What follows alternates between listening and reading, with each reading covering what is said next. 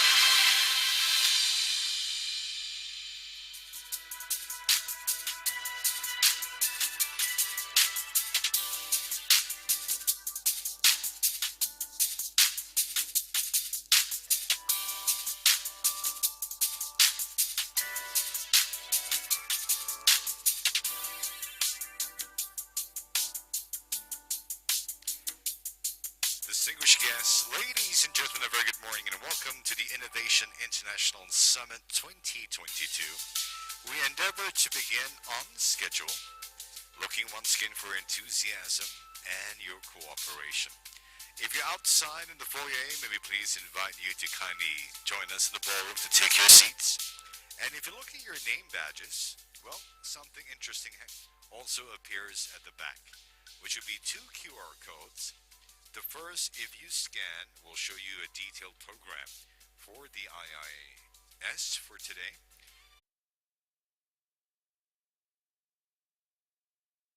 You may scan the second QR code located at the bottom. So do flip your badges along. You may find once again two QR codes. The first to share with you the program for today, and secondly, the second QR code will be to pose your questions. Please sit back and relax. Thank you very much.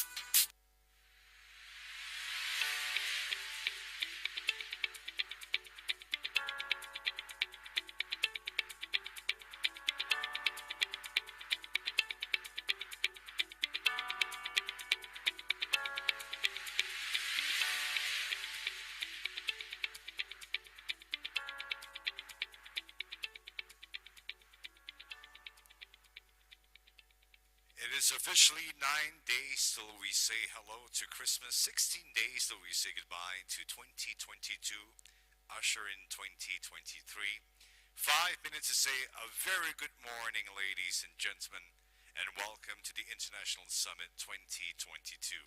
It's indeed our great pleasure to welcome our distinguished guests who are joining us here today. Dr. Fong Chan-on, Chairman of Enterprise Asia. Let's give him a big one welcome, please. His Excellency Mr. Dadis Gaidis, the Ambassador of Lithuania to Singapore. Your Excellency, good morning and thank you so much for joining us. Mr. Richard Chang, President of Enterprise Asia. Good morning, Mr. President. Mr. William Ng, Vice Chairman of Enterprise Asia. Good morning, Mr. Ng. And Mr. Paul Chan, President of the Malaysian Alliance of Corporate Directors. A very good morning, Mr. Chan. Distinguished guests, delegates, a very good morning once again to each and every one of you. My name is Harjit from Singapore, who's also your Master of Ceremonies for the 6th Innovation International Summit 2022, which happens right here in Bangkok, Thailand. We do trust that everyone is geared up for today's exciting program. Maybe thank you once again for joining us here for today. Apart from having our physical audience, we do have our virtual participants who are joining us. So, good morning, good afternoon, or good evening, wherever you're catching us from. Also have delegates from various countries in the world, such as Cambodia, Indonesia, Malaysia, the Philippines, Singapore, Sri Lanka, Taiwan, Vietnam, the United Arab Emirates, the United States, and last but not least, from Thailand. Also have our distinguished guests once again catching us from the live stream. We'd like to begin and share this year's theme with you, which is building breakthroughs with people-first innovation. While digital disruption, accelerated global competition, heightened consumer demands, which are transforming industries, they are redefining processes, creating new business models, and overturning long-standing market leaders around the globe. As many companies grapple to stay atop of the vanguard of innovation, one important ingredient is often overshadowed, which is technology continuing to transform our lives at extraordinary rates. The hardware and software that run our world still depend on the most basic tenet, which is people. It begs the question, how can companies roll out innovation programs while simultaneously focusing on their people? Rather than a hyper-focus on technology alone, leaders must consider people-centric approaches. The people and their processes are meant to be empowered. Companies must look beyond their things way are being done approach to define organizational culture in the future of work. The behavior, the beliefs, and core mindsets which determines how their people collaborate and interact. To address these challenges head-on, the International Innovation Summit 2022 presents Building Breakthroughs with People-First Innovation, a transformative summit which features industry leaders from around the region and a platform to inspire important conversations about building human-centric organizational strategies. Some of the key topics of this summit for this year will include reinventing the future, insights and global trends, the innovator's dilemma, spearheading entrepreneurship, the power of employee-led innovation, fostering corporate innovation through inclusive workforce and leadership, innovate with impact. Are your innovations making a positive social impact? Powering up digital agenda in times of need, and from resilience to innovation, pivoting through the pandemic and the importance of experimentation. The International Innovation Summit 2022 is organized by Enterprise Asia, the region's leading non-governmental organization for entrepreneurship. Started in 2017, the summit was held at Shanghai, Macau, Singapore, and 2 years virtual due to the pandemic. But we are pleased to host the 6th edition on the summit right here in Bangkok, where it aims to band together leading entrepreneurs across the region to spur greater innovation, fair business practices, and growth entrepreneurship to make the world a better place for all. We hope with today's event that will serve as a platform for all of us to share experiences, gain new insights, and jointly identify regional challenges and opportunities in the world of innovation. Once again, let's give Enterprise Asia another big round of applause, please. To illustrate more about Enterprise Asia, we have their corporate video, which will now screen. Can I draw your attention to the screens you may find in the ballroom? Please enjoy the video. At Enterprise Asia, our 3 pillars of purpose is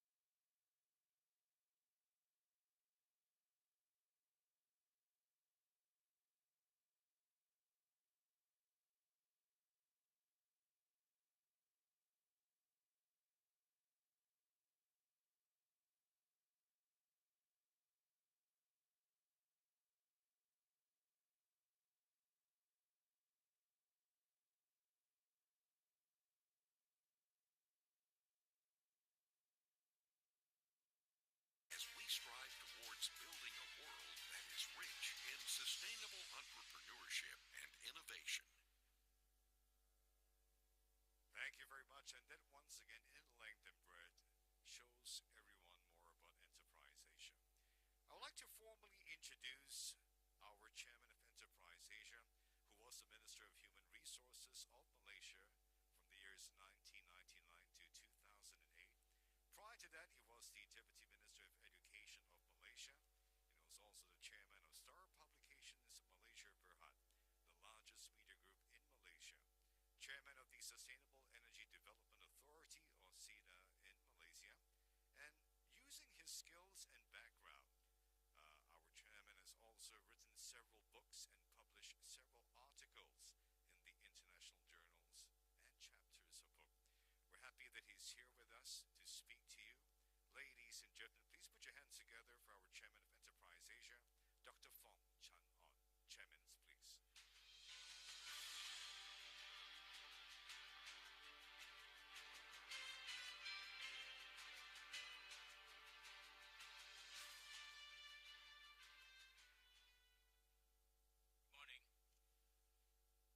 Distinguished guests, ladies and gentlemen, good morning to all of you.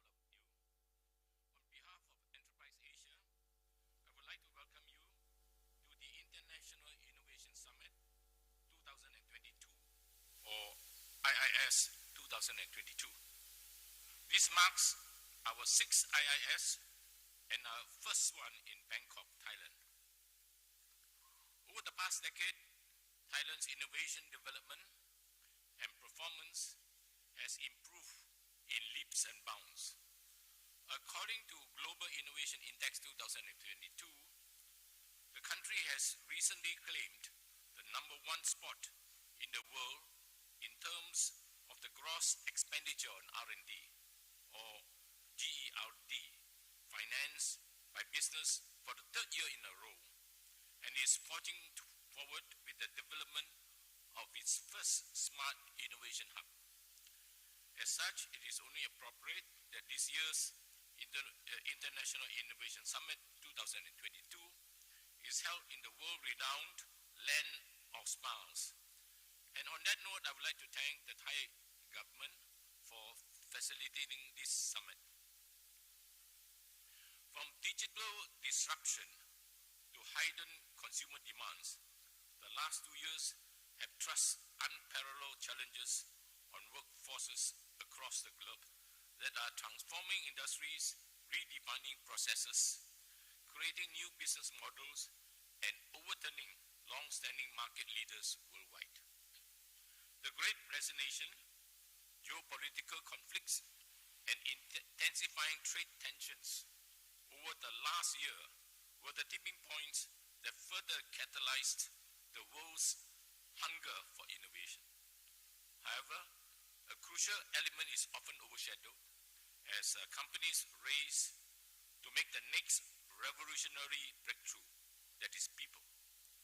Innovation is about going back to the fundamental question, which is to provide an environment where people gather to create solutions to complex problems. It is about building a culture that enables people to innovate, essentially an organization that derives its success from its people. This leads us to the theme of this year's summit, which is building breakthroughs with people-first innovation. As companies begin to adapt to the new normal, we have witnessed technologies playing a crucial role in fostering business resilience. Now is the time to shape the future and ensure that it is people-centric, as putting people first is the key to succeed in any form of digital or data transformation. Putting people first enables companies to develop adaptive capabilities and adopt agile and innovative ways of working in order to evolve and future-proof their organizations. By supporting people to realize their full potential, we are able to reshape organizational culture and structure and optimize for multidisciplinary teamwork. Adopting people-first cultures allow us to not only help shape the world of work, but also drive lifetime employability and sustainable economic growth. Hence, it is of utmost importance for us to forge new alliances between corporations, NGOs, and stakeholders to work towards fostering an environment and culture in which employees feel empowered, engaged, and able to develop as individuals. We are grateful that we have among us speakers and panelists who have spent much of their most productive years understanding what drives people-first innovation and putting these dynamics at work for their respective organizations. I would like to take this opportunity to thank the speakers, moderators, and panelists for being part of the Innovation Summit, the International Innovation Summit 2022, and sharing with us your knowledge and experience. With that said, once again, I bid you all a very warm welcome to the International Innovation Summit 2022, and wish that you all will have a fruitful and meaningful discussion ahead. Thank you once again. Thank you very much, Chairman Dr. Fong. Sir, may we please invite you to remain on the stage for a brief moment. May we please take the opportunity to invite Mr. Richard Chang, President of Enterprise Asia, along with Mr. William Ng, our Vice Chairman of Enterprise Asia, to join Dr. Fong on stage to officiate the International Innovation Summit 2022. A big warm welcome, please. May we also have the pleasure of inviting His Excellency, Mr. Darius Yadis, on stage to join us as well. Gentlemen, on our count of three, may we please invite you to place your palms on the LED screen to once again officiate IIS 2022. If you're ready, join me in the count up, ladies and gentlemen. 1, 2, 3.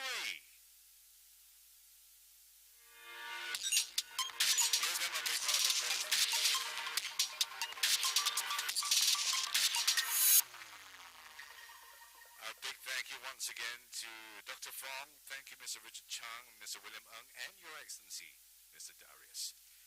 Ladies and gentlemen, the International Innovation Summit has just been officiated. Before we invite our first speaker and begin with our first topic, we'd just like to inform everyone that the key theme for today is interactive, which means we encourage you to please connect to our speakers. And there's two formats. Firstly, if you look at the back of your badges, you'll see two QR codes. It's self-explanatory. The top QR code, once again, will show you a detailed program for the IIS 2022. The second QR code will be to connect to each of our speakers or panelists to pose all your burning questions. May we please encourage everyone to ask as many questions as you can, or the second method will still go back to pre-pandemic. You can raise your hands and get our attention, and we'll give you a microphone. The turmoil brought upon the pandemic and its ripple effects have left business leaders asking, what's next? Today, industries are faced with constant changes as part of the new normal, where the pace of disruption is faster than ever before. In this session, our speaker explores how the modern-day company is different from its predecessors, how innovation has changed the way companies are run, the future of innovation, and its wider implications on society. As without further ado, that we begin our first session for this year with the invitation of having Dr. Chinawut Chinaprayun,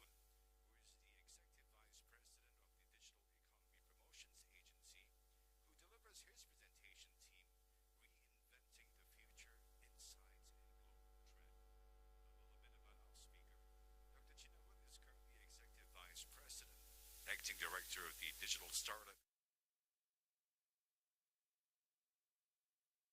or DIPA for short. Before joining DIPA, he was the Director of New Ventures and Entrepreneurship at the National Science Technology and Innovation Policy Office. Previous roles include setting up the Startup Thailand platform, as well as launching new laws and regulations to support new breeds of innovative entrepreneurs. We're happy that he's here with us.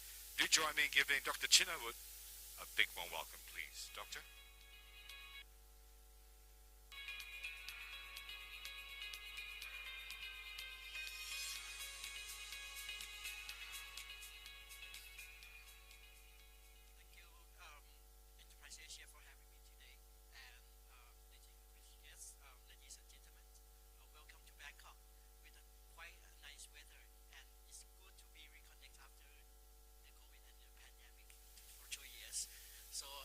Many of you just first time back to Bangkok, so it's just in time.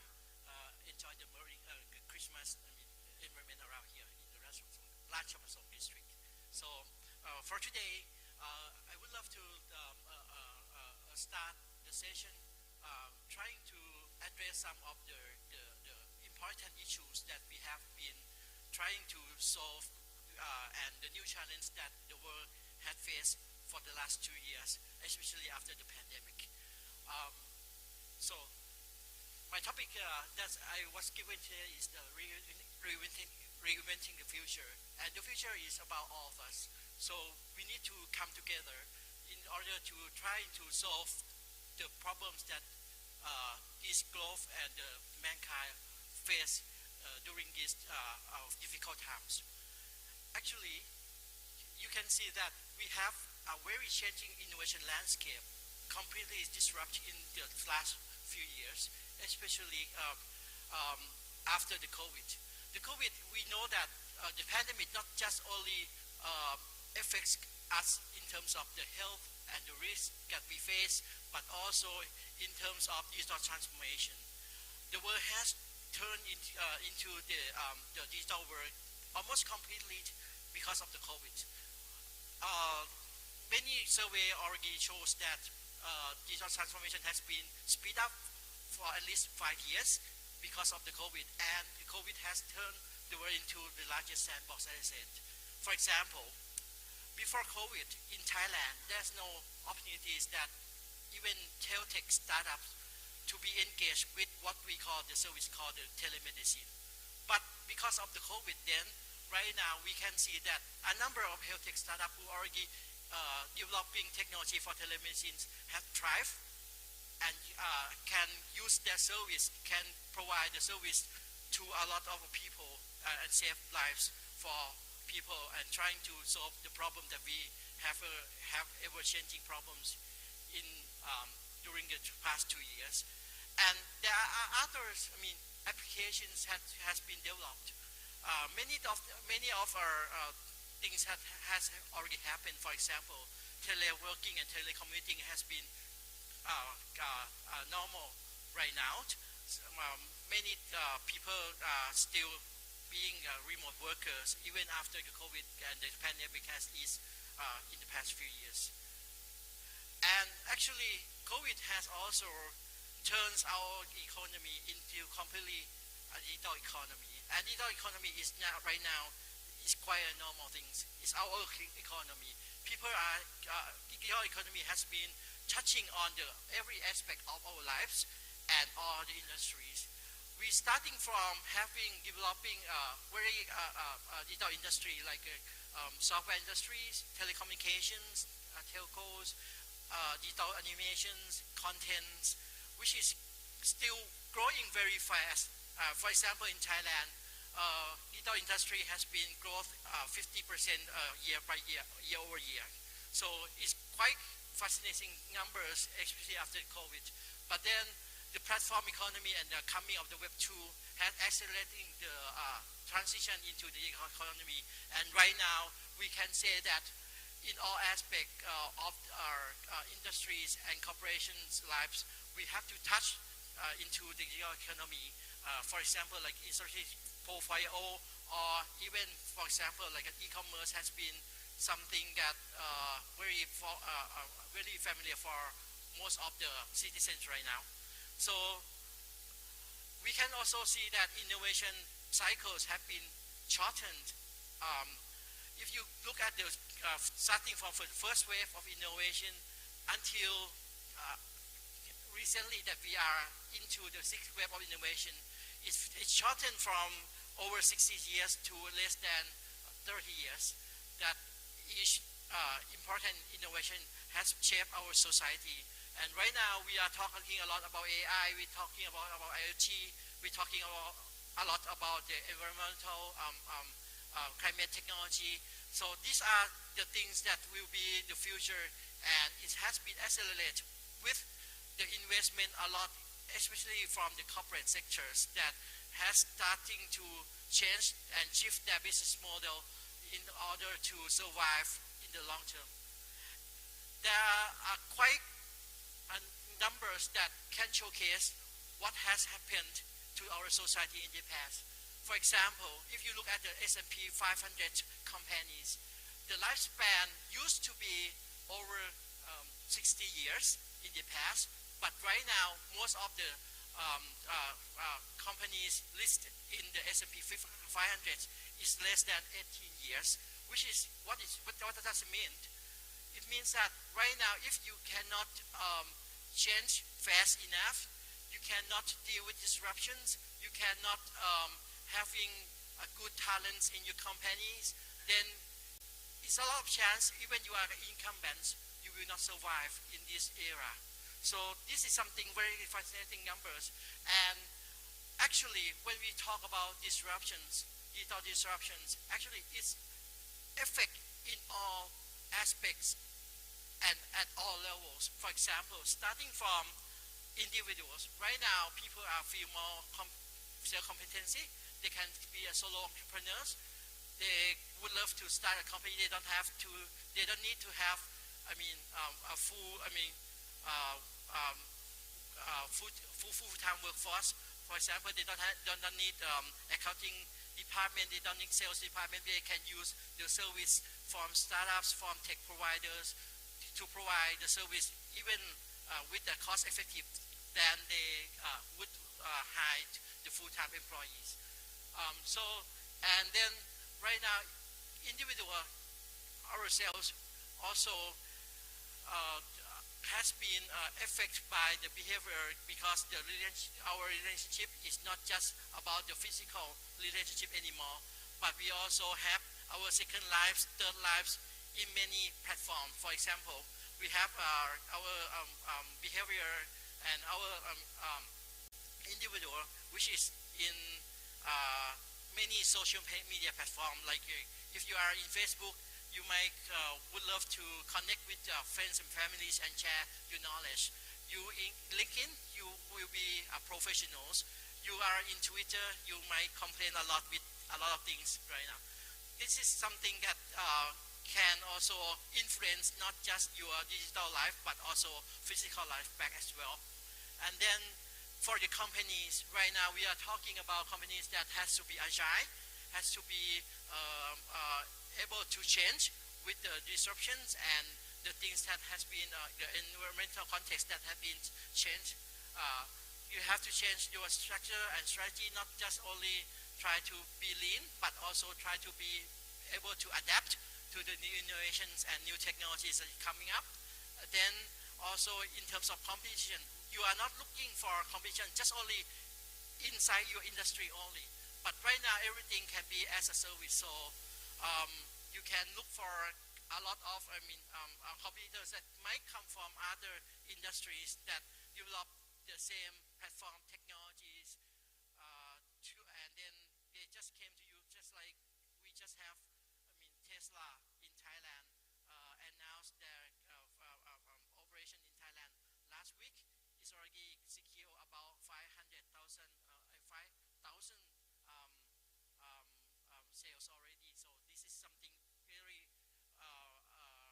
fascinating, and if you can understand that Tesla even come from the battery companies, not just the car companies, and trying to compete in the other sectors because they have the technology competencies in terms of the batteries and others that can compete with even the old car manufacturers. So, and at the context of the territory nations, also we have to talk about the new rules and regulations, how we can strive at supporting new breeds of entrepreneurs, innovative entrepreneurs. And also we are, digital disruption has also brings the change in terms of the positioning of each countries. We are talking about, for example, like US economy versus the rise of Asia. But right now, it's not just about a country is at a territory. If you look at a big social media platform, or you look at the companies like Meta or Alphabet and others, or companies from China like BATX, Baidu, Huawei, for example, you can see that actually what their communities or their users are even bigger and some of the nations as well. Most of the nations. So the balance between the powers is not talking about just national territories, but also the tension between big corporations, big tech companies versus the national territory as well. So I think, and even COVID, we have also not only faced with the COVID-19 pandemic, but also the global recession as well. And the global recession has also bring another tensions to the already vulnerable economies worldwide. For example, we have seen a lot of tech job cuts in the US, even from the large companies. Last year alone is about 90,000. But also, if you look at the other side of the world, we still lacking of the talents. For example, in Thailand, we have been survey DIPA has been doing a survey. We can produce about 20,000 tech workforce a year, but the real demand is about almost 100,000 a year. So there's still lack and still gaps that need to be filled. So I think with this paradox and this dynamics, there will be something happen between the surplus in demand and the surplus in supply, and also the lack in demand.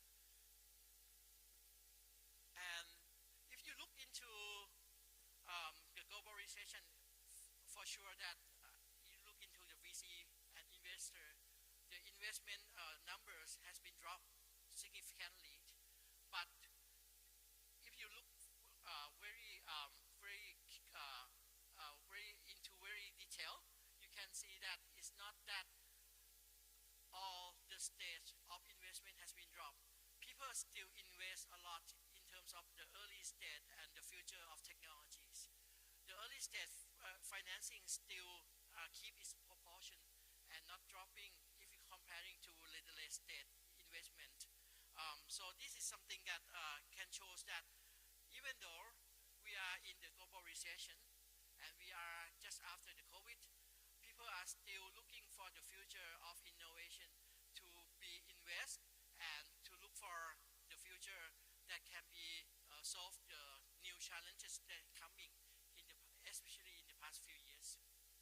And if you look in precisely into some of the key technologies of the future like AI, the number of investment, the volume of investment is still rising very fast. As most of the companies, not just only the big tech companies, but small companies also focus on this kind of technologies, then it is quite promising that AI will be continue to be important technologies in the next decades as well. And even, for example, like a blockchain, even we heard a lot of news from the collapse of FTX, and a lot of scandals has been in the past, especially past half years. But you can see that the activity and transaction is still going, and Web3 is still something that quite promising that is coming and try to find its way and try to find its usage and use case as well. So we have seen that the global recession has also brings about many things from the past that we think we already passed through. For example, we have been trying to move ourselves, our world, from the old economies like a fossil fuel-based economy into the green economy. But with the, for example, the conflicts that has been the war, the new Cold War, has been bringing about also the needs for energy security that is also pumping up. The use of energy, especially from the old energy like fuel cells, fossil fuels. But even with the increasing usage of the fossil fuels energy supply, but even that we still see that and a promising number that anyway the world will try to turn into the more greener world and greener economy with the numbers of use in terms of the renewable energy that's still growing. In Thailand, for example, we are trying to develop a number of infrastructure to support the EV transition, and also trying to look for renewable energy as a key source of energy in the near future, and trying to commit to also the goals like the net zero as well. And the world also has the dichotomy tension between the online and offline economy. You can see that, for example, in Thailand before COVID in 2019, we have about 40 million international tourist arrival to the country, and has been dropped to almost none during the COVID-19. But right now, we just celebrated the 10 million visitors a week ago. So I think with this, what we call the revenge traveling, people are trying to see what they already lost in the last 2 years, and you can look at the number, for example, in Europe or in America, that the number of tourists and travelers almost back to the pre-COVID era. But if you see from the Asia perspective, then it's still the gap that trying e-commerce is trying to going up, and I think it will catching up very fast. So the offline economy is still very important, even though people are trying to turn online. And some of the trends, for example, like remote workers, with the coming of technology like teleworking, can also enhance the abilities of people to work from anywhere. Then it will also shift the behavior of a lot of, a lot of new talents that they can work anywhere from the world. So it's a new demand that can be also achieved, can be addressed by people who would love to look into how they can bring talents to bring do the innovation in the countries. So for corporate innovations and corporation actually trying to solve a number of problems as well. So what next for the corporate innovations? We have been during the COVID, and also because of the digital disruptions, something that's very promising is that companies right now has to be ambiguous. Ambiguity become a must. People are not only investing in what they are good at in present day, but they have to think about the future and think about the change as well. So trying to balance the resource between exploration and exploitation is very important decision for the companies. And we have already witnessed that this is something that has to be addressed through various methods, and many companies has trying to address some of the practice that they can survive in the long term.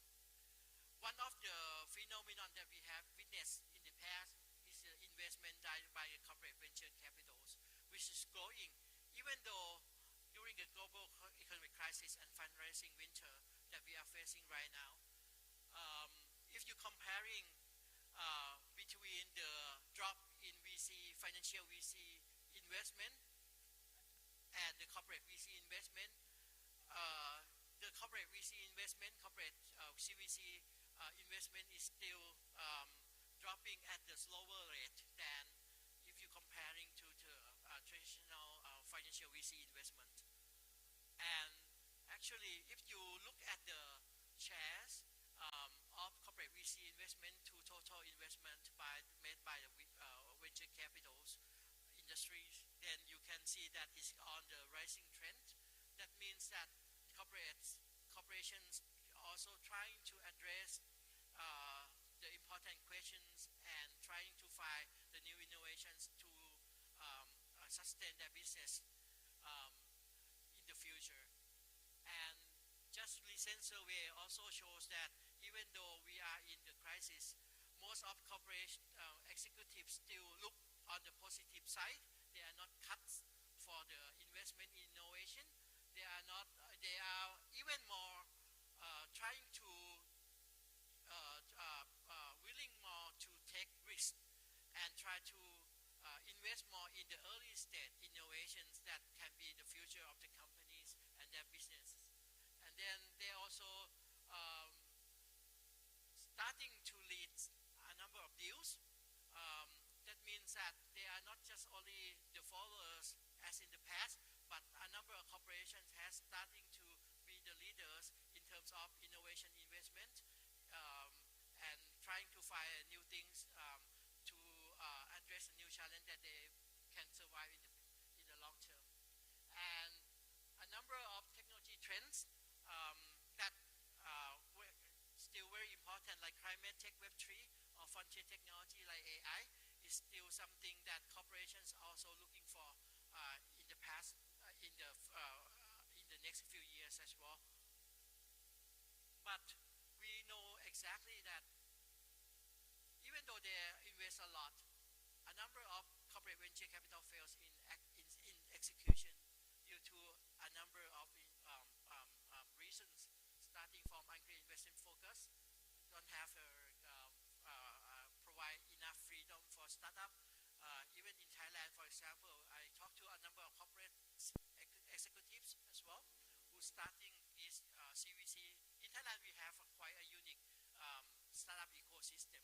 We don't have many, financial VCs here, but we have a lot of corporate venture capitals, especially after the 5 years. After 2015, that starting from telco setting up their own CVC, all the Thai banks setting up CVC as well in the following years, and right now actually all the top 500, top 100 companies in Thailand, they have all their own CVCs. So this is quite unique ecosystem that we have in Thailand, and the problem that they also face is that they still have a lot of frictions between corporate mindset and the startups. The culture that how they can fine-tune and work together is something very challenging for them as well. And then also how they can have a best practice inside the corporates to be able to find the alignment between internal works and also external resourcing from startup. Then there are also problems like conflict of interest between internal innovations, developers, and external ones as well.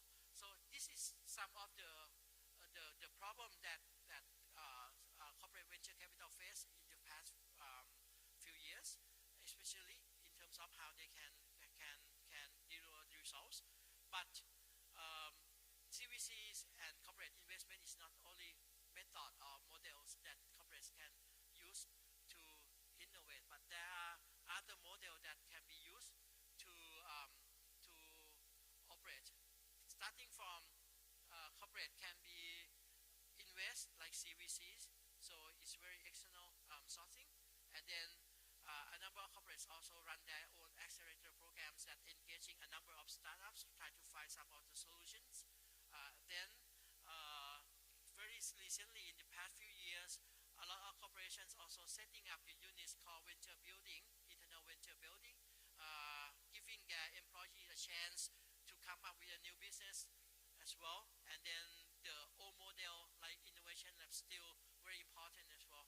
So each model had different angles and different pitfalls and positive. So for example, like if you look into the corporate venture building model, then just only few initiatives can be done. And there's a lot of things that you have to change the corporate cultures in order to success with the venture building model. For example, some of the companies that has been established under the venture building models in Thailand, they find a very hard time when they're starting to find the external investor and try to raise the funds outside the corporations, because there's no best practice how the corporations will let go or in terms of the control and equity, economics and control, how they can reorganize and restructure internal ventures to be able to serve a wider audience and try to seek for external sources, external funding and external helps as well. So for corporate venture capitals, it might be focusing on investment, but then in terms of corporates also the pitfalls and the problem that I already mentioned has also very important for corporates to consider. And then there's accelerator model that a number of corporates used to work with a number of startups trying to solve some of the problems, but then the problem with some of the corporate accelerator model is that they fail to try to find the strategic alignment between corporation and startup, even though they have a number of startups in the batch as well. So actually, if you look, I just back from Germany visiting this BC Digital Ventures a few months ago. So actually, if you look into some of the best practice, there are some of the best practice as well that if you doing it right, you have the best practice, you're trying to address some of really important questions that some of the failures and some of the pitfalls that people already faced in the past, then you can do something better. for example, BCG Digital Ventures prove that they can be more successful than other corporate ventures models if they do it right, starting from trying to address some of important issues like trying to find the top talents and try to find the multidisciplinary team early stage on, and then try to define methodologies and try to focus more on the customer validation process starting from day one, and then also trying to be agile with the governance infrastructure to make decision fast, and also try to address some of the issues that face with the behavior of the employees. So I think this is something that also we can look into some of the best practice that has been done in terms of corporate venturing, and then can use as a model and try to address these factors starting from day one. Then we can be more successful in terms of corporate innovations. And we have to understand that when we're trying to do this kind of corporate innovations, there are not just single goals or KPIs to be addressed, but we have to understand that with the desire to become ambitious organization that be doing good both exploration and exploitation, you have to set different KPIs from, for example, some of the business that is for the future. You may look for things like adaptive learning experiences or business opportunities that coming, but you cannot use the same KPIs like cost effectiveness, profit, or other KPIs for the frontier business that you are investing in.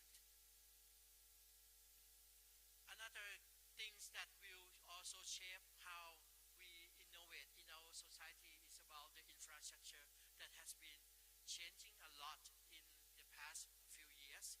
I will try to address and try to show some examples from Thailand that has been done in the past few years. You can see that there are a number of infrastructures that can be very important factors to provide you a chance to be able to innovate. For example, if you look into technologies like 5G, then 5G can also provide more chance for you to engage with a number of innovations. And right now, if you look into this like 5G maps, Thailand and also some of the other Asian nations already have a full 5G coverage ready for having us as a test bed for developing some of the applications like telemedicine, for example.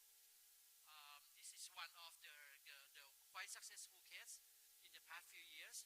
Sirat Hospital is one of the largest hospitals in Thailand, largest medical school. They already turned their campus into 5G campus already, and become a test bed for a number of innovations and connecting to startup to provide things from smart ambulance to pharmacy management to AI assist screening and smart emergency respondents as well. So I think this kind of new infrastructure will provide a chance for corporates and innovators to be able to engage with new innovations. Other infrastructure like payment infrastructure, like we did here in Thailand, we call PromptPay, which is instant payment. We are reaching 72 million registrations.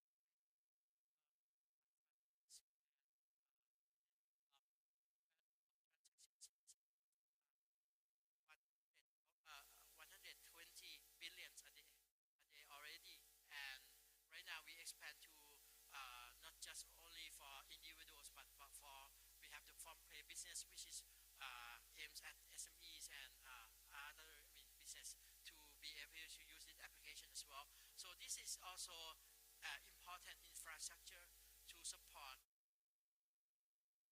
countries. And for example, things like also we are talking about the people. When we are talking about people, then we also have to focus on what we call the people infrastructure. But it's no longer talking about having good schools, good universities only, but we have to talk about how we can build um, educational infrastructure that can be able to serve a higher demand for reskilling, upskilling, new skilling for people. For example, in Thailand, we have people who are working in automotive industries, about at least 1 million people. And right now we are changing ourselves from the internal combustion engine-based vehicles to the EV-based and smart cars. Then we have to train and try to reskill all the suppliers, auto manufacturers, and people engaging in this industry at very high at scale, advanced. So the best thing that we can do is that we're trying to not just look into infrastructure that provided by the governments or provided by higher education institute only, but also we have to trying to invest, for example, in edtech platform to become a national infrastructure. For example, DIPA also invest in a number of the educational technology platform, so they can train a number of people at once. And also technology infrastructure, we are talking about ease of doing business. We are talking about cost of doing business, how we can lower the cost for of doing business, not just for the large corporations and corporates, but also for SMEs and micro enterprises as well. So how we can have SME access to technology like AI. So things like this are very important, and governments around the world have to rethink how we can provide this kind of service to our citizens, like that we do for spinning off one company called with.ai, which is provide AI as a service for SME as well. And then regulators also trying to address quite important issues, starting from we have the crypto cash, right? But right now, I think with the potential of technologies, blockchains, crypto, and those these kind of technologies also provide a new chance for regulators like central banks all across the world to trying to come up with the CBDC projects that can also supporting new innovations. For example, starting from international cooperation can be more easy with the international money transfer that can do promptly. And then in Thailand, we also trying to come up with new laws and regulations, starting from things like a Personal Data Act, Digital Platform Act, and we also address things like smart visa and long-term resident visa to be able to facilitate the incoming talents as well.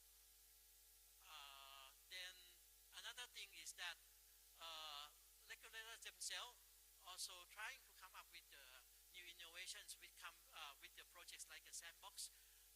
In Thailand, we have a number of sandbox already. I think other countries in Asia like Singapore and Malaysia also have a number of sandbox to be able to facilitate new innovations coming as well.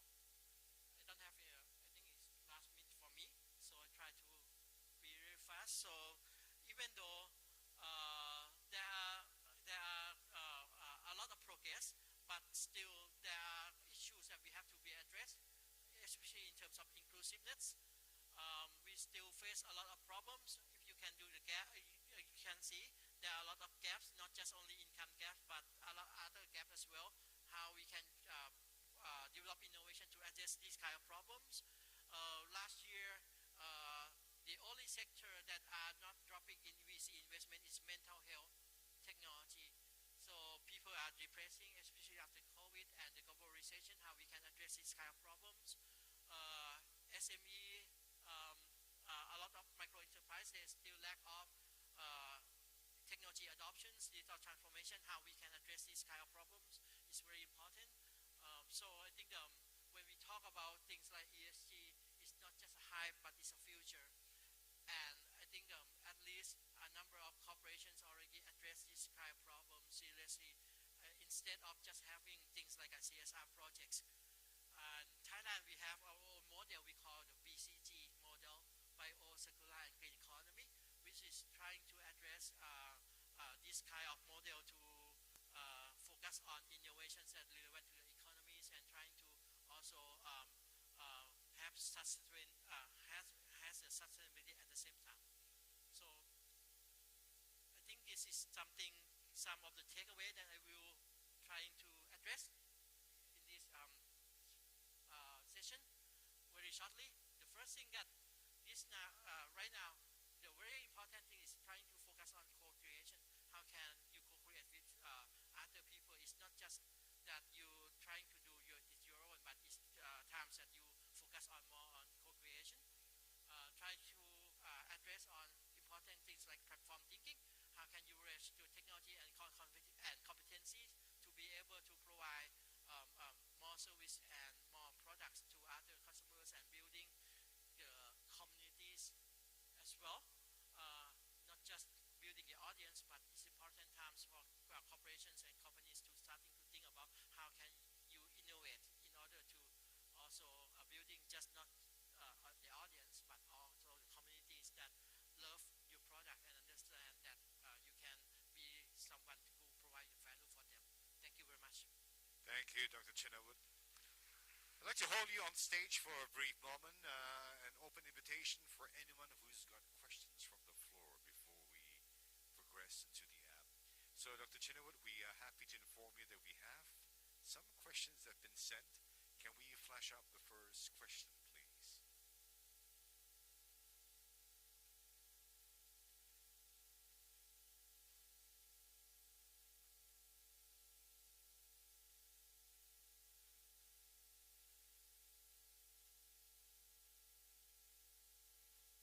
Are you able to see the question, Dr.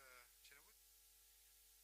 What's the main alternative green energy in Thailand to replace the fossil fuels, and are the new energy consumption climb up to, if you would have an indication? I think the hydropower is still very important, but we have turned into also the solar farm. We have if you look into the new technology company in the stock exchange of Thailand listed, you will see that most of the new companies are energy companies, that they are focused solely on the renewable energies. For example, one of the company called Energy Absolute or EA, they are right now developing the largest lithium battery gigafactory in Chachoengsao in EEC, in Eastern Economic Corridor of Thailand. And also they're not just trying to be renewable energy providers only. They are buying all the public transportation right now and try to turn into the EV public transportation system. I think this is something, some of the developments that quite promising. And for Thailand, I think we are starting to, we don't have a lot of wind energies, but the solar farm is pretty big in Thailand as well. A big thank you. Well, we have the second question, which is also linked up to the first question again. The impact from changes. What was the people's reaction, and how, if you could, I think show us in terms of measurement? It's important for people to focus on trying to be able to having what we call the dynamic skill sets. So it's, right now, even though if you are corporate employees, you have a lot of chance, because I think during our corporates, for example, in Thailand, they are working a lot with a number of tech providers and startups to provide educational reskilling and upskilling as well. So keeping your skill up to date is something very important for today. Dr. Chino, I'd like to thank you once again for your expeditious presentation. Also, to remain on stage for one final brief minute, and may we please invite Chairman Dr. Fong to present a token of our appreciation to Dr. Chino, please.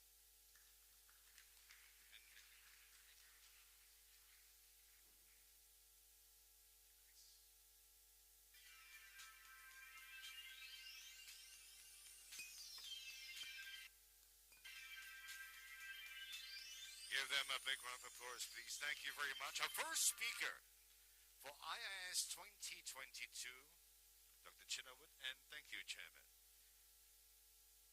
Now allow me to invite Jacques Tang Kwon-Pien, who is the Corporate Innovation Coach of Epica Consultancy, which is formerly lead innovation practitioner at Prutska Holding, Roche, Thailand, and ExxonMobil, to deliver his presentation team, The Innovator's Dilemma, to discover why disruptive innovation is a dilemma for most corporations.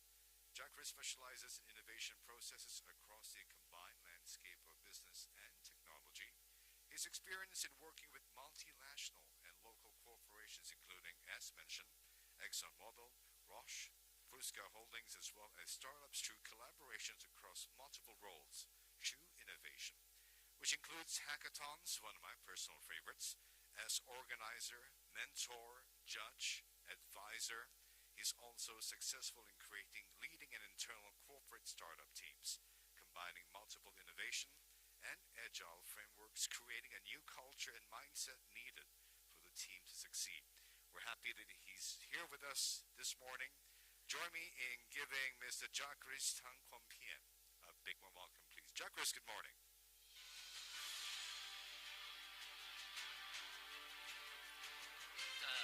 Okay, you guys can hear me okay? All right, great. Thank you for that intro. While we wait for my slide, I guess, to load. So, this is going to be a little bit interactive. I hope that when I throw out questions, you guys are going to respond. Otherwise, you're going to leave me hanging on stage by myself here. I use this photo because I think it's a good representation of people and technology. Right? I think there's a theme that we talked about earlier. How do we merge the two things together and make sure that we're still on track towards innovation? And just to give you a guide, a navigational guide on what I'm going to be covering today, three things. How do corporations come about? Hopefully you guys will see why I need to go through this step as we go through the deck. And then how and why does disruption happen? There's a pattern to disruption. And hopefully once I go through this, you will kind of see more and more pattern. And then the last thing is, once we've learned how disruption comes about, how do we anticipate and maybe respond to it? Okay, so I'm going to take us back now. It doesn't matter how large or how small your company is, whether you are a 5-year-old startup or you are a 100-year-old corporation. At some point, somebody in your company, very likely your founders, had some great idea. He or she had an idea and spark of idea that there's a problem worth solving, right?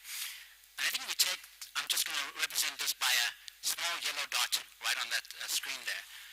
Your founder had an idea that was worth solving, and he or she thinks there's a solution for it. He or she, like trying anything new, would test your solution, try something, find out that it probably doesn't work so well, and then learn from it. What does this mean for us? I just want to take us back to very, very long time ago, when perhaps we were learning how to ride a bike. None of us were born knowing how to ride a bike, so the first time we got on a bike, we would try to ride it, and we would probably fall, pick up a few scrapes, pick up a few bruises, but we'd get up again because we would learn something, and then we would adjust and we would adopt. And hopefully, through all these trial and error, we fall, we get up again. We learn some tips and tricks, for example, that perhaps the assist wheels for the bicycle helps you to stabilize a little bit. And innovation and ideas are no different. As you go through the great errors, you learn from it, you will find that there are some ideas that work. You find that maybe you thought the customer wanted medication of some sort, telemedicine, and then you find that maybe VR is a better option when you actually try it out. But at the end, through the trial and error, you find there's a big green star. That's your success formula. That's your product and service that have now you found traction. That's a problem. There's a group of people and customer that actually wants your product, right? So this is a green star that I represent here. So if you're a startup, you found something new to the world. If you're the corporate, that's probably something that's your company has been successful because of over the past 10, 20 or 100 years. So this, if you're in the innovation space, you know this very well. This is basically the innovation funnel, right? do true trial and error, and you're going to do some risk reduction with a high risk on the right-hand side and risk reduction as you go to the left. But once you've found your success formula, right? So this is applicable no matter what kind of innovation you do. Whether it's business model innovation, R&D innovation, you have to go through this. The interesting thing happened, and I think if you guys missed that a little bit, what do you do once you find the successful formula? You know you're successful in Bangkok. You came up with a great idea. You found a lot of traction. The next thing you want to do is you want to be able to replicate it, right? You want to be able to try in Bangkok, in Chiang Mai, maybe in Phuket, maybe in Singapore, in KL, in New York, in Copenhagen. Your focus now shifts a little bit towards replicating. And I think Dr. Shin mentioned it earlier. A couple of you on this side is more like exploration, and then on this side is more exploitation or efficiency focus.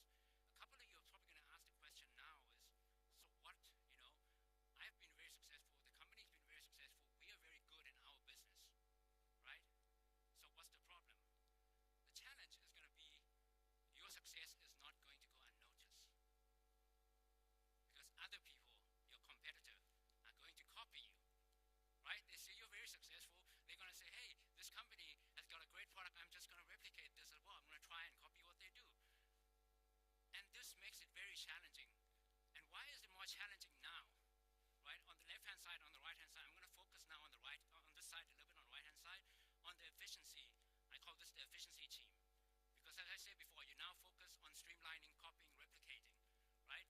You're focusing on your existing business being better and better than they were before, making sure that your customers get what they need once you found it. On this side, you're talking about exploration, you're talking about finding the new things, and it focuses on finding new opportunities. I'm going to shift now to talk a little bit more about on this left-hand side, which a couple of us are probably very familiar with. This left-hand side is in a very interesting situation because we live in this thing called the digital world. What does it mean in the digital world? It means copying and replicating digital products and services are so much easier than they've ever been. You don't have to look very far. My wife goes home and watches a lot of Netflix shows. She watched a lot of Korean movies and a lot of Japanese series. Terrace House. 10 years ago, 20 years ago, this would have been unthinkable. To have so much variety, to have disruption happening from across the border. And movies and the movie industry and the series industry are being disrupted like never before. So when I say copying and replicating, you are no longer just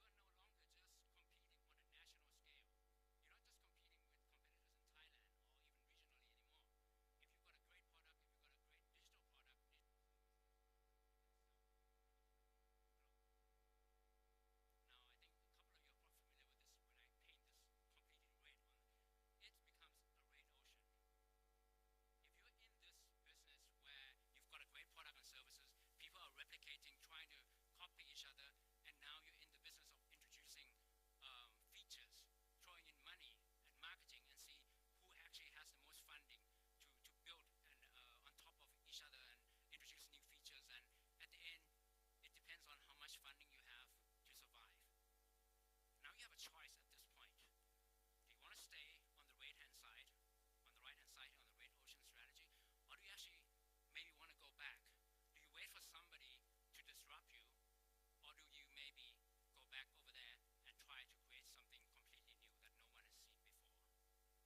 To understand how disruption happened, I'm going to take you back to the year 1940s. So I don't know if you guys had the opportunity to see this, if you can see the size of this by the side of the stairs. This is a huge machine. And has anybody heard of this company called Bucyrus before? No? Okay, that's great. So back then in the 1940s, Bucyrus was one of the leading companies who specialized in earth excavating machine. So what they do was they built these such big machines like those using the pulley system, which was a leading technology back then. And their clients were the big mining companies in the world. And every single scoop of those machines can dig up 4 cubic meters of earth. It's really huge. It's probably about, a couple of tables here, every single scoop. Now, during that time in the 1940s, a new emerging technology. It was new back then, called the hydraulic system, right? But now it's not so new anymore. Back then, a new technology came up called the hydraulic system. It was still very immature. Because it was still very immature, it wasn't very good yet. It could only dig up less than 1 cubic meters at a time. So what happened then? Bucyrus, as the incumbent company, they looked into this technology. And I'll go into a little bit more detail about what happened. They looked into it, but they didn't find traction. So they pivoted back and focused more on the pulley system once again. The next thing that happened, as everybody might have guessed, is the new hydraulic system actually grew. The industry, as the technology matured more and more people and more clients started using the new hydraulic system, and the industry grew so much that it was much bigger than the pulley system. And on this left-hand side, the market actually shrunk. And I don't think any of you would be surprised if I tell you that one of the companies that invested in the hydraulic system back then is a company called Caterpillar that we all know today. Bucyrus today doesn't exist anymore because they were bought over by Caterpillar. That's why I asked if anybody had heard of Bucyrus, and it's good to see that. So what happened? Bucyrus, it wasn't that they didn't try. It wasn't that they weren't interested in the new hydraulic technology. They were. In fact, they had a machine out, a model out, that used hydraulic technology. You can see that it's fairly small because it only could only a one-man person. So what happened? And I think this is where we need some controversy to be introduced a little bit, because I think a couple of you are going to have reactions. Please, by all means, come and talk to me afterwards if you do. So there is, in the age of customer centricity, what do? We ask our customers, what do you want? Right? And who were Bucyrus's customer? Mining corporations. And what did mining corporations want? They wanted bigger and longer excavator. They wanted bigger than 4 cubic meters. They wanted 5 cubic meters, 6 cubic meters, 7 cubic meters. But what was on offering here was less than 1 cubic meter. So it was not what Bucyrus's key customers wanted. So with this in mind, Bucyrus went back and continued to serve their existing customers. You might say, okay, why did this happen on this right-hand side? Because once you have an established company, and as I said before, you focus on making sure that you deliver the best of the best to your current customer. And what happens is you become very focused, almost like a tunnel vision where you only see your current customer, your current processes, your current product, your current services. And for Bucyrus, their current customer, their best customers were the mining corporations. This meant that when a new emerging customer group actually showed up, the homeowners, people were wanting to dig smaller holes, wanted to do some landscaping in their homes. They didn't need like 4 cubic meters, they just want 1 cubic meter less than that is sufficient enough for them. Bucyrus wasn't able to see that. And I've just represented this very roughly. You can see Bucyrus as the incumbent company. Their main clients were the large mining corporations. When a new emerging home owning market came up, wanted something smaller. It wasn't something that they invested in because they were trying to deliver what was best for their current customers. And it's a pattern. I'm going to share with you another example. Miniscribe. I think some of you may have heard about this company. Anyone? Okay. Miniscribe was in the hard disk industry, and I think they were about in the 1960s. Their main clients were the academics and research institute, who were looking for hard disk back then. Very big hard disk was 40 to 60 megabyte back then. Very same story, right? I could almost map it to the same thing. The home consumer market started with a new technology. Some companies started investing in new technology for the home consumer market, but because the technology was new, the capacity was very low. It was 6 to 10 megabyte. Very same story. Offer it to the academic and research. They said, no, we want something bigger. We don't want this 6 to 10. One of the companies that invested in this new technology on the right-hand side here think it will surprise anybody. Yes, he did. So the interesting thing for me is nobody has heard of this company on the left-hand side because it's all gone. And then everybody pretty much knows what happens here. You can pretty much map the same story to how this disruption happened with Kodak, with Blockbuster. So I've basically tried to summarize the work of the late Clayton Christensen. If you're interested to find out more, his book is called Innovator's Dilemma. And it is a dilemma because what I just shared with you is the difference between the left-hand side and the right-hand side. The red ocean is improving your customer experience. And in my experience over the past almost 10 years, most corporate innovation teams, I would say over 90%, focuses on this side, on the red side of the innovation team, which is not wrong. You need to make sure, because the right-hand side focuses on your customers and make sure that it continues to generate revenues. We still need that, right?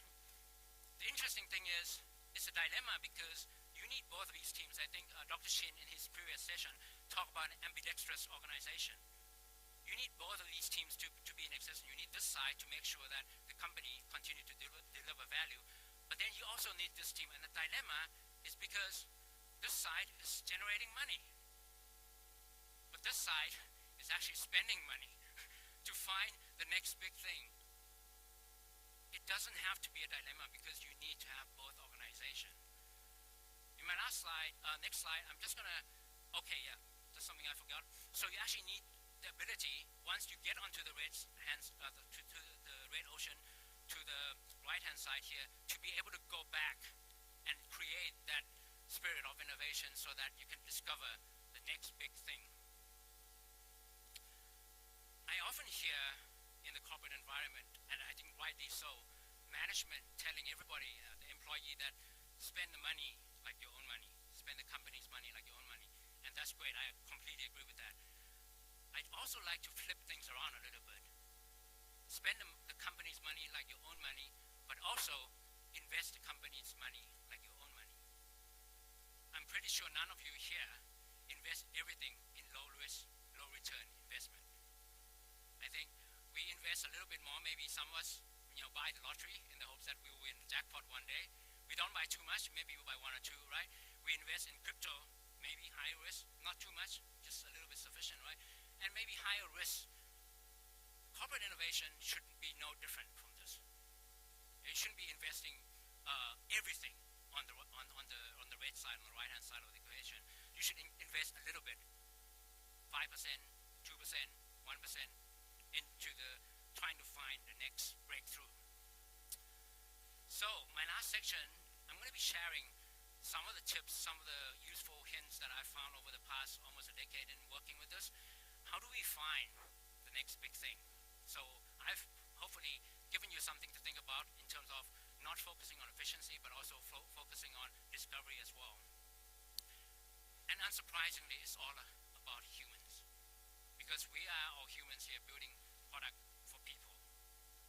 So I call this the innovation myth. It's something that I wish if I could go back in time 10 years ago and tell myself these are the things that would probably help you a little bit in trying to get things moving a little faster.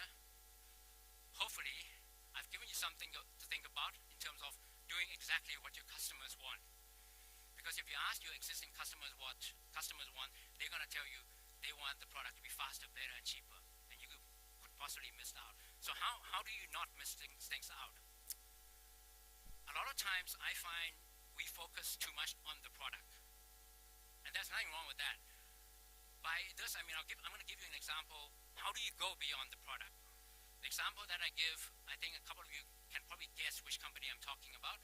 If you were a company that do navigational system for a car, for an automotive system, you could very well get into the trap of focusing only on the car users, right?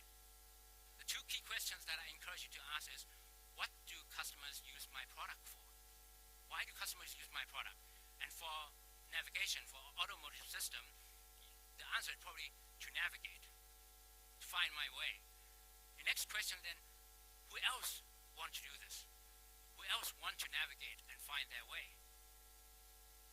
And you might find that it broadens up your possibility a little bit, because there are runners who wants to navigate that way, there are hikers who wants to navigate that way, there are also boat guys, and then probably the pilots also who wants to navigate and find their way. And many of you may have guessed the company I'm talking about is Garmin. Now, I don't have insights into Garmin. The only thing I have is the data that they have, but I thought it was interesting when I put this together. You can see that the majority of their income revenue back in 2010 were automotive. And now, the latest I had was 2019. You can see that the two majority, which is very closely related, are the outdoor and fitness. I'm wearing a Garmin watch right now. So if they had focus on their existing customers, the car driver, they would have been gone. So somebody in Garmin, I don't have insight, so if anybody of you work for Garmin, please come talk to me. I'd love to hear what happened inside. But somebody realizes that, look, we're going to be disrupted. We need to kind of pivot a little bit and invest more in these space, and I think they still exist today, doing pretty well. So it's not all about the product. Just look beyond the product and ask why people are actually using our product. Empathy is crucial, and this is, again, I'm going to cause some controversy probably. Everybody who is in the innovation space knows the word empathy. If you've taken a design thinking course, you know, yeah, empathize, yes, but, and there's a but, and I'm going to ask for some of your interaction here today. What do you guys see when you see this gentleman? Tired? Okay, anything else? Yes? Okay. I've run this a couple of times, and these are some of the words that come up. Working, employee, businessman, board, right? I think very similar. I'm going to highlight a few words. Do you know what the difference is between the words that I highlighted and the words that are not? It's an unfair question, I know, because I made this up, right? It's observable, right? The one that I highlighted are facts, right? Those are facts. The rest are assumptions. They may or may not be true. He might or might not be sleeping. How will you know? You have to go in and actually poke him and see whether or not he's sleeping. You have to go in and interact with him, right? And obviously you've seen this chart before. What's on the surface and what's underneath. So in my experience, as recent as a couple of months ago, when we talk about empathy, we do hackathon, we do internal, startup competition and everything else. We do the design thinking contest, we do ideation, prototyping, empathize. We say, go empathize and then come back in a couple of weeks. What do people do when they empathize? I tell you, 90% of the time people come back with surveys. And look, there's nothing wrong with surveys, but do not rely on surveys as the only source of empathy. Surveys are great, they're quick, they're fast, but they are like that man just now that I just highlighted. Unless you have the opportunity to actually go in and interact and observe the interactions, you cannot know what is it like. The best empathy I've ever seen. Anybody seen this before? Yes, a couple of you might have. If you've ever wanted to empathize what it's like to be an elderly person, this is how you do it. You put on the goggles, it blurs your vision, you put on a couple of weights, you restrict your movement. That's how you find out what it's like to actually be an elderly person. So whenever you can, empathize, go beyond just a survey. If you have an opportunity to interact with your customers when they're using your product and your services, go ahead, because that's an opportunity for you to go very deep inside to find out what it is that customers are looking for. The next thing is we all feel that experiments are predictable. And I'm not going to say this, I'm going to let Jeff Bezos say it. It's not an experiment if you know it's going to work. So what do you mean by this? So I'm just thinking back with the time when I started doing my first experiments almost 10 years ago. You know how many experiments we had? We had 2 experiments. So I'm just going to draw the line here on the innovation funnel. We had 2 experiments, and I'm just thinking back, was it really an experiment? We were trying to do an app that somebody else has already done. So the result is is kind of already we know that it's successful in the market already. So we tested only two possibilities. And there's nothing wrong with that. What that means is, once it's successful, very likely it's going to be something that the market has already seen. So what was the first thing? The first thing that I did when we started our innovation team was to push ourselves back a little bit further. Instead of having two experiments, we started asking the question, why do people want our product and services? And we broadened the scope a little bit so that we had 15 experiments instead of just two. And if you are really a startup, you want to drag it all the way back to the beginning to start with the problem that you think is worth solving. Okay, the last two things I'm just going to go is, myth is, it's all about ideas generation. And rightly or wrongly, you guys can call me out again, is I think ideas are like New Year resolutions. And the way I say that is anybody and everybody can have them, but they are meaningless without commitment to them. I've been on both sides of the ideation engine. I've been giving ideas to people. I've also received ideas from bosses. And I will tell you one thing, it's very easy for me to give ideas, especially for other people to do. I can do that all day. Crypto is in thing. Let's try crypto. Forget about it, right? I mean, you can do that all day. The commitment to drive the idea to, because if you have a great idea that you think people want it, you should be excited to be a part of the ideation, of testing it out. So go out there and test it out. And the last myth I want to share is there's a myth that innovation is about superstar like Steve Jobs or Elon Musk. That's so not true. Innovation, if anything, is a team sport. And inclusion and diversity is so important. There are two things that I learned. One is the ideas change and morph. If somebody I come up with an idea, by the end of the innovation process, once we've gone through the trial and error, it changed and it morphed into something else. And one of the most wonderful things that I've experienced in my career is seeing the innovation engine. At the beginning, it was my idea, his idea, and her idea. But as we go through the process, I found out that my idea that I thought was so great didn't get such a good response. But you know what? Her idea that I didn't think was so great got really great response from the user. By the time we got to two ideas, it became our idea. It was a team's idea. It was no longer any individual idea. And you need that. You need inclusion and diversity to make it happen. And I'm just going to wrap up, very quickly. I've covered, hopefully, these three things: how corporate corporations come about, how and why disruption happened, and how do we find some of the it. One last thing I want to leave with you. We talk a lot about AI, about technology. And if you don't know this gentleman by face, you probably know him by his work of art, right? And if you take this QR code, sorry, it's a little bit blocked here, you can find a whole discussion on whether or not he said this. But apparently he says something like, computers are useless. They can only give you answers.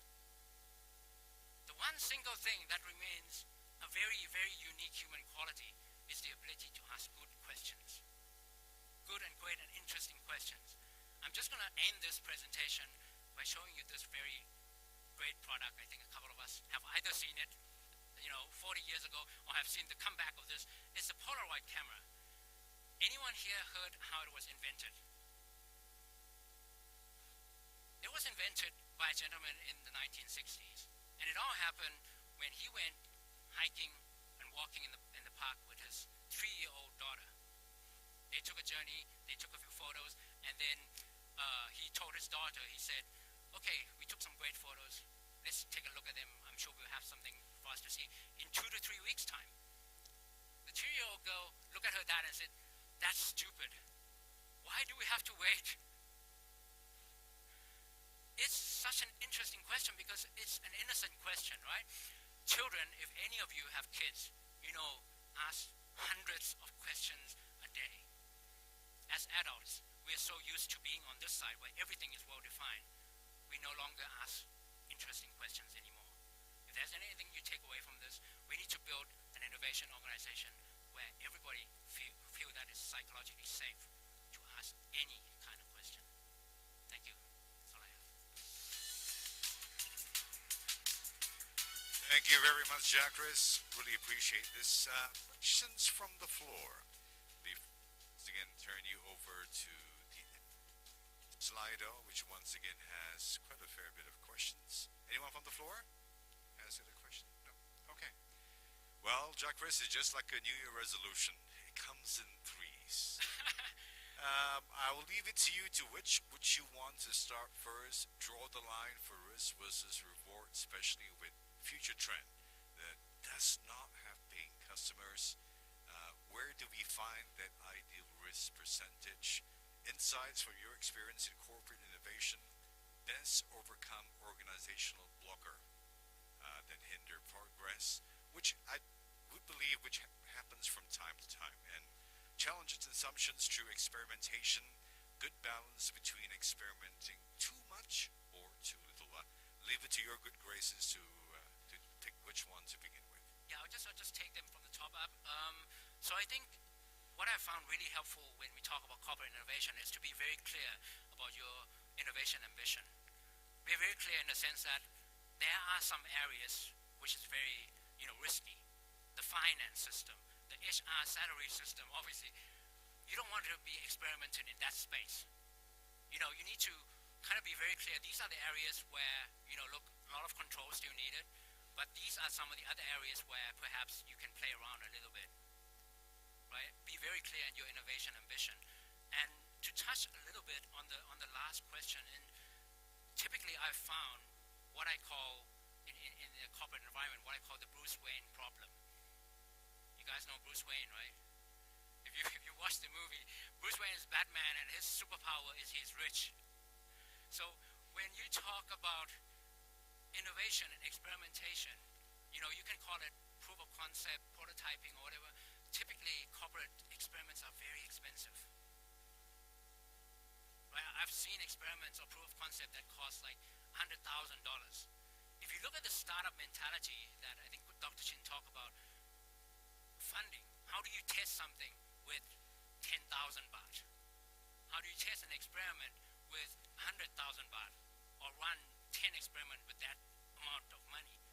So it requires, I think, in terms of balancing the risk and reward, you need to scale back on the funding. If you're very clear, your ambition is 95% you're going to focus on the efficiency, you're going to have 5% now, and 5% is a lot. If you're a corporation, 5% of your budget is actually a lot of money. How do you run as many experiments as possible? And here's the thing, if you're on this side of the thing, your priority and your risk and your reward is not in accomplishing anything, but in learning. You run experiments so that you can learn, so that you can have a lot of things that you didn't think were possible, and then you feedback, and then you reinvest again. But this side of the equation, the investment, needs to be small. You need to be entrepreneurial. You need to treat the money like your own money. You're not going to, if it was your own money, you wouldn't go and experiment on 10,000 US dollars, 80,000 US dollars on an experiment, right? You would do something a little smaller, on a little smaller scale, and see how you can do it cheaply. The blockers, again, I think we need to be very clear. I think Dr. Chin also mentioned that both sides of these things require very different kind of mindset, very different success criteria. So when I had a corporate innovation team, when we had to start doing experiments, the first experiments we did had two experiments. And you know what we did? We kept focusing on these two things because you know what our corporate's good at? We're really good at persevering. We're really good at trying to make sure that these two things that we're working on work. We had to change the measure of success a little bit from, look guys, I don't want us to be successful. I want us for our OKR for the next 2 months to be, can we have 20 failures instead? And that kind of work in terms of encouraging the team to do something really fast, really cheap, and then get feedback and then experiment a little bit more rather than try something that we know the answer to. Okay, I think that's it, right? Any questions from the floor? Okay. Thank you. Jacques, please remain with us on stage for a brief moment. And may we please invite Dr. Fong, Chairman, to present a token of our appreciation to Jacques, please.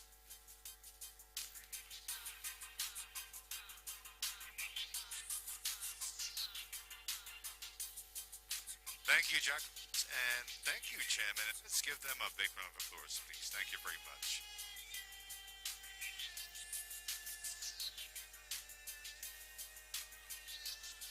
Dr. Chin, and thank you once again, Jacques, for kicking off IIS in a very, very good spirit. Anyone has got any questions? Okay, I've got a question. Would you all like to take a short break now for coffee and tea? Yes, everyone's smiling. Okay. We have coffee and tea served outside the foyer, but we do seek your cooperation and enthusiasm. The time limit we have for coffee break is, don't stare at me, 10 minutes. Okay, don't stare at me further. Very loose 10 minutes. So here would be a very good idea as you network by picking up your coffee or tea and your refreshments, bring it back into the room.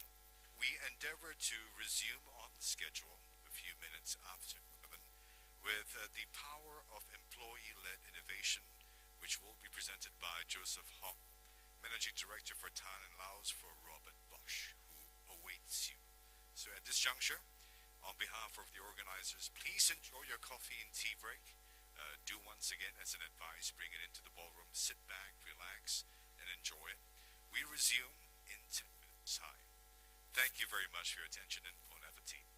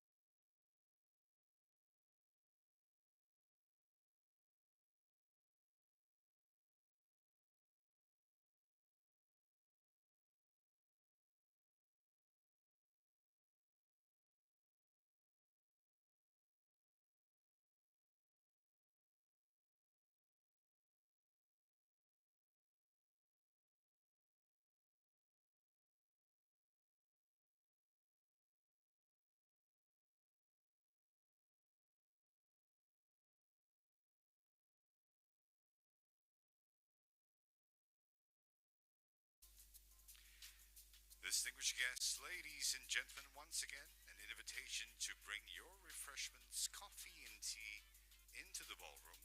We'd like to resume on schedule along with the good graces. Thank you for your attention and thank you for your cooperation.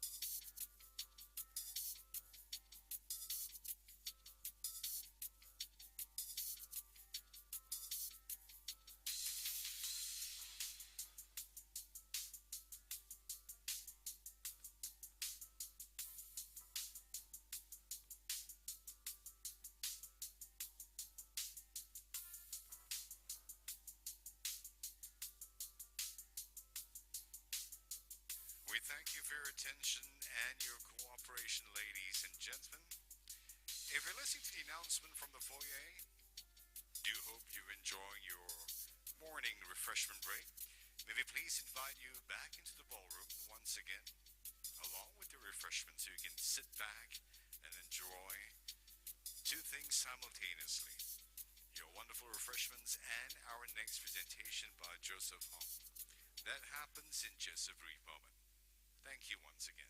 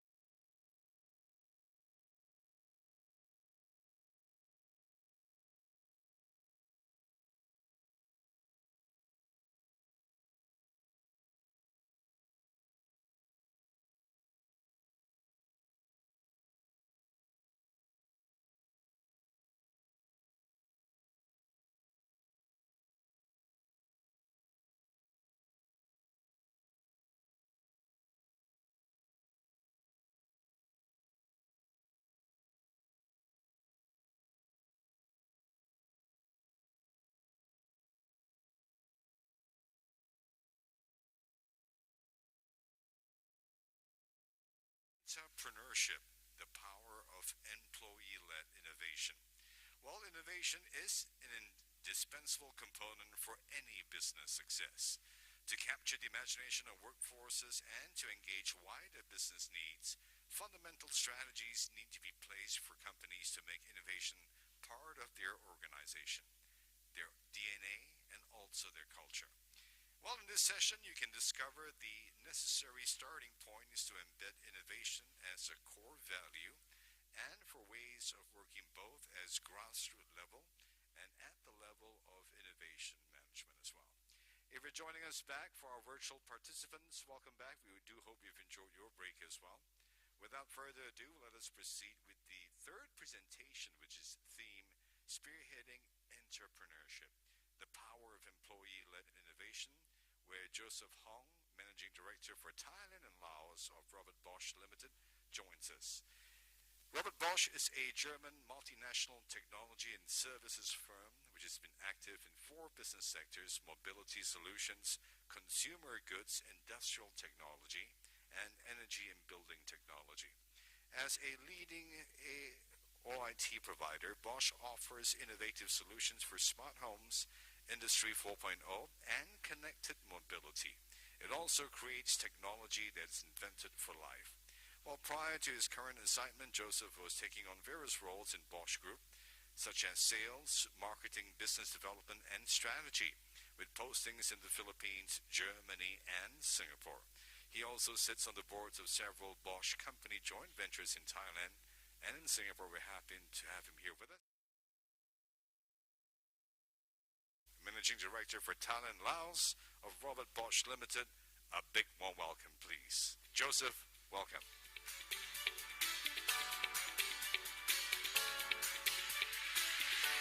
Morning, everyone. It's a pleasure to be here. Thank you to Enterprise Asia for the invitation, and look forward to the sharing that we will do today.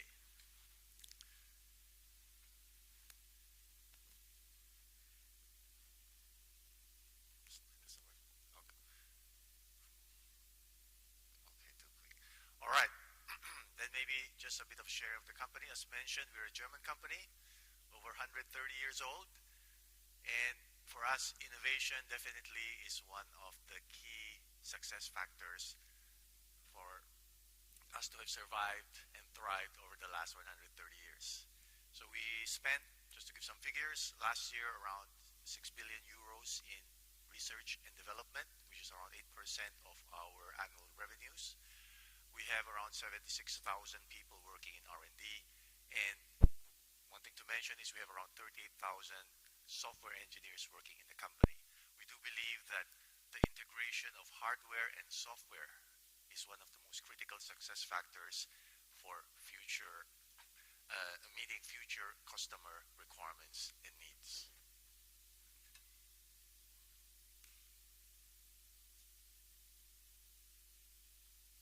All right, so it was already mentioned, we're active in 4 business sectors. Mobility solutions, where we know that the future of mobility is already happening right before our eyes.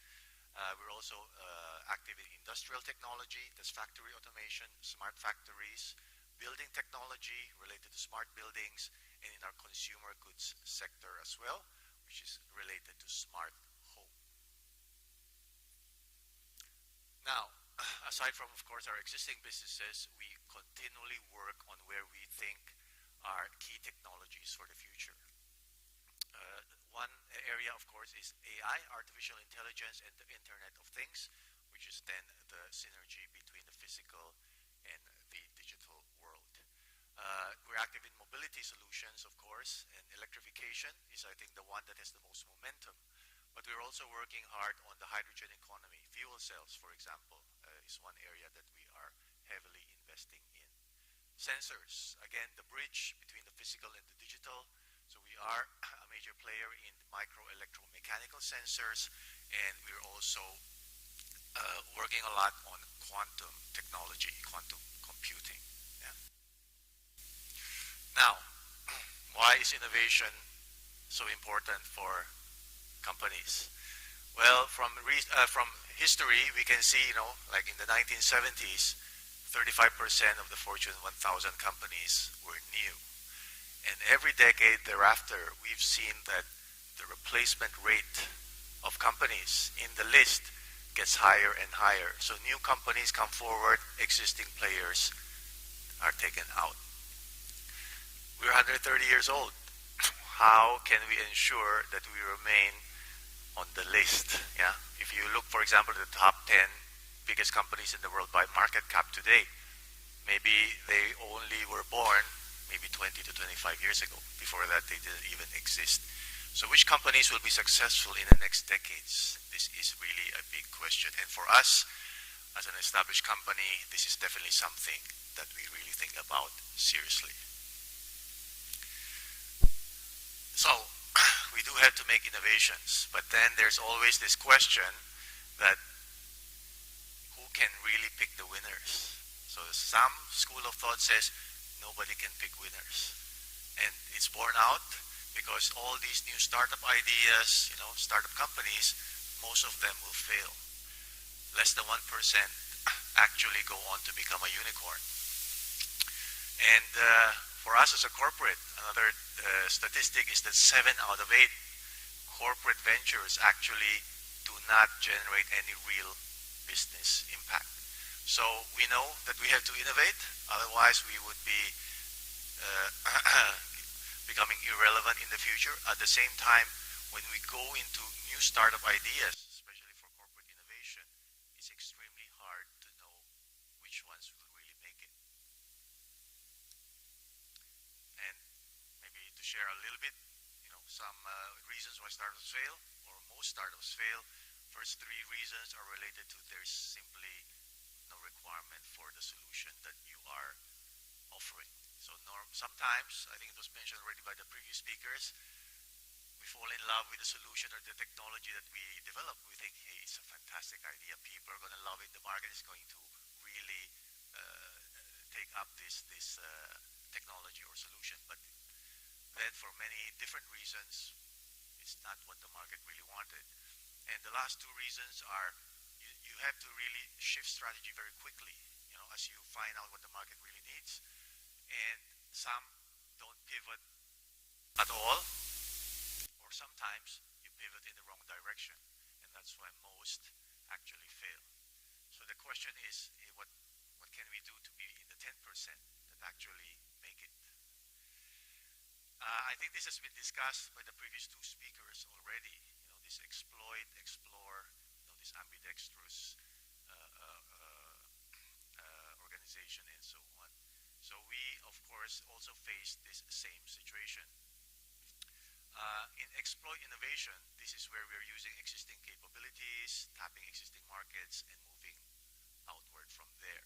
And this one can be addressed by, let's say, our standard corporate innovation processes. These are our standard business units, investing in, let's say, incremental innovation to make the product better, faster, cheaper, smaller, and so on.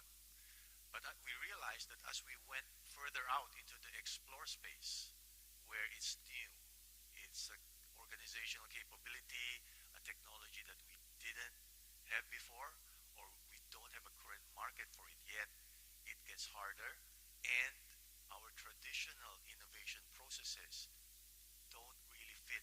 We can't get them off the ground. So we found out that we need a different approach to develop, explore innovation type of ideas and how to bring them into, let's say, a scaled model, and something that we can then really add into our portfolio. So at least what we try to do is, so we set up what we call the Bosch Innovation Framework. It's actually based a lot on existing and known methods, lean startup, design thinking, and so on. But this is the model that we try to develop for our internal use. So we come, of course, with identifying first strategic search fields. So we talk with our existing units, where do we think the future will be? I mentioned some: quantum technology, AIoT, future powertrain systems for mobility solutions, and so on. So we identify those. And then based on that, then we try to find and collect ideas. So we have different vehicles inside the company to try to collect ideas. And then we have to go through what's most important is the validation process, to really sift through all of these ideas and do it in, let's say, a capital efficient way, where we can quickly test, check, kill many of them, really, and really filter out only the best ideas. And then those that can pass through this, let's say, validation process are the ones that we would then incubate and scale. And then hopefully the ones that really survive will then go into series production in our big business units. So to share a bit, how or what vehicles did we use in the company to enable us to execute on this kind of framework.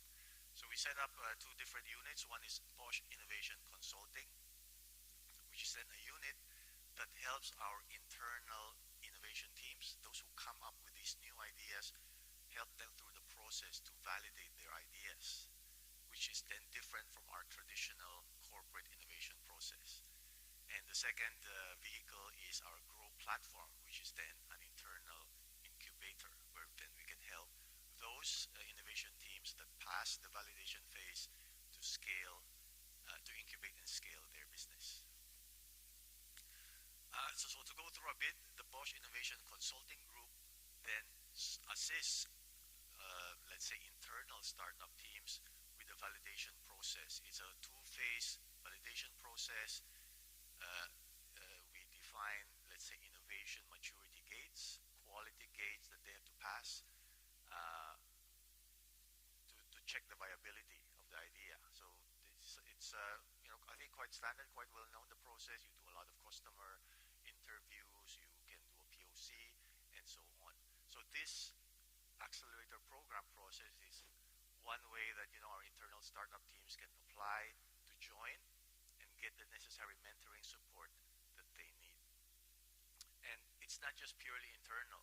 So we also collaborate with the University of California, Berkeley as external mentors during this validation phase so that the innovation teams internally are able to have both an internal and an external viewpoint. Yeah, and as you can see there from the slide, many ideas are cut. It's an innovation funnel, and only a few will be left then to go to the next phase. So the next phase, for those who survived the process, can apply to be incubated in our internal platform called Grow. So we set up this separate unit. Why? Because we found if you validate these let's say startup ideas internally, and then you release them back into our corporate environment, it's extremely hard for them to gain traction because our, let's say, traditional corporate business, traditional corporate process is busy or really focused on our core business, because I think it was mentioned by the last speaker, that's what makes us money right now. So, we have to hit our target, we have to reach our KPIs and so on. So it's hard for them to gain the traction, and then many will die even though there is really such a great idea. So the Grow platform is an area where they can be incubated. And right now we have around 8 locations in the world. We have 250 of our intrapreneurs, that's what we call them. It's internal entrepreneurs working on our internal startup innovation teams that are being incubated right now there. So there they get support, they get the right, let's say, environment and setup, which is more fitting for a small startup to be able to operate and to thrive. Yeah. And the platform, the incubator, will help with funding nights or funding rounds with our existing big business units. Essentially, they'll be given the chance to pitch. The goal, of course, is for them to be able to show that they have a scalable business, and then the big business units will say, okay, I want to take this business into my portfolio. So these are being arranged by the Grow platform. So that's how we try to adopt a systematic approach to collect startup ideas internally and to help them to scale and finally find a happy home with our existing business units. So just to put it together, then you can see at the bottom the Bosch Innovation Framework, and then on top are the vehicles that we have used to be able to execute on this framework.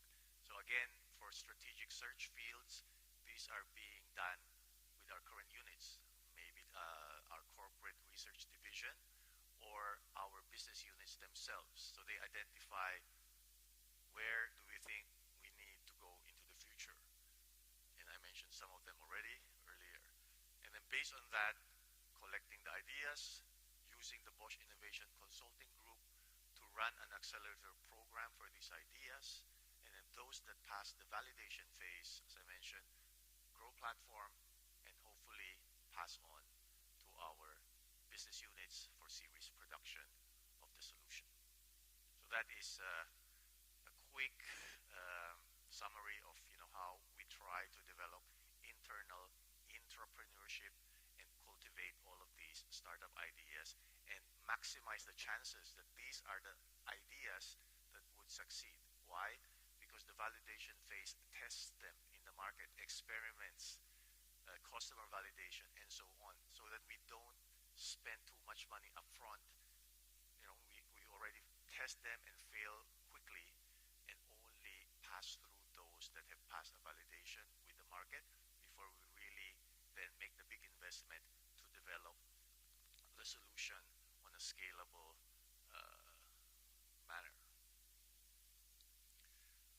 So that was talking about our internal innovation, how we develop bottom-up innovation inside the company.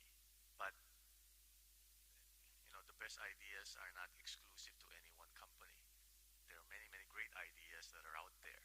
So aside from this Bosch Innovation Framework, which is purely an internally driven innovation method, we also have other vehicles that we use to engage with external parties. So we have two I'd like to share. First is Open Bosch. Open Bosch is a platform which we call a venture client platform. Essentially, it establishes partnerships with external startups that we think might have some really interesting or great technology or solution which could be fitting or useful or have synergy with our company.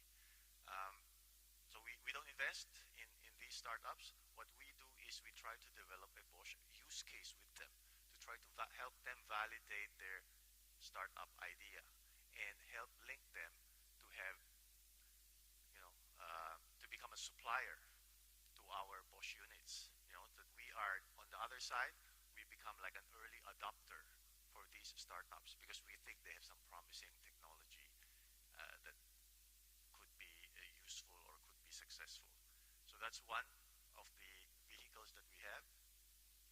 The second one, okay, this is the more traditional Robert Bosch Venture Capital. So this is our VC arm where we do make investments. We will invest in seed, up to late stage startups, even going beyond with follow-on investments, which is essentially private equity. We're focused on fields, as I mentioned, artificial intelligence, semiconductors, quantum technology, as some of the examples of the search fields where we would invest in external companies or startups that are active in these fields. So with that, that's a bit of the short summary of how we do both our internal innovation and how we engage with external networks to try to drive innovation and find future unicorn ideas so that our company can continue to survive for the next 130 years. All right. So with that, thank you very much.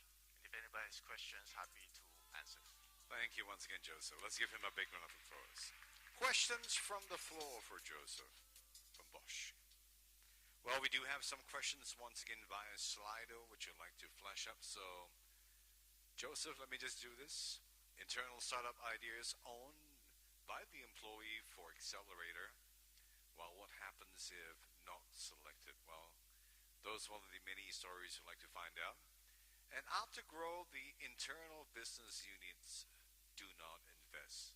And last but not least, what happens to the development team when their ideas were not accepted? I'm going to try to replace that word with a much more nice word. So, Joseph, at your leisure.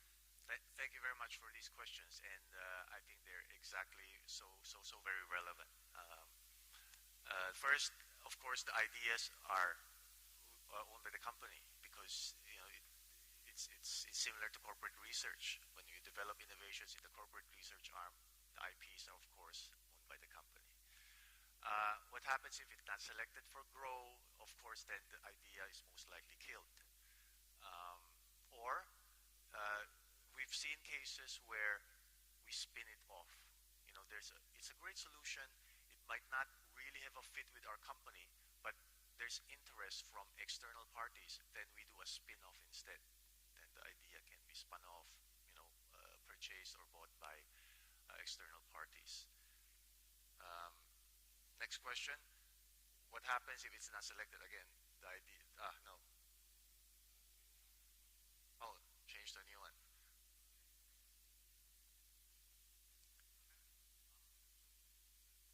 If they don't invest, okay. So, yeah, then one, of course, the idea could be killed. The business could be gone. Or the other one is spun off. But most importantly is what happens to the people who work in this innovation team, right? Because it's a big risk. they already have existing jobs in existing units. If they take the risk to go to the innovation team, and here we demand or require that they are allowed to work 100% on the idea, because part-time work won't cut it. You really got to have commitment to make the idea push through. The passion required, the commitment required, part-time work won't cut it. So we ask the units, the leadership, that you must allow these people to work 100% on that idea. And then that's the point. If it fails, it doesn't mean that these people are now out on the street. There is, let's say, an implicit understanding that, of course, then they can come back to their home units. We're over 400,000 employees in the company, so always, there's movement, there are opportunities in the company, new positions, positions that have changed, available positions that have opened, and so on. So I think being such a big company enables us to have this flexibility to allow these people to venture out there, take huge risks, but at the same time say, it's not that if it fails, you're out of a job. Because otherwise that will limit, of course, the willingness of people to really take this chance. Okay? I do believe once again we have a flurry of questions. I think what sits in the bottom, let's try to do a dual prong. What do you think manufacturers like Bosch should do if it expanded in the emerging market where the competition is very high? And I think we'll take one final one. So it's two dual prong, Joseph. What were the successful innovations that you have embarked on together? Yeah, so manufacturers doing in emerging markets. Very clear. One is we got to expand our footprint. So we have a global footprint. We manufacture all over the world. And second, we try to develop products that are market adapted, let's say, to emerging markets. We even create business units which are called emerging market units. So they focus more on requirements, product features, price points that can address emerging market needs, which are very different from, let's say, the industrialized or more developed markets. So that's definitely a commitment that we do. And I would say the key success factor, you've got to invest in these emerging markets. You can't serve them out from the developed markets normally. And development teams should also be spread out in the world so that they have the right focus to address the market needs. The second question was successful. Okay. Well, one idea, perfectly keyless. It's a solution that was developed. You can open the car with your cell phone. Yeah. There are many different kinds of solutions. Some are aftermarket. You just change it or place it in the car. But we are in the OEM business. It has to be a solution that OEMs accept, that is built into the vehicle, for example. So this idea was actually coming from this internal innovation process that I just described. There are many more. We're also in topics like healthcare and so on. And all of these really require this approach because they're very different from, let's say, our traditional businesses. With that, thank you so much, Joseph, for your sharing. Could you please remain on stage as we invite Mr. Richard Chang on the stage to present to you a token of our appreciation.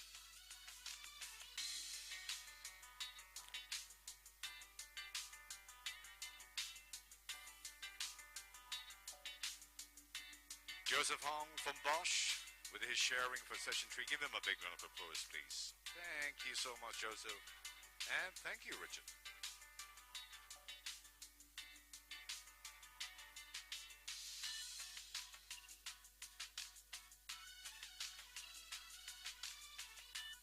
Thank you once again, Joseph, and thank you very much once again, Richard. Well, that wraps up session 3. I'm very, very impressed with the questions coming in through Slido. So I was trying to test out of all the 3 sessions whether we'll be raising our arms just like post-COVID, and then the microphone comes to you. But I realize now it's okay. The phone and the app, it's so much more effective. So thank you for your questions, and we encourage you once again to please send them as many as possible. We're very excited as this is going to be our first panel session for today. And it's once again titled Fostering Corporate Innovation Through Inclusive Workforce and Leadership. Our moderator for this panel discussion is William Malik, who is the director of Rindan Heyi Southeast Asia Research Center. A bit about his bio prior before key strategic services to his clients to build business model transformations. Well, back in the 90s, he was a pioneer in joint venturing with Stanford University to design and deliver an off-campus executive education program in strategy and execution. As an avid health consumer for 40 years and an organizational development advisor to the health industry business, William enjoys the challenges of growing business that deals with the wicked problems in society. He's also a board member of Golden Helix, an industrial-leading genomic data analysis software company. We're happy to have him. It's been a great pleasure to please invite William Malik on stage along with our panelists, Sayan Roy, Managing Director for Bron Thailand Limited, Surachai Chatchatlampun, Country Cybersecurity and Privacy Officer, Huawei Thailand, Paul Hutton, co-founder of Avika Consultancy, and Professor Chen Shichen, Vice President Chief Medical Officer of Oneness Biotech Company Limited. Please give all of them a big warm welcome, please. William and the team, thank you very much. Some music for my console, please.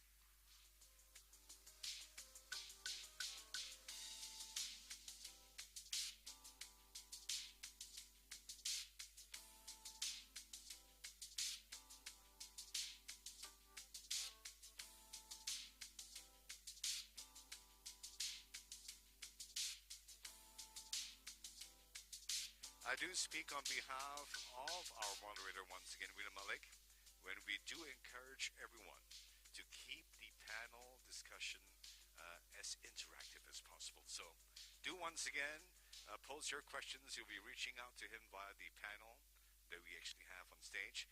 You've also realized that we're missing Professor Chen, who will be joining us. She's arrived at the hotel and will be joining us to take her seat very soon. Before that, do join me in giving the panel another big round of applause, please. With that, William, sir, I hand the proceedings to you. Thank you so much. Good morning, everybody. Welcome. And today we're going to talk about a pretty critical subject of inclusivity and diversity in our work. And I'd like to start off asking each panel member, what does diversity and inclusivity look like for you in your individual context? So you can set us up and give us an explanation. So Sian, why don't you start and give us a perspective? Okay. So thank you first, William. Thank you to the co-panelists also. So first of all, I think diversity drives innovation. This is clearly well aware. There's clear global awareness about this topic. And when we talk about diversity and inclusivity, maybe a little bit of an introduction for myself. I'm working for a family-owned healthcare company. And when we talk about healthcare, it talks about saving lives. Medical devices saves lives. So therein, I would like to differentiate innovation into two parts. One is the device itself, wherein you talk about technology and innovation, as previous speaker was talking about medical devices also. And the other part is commercial business models and innovation therein. And for me, the point of diversity becomes more important because I, as an Indian working in India, then working in the global headquarters, and now working in Thailand, I have seen the challenges of diversity and inclusivity as firsthand. And therein you have a huge challenge in terms of cultural context. And for me, that is the crux, which is a challenge for all of us. Because we talk about, when we recruit people, we talk about culture fit. And then the challenge is we want them to be unique. We want them to be innovate. So how do you bring these two topics of culture fit and to be unique in an organization? So the topic today is, the tagline is people first. And for me, that's all about innovation. How do you bring people first in an organization and innovation? Paul. Thanks, William. Thanks, Sayan. So what my company does is we help our clients to improve their business performance, get closer to their customers, and improve productivity, but at the same time rehumanizing the employee experience. And so if we look at the way that most organizations have formed After they get to a certain size, they tend to fall into a traditional hierarchical model of organizational structure. And I'm not sure if you're aware or not, but this hierarchical organizational structure was popularized during the Second Industrial Revolution. And there's a guy whose name is Frederick Taylor, who has a lot to answer for many of the organizational structures of today. And moving into the 21st century, tackling unique problems like how to transform into a virtual organization due to a global pandemic is just one case study that we've experienced in the last couple of years. How to continue to adapt ourselves in a competitive environment and continue to innovate and come up with new products and services that will continue to have a loyal customer base. For these challenges, we need people to be bringing their best selves to work. We need to bring that creativity. We need them to bring those ideas, and many of which are not necessarily going to form into successful products, but one or two of them are. And we need to be able to create an environment where people feel safe, as some of the previous speakers had mentioned, feel safe to contribute those ideas. And for me, working with CEOs and working with C-level leaders, it's really all about helping those leaders to understand how do we create the environment where people feel like they're able to contribute and not expect the senior management to be the superheroes, to be the problem solvers, and the workers just do what they're told. Okay, so that's part of inclusive management from my perspective and the companies that we've been working with. Thank you, Paul. Sir Tai. Okay. Good morning, everyone. I'm from the Huawei, Thailand. I will move to another perspective. I think the critical asset is people, is employee, and the most interesting is customer-centric. And Huawei, Thailand, right, that have many business, like the cloud business, carrier business, and the consumer, the mobile, right? And I think moreover of that is the cyber security and the data protection, because in Thailand we have the PDPA, is a Personal Data Protection Act, and the cyber security laws. So I think this is increase the demands for the workforce, and for the cyber security they have shortage for the cyber security. So that's why Huawei Thailand, myself, we have signed MOU with the NCSA, is a National Cyber Security Agency, to promote to the top talent with the cyber security talent. And on this Sunday, we will have the Cyber Women to the competition. This is the first and the largest event to solve the cyber shortage inclusive as well. Because, the man, you see the cyber security guys came from men, but we need to try to promote the women. And it's very congratulations for Thailand. We have about 200 teams to join for this Sunday final round, and we have engagement with many customers to bring up. This is important for the cyber security, because if you have very good innovation, fail fast, right? Fail fast for the idea is okay, but if you fail fast with the cyber security, it's not okay. Thank you so much. That's for sure. Big job ahead of you. Okay, let me go back to Sian just to kind of follow up and take this a little bit deeper. You talked about cultural intelligence in your own experience at Braun. Can you give us a little bit of sense? What does that look like? How do you assess people? How do you sort out what cultural intelligence they have? And then what do you do with it? See, to answer that, I would ask all of you. You all go for lunch to the canteen, and you will see that it's always homogeneous groups. We talk about diversity in all our organizations. I think all of us sitting here, we all agree that we want to have diversity in the organization. And I have seen that in my organization also. We can talk from leadership, we can talk about middle management, we talk about diversity, we talk about inclusivity. But when you go to the canteen for lunch, all the people are generally homogeneous. And that's a challenge that I see in my organization also, not only in Thailand, but all over where I have worked. We have a global thing that we want 20% of leadership or the board members to be women. We talk about, LGBTI, QI, all these factors. But for me, the factor personally for me to drive is how do you get the cultural context? I personally have worked with multinational companies. You have exposure from Europe to Thailand to China, and therein you see the lack of cultural intelligence. You put a diverse group of a German or an American with a Asian, and you ask them to be diverse, to create ideas, you will not have that because of the sheer difference in cultures. And this lack of cultural intelligence is what I see is the biggest challenge that has not been addressed by organizations. Wonderful. Paul, I want to ask you slightly different, but go deeper with you in terms of rehumanizing the workforce. Now, we do know from McKinsey, recently published a study that said, hey, if you include diversity and inclusivity, primarily talking about gender and the orientation of having folks that are diverse within it, you're going to get better performance. Now, when you're thinking about rehumanizing, where does the performance, what does it look like? How is it different in terms of what you're experiencing? Okay, how much time do we have? It's 22 minutes and 4. Yeah, so look, there's a lot of factors that that contribute to what we term as high performing teams, and that's our goal with all the organizations we work with. Yes, we want to coach the leaders, and we want the leadership to change their approach and their mindset, but the day-to-day work that we do is with teams of people.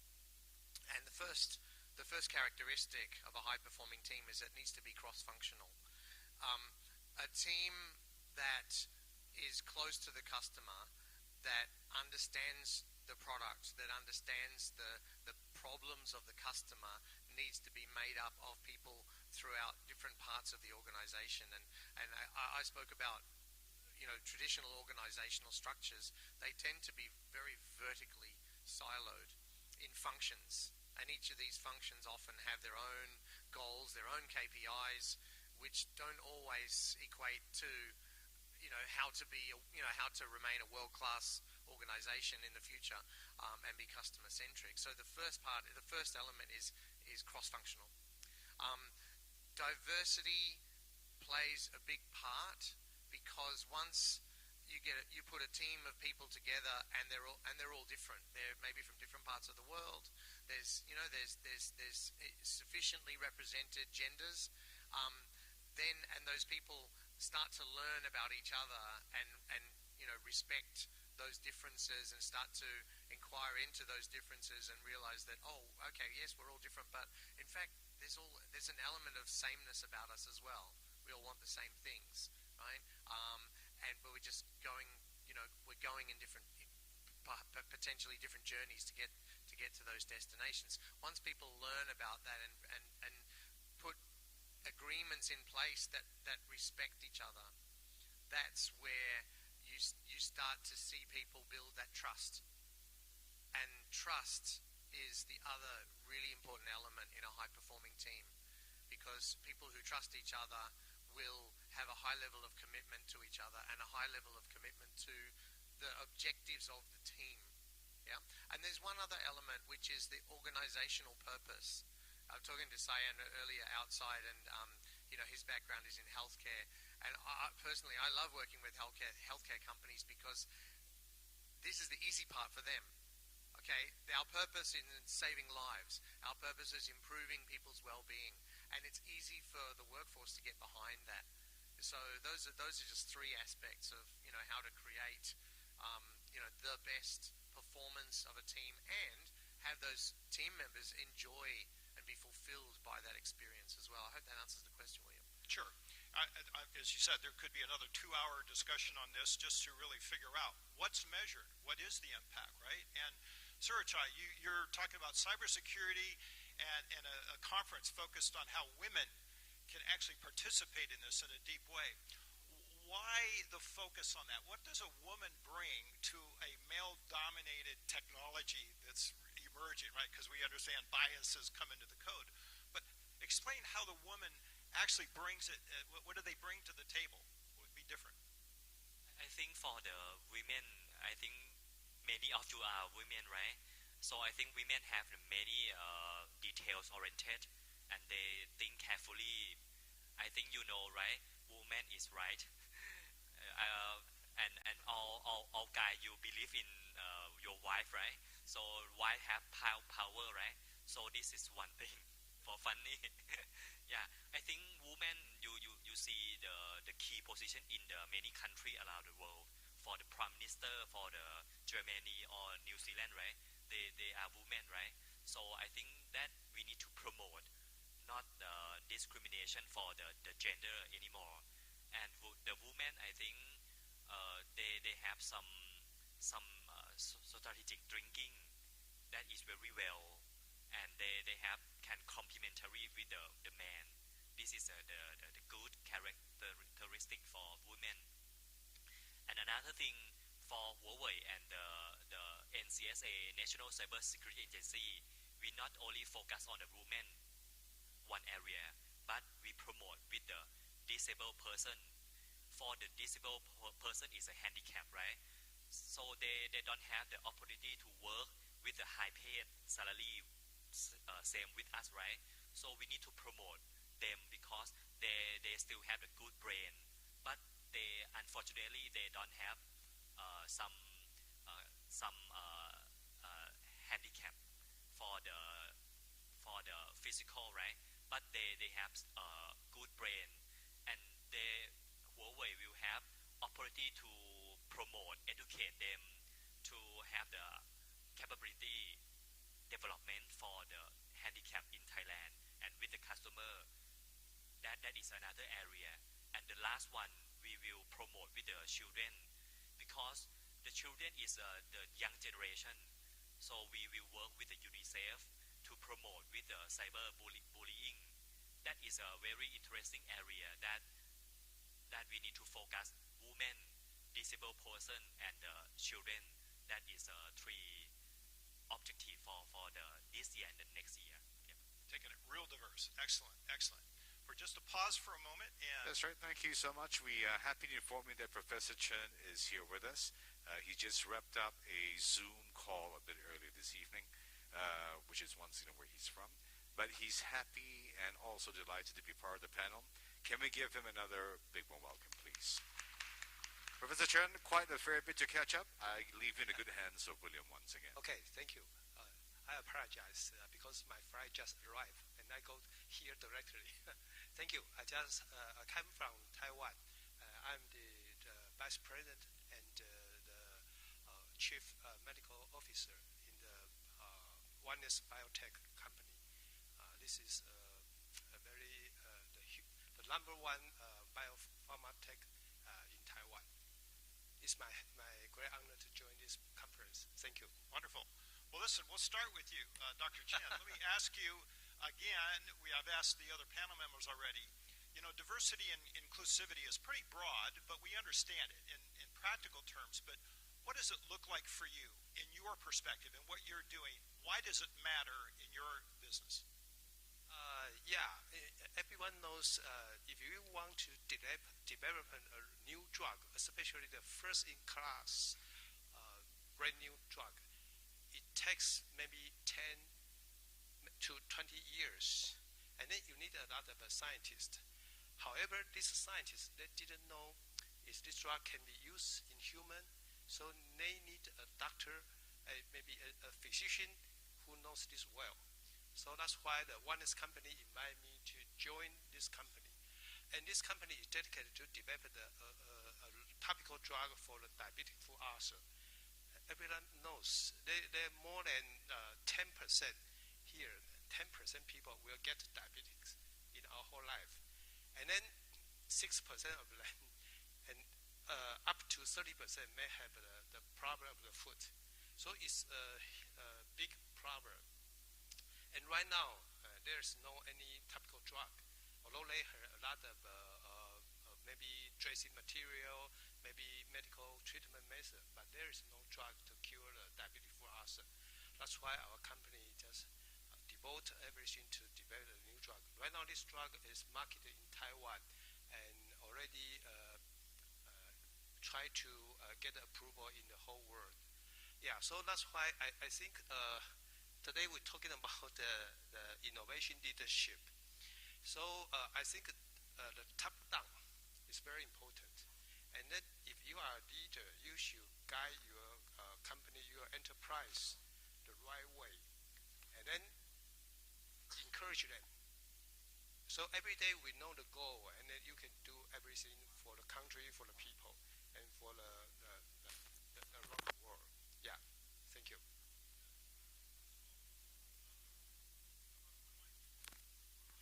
Hello, here we go. Now, to specifically, you share with us your perspectives on, from an innovation context. I want to understand how diversity works for you. They say, if you don't have diverse thinking, you can pretty much hang it up. It doesn't really matter what competency you have on the team. Yes. But if they're not working towards, maximizing the diversity, you can have challenges with just getting the creativity there. What's your experience with, what do you think about this at the innovation level, which tends to be smaller teams that have to work together? So start with you, Sian. Okay. For me, the point that I would say is when you talk about innovation, first thing that comes to mind is innovation. Is it by experts? Should the experts be driving innovation in an organization? Or is it everybody in the organization who can drive innovation? And that's where the inherent unconscious bias, the affinity bias comes in everybody's mind. We're talking about women, and in IT, I'll give you another example. Coming in from my perspective as an Indian, when you talk about teachers, the first gender that comes in for me is the female gender. Because most of the teachers in India are generally teachers. We talk about sales personnel in healthcare. We come in from my perspective, men, because India, from a cultural perspective, the sales is generally men. So therein, for me, the point that I would like to highlight here in terms of innovation is, as an organization, we need to remove this unconscious bias in association with the affinity bias that every individual has. And if anybody says, I don't have it, it's not possible, because we are brought up in a certain culture, in a certain milieu, and you must have it. The point is, we must admit it and then correct it. And if we can do that, only then can the organization move forward to think in terms of innovation from everybody in the organization. Otherwise, you tend to think about, the innovation strategy in the organization is top management. And that will limit the ideas that the organization can have in terms of the innovation. So that's, for me, is the link between, say, diversity and innovation somehow. So truly making innovation diverse, that it's everybody's job, right? As a mindset, right? Excellent. So Paul, what's your thought on this? At the innovation level, what becomes critical with diversity and inclusivity? Okay, so I'd like to make a differentiation here between diversity of thought and DE&I, right? Diversity, equity, and inclusion. They're not necessarily the same thing. So you would think that, and there's a lot of research out there that supports this, that if you put a team together that has a lot of different elements of diversity in it, you will get diversity of thought. It's also true that you'll get diversity of thought if you put homogeneous groups of people together, simply because we all have different personalities. But you need to be very intentional about it. So as we're forming a team, and we understand and profiling tools, right? Psychometric profiling tools can help with this. And people's, we're all, one of the good things about working in organizations today is that self-awareness and awareness of others is it's a thing that's talked about, and it's something that we all need to have we all need to possess this because it allows us to have a better understanding of each other. And with those things in mind, being very intentional about putting a team together. What's the role of this team? What are the characters in this team that make it up? And do we have sufficient diversity within this team in order for them to be strong and deep and achieve that objective, and also to be willing to modify the membership of that team if we find that things are not working out. And as much as possible to make this team, or give this team, I don't want to really use the word empower, but it's also probably the best word, to empower this team to be self-managing and self-organizing, but also be accountable to a leader who is guiding the team and is a servant leader to the team, supporting them in their objectives. Yeah, I think for me, what you're starting to bring up, diversity in an innovation team, right? I think Harvard has shown this over and over. Cognitive diversity. If you don't have that, it's going to be very difficult no matter what the composition is. But if you have cognitive diversity, you're likely to have more debate, more disagreement, which is where the creative friction starts. Yes. So to your point about psychometrics and really understanding, self-aware of who's sitting in the room, right? And if I could just add one more point to that, I'm glad you brought up that phrase, cognitive diversity. Have you all heard of Bruce Tuckman's model for high-performing teams? The stages of team development. It came about in the 60s. Forming, storming, norming, performing. And this is not new. This is not new technology. It's not new thought. But they're just starting to realize now that in high-performing teams, they're always storming. They're always having some differences of opinion, but because the team is so closely knit, because they're so committed to the outcome over individual star performers in the team is more important than any individual. They handle their conflicts in a healthy way, right? And they recognize that having these conflicts, having these different perspectives actually helps the team, especially in the context of innovation, to generate better ideas and to critique those ideas in an objective way so that the team can be successful. Yes, excellent. Thank you for that. Suratai, from an innovation perspective, how do you see the use of diversity and so forth?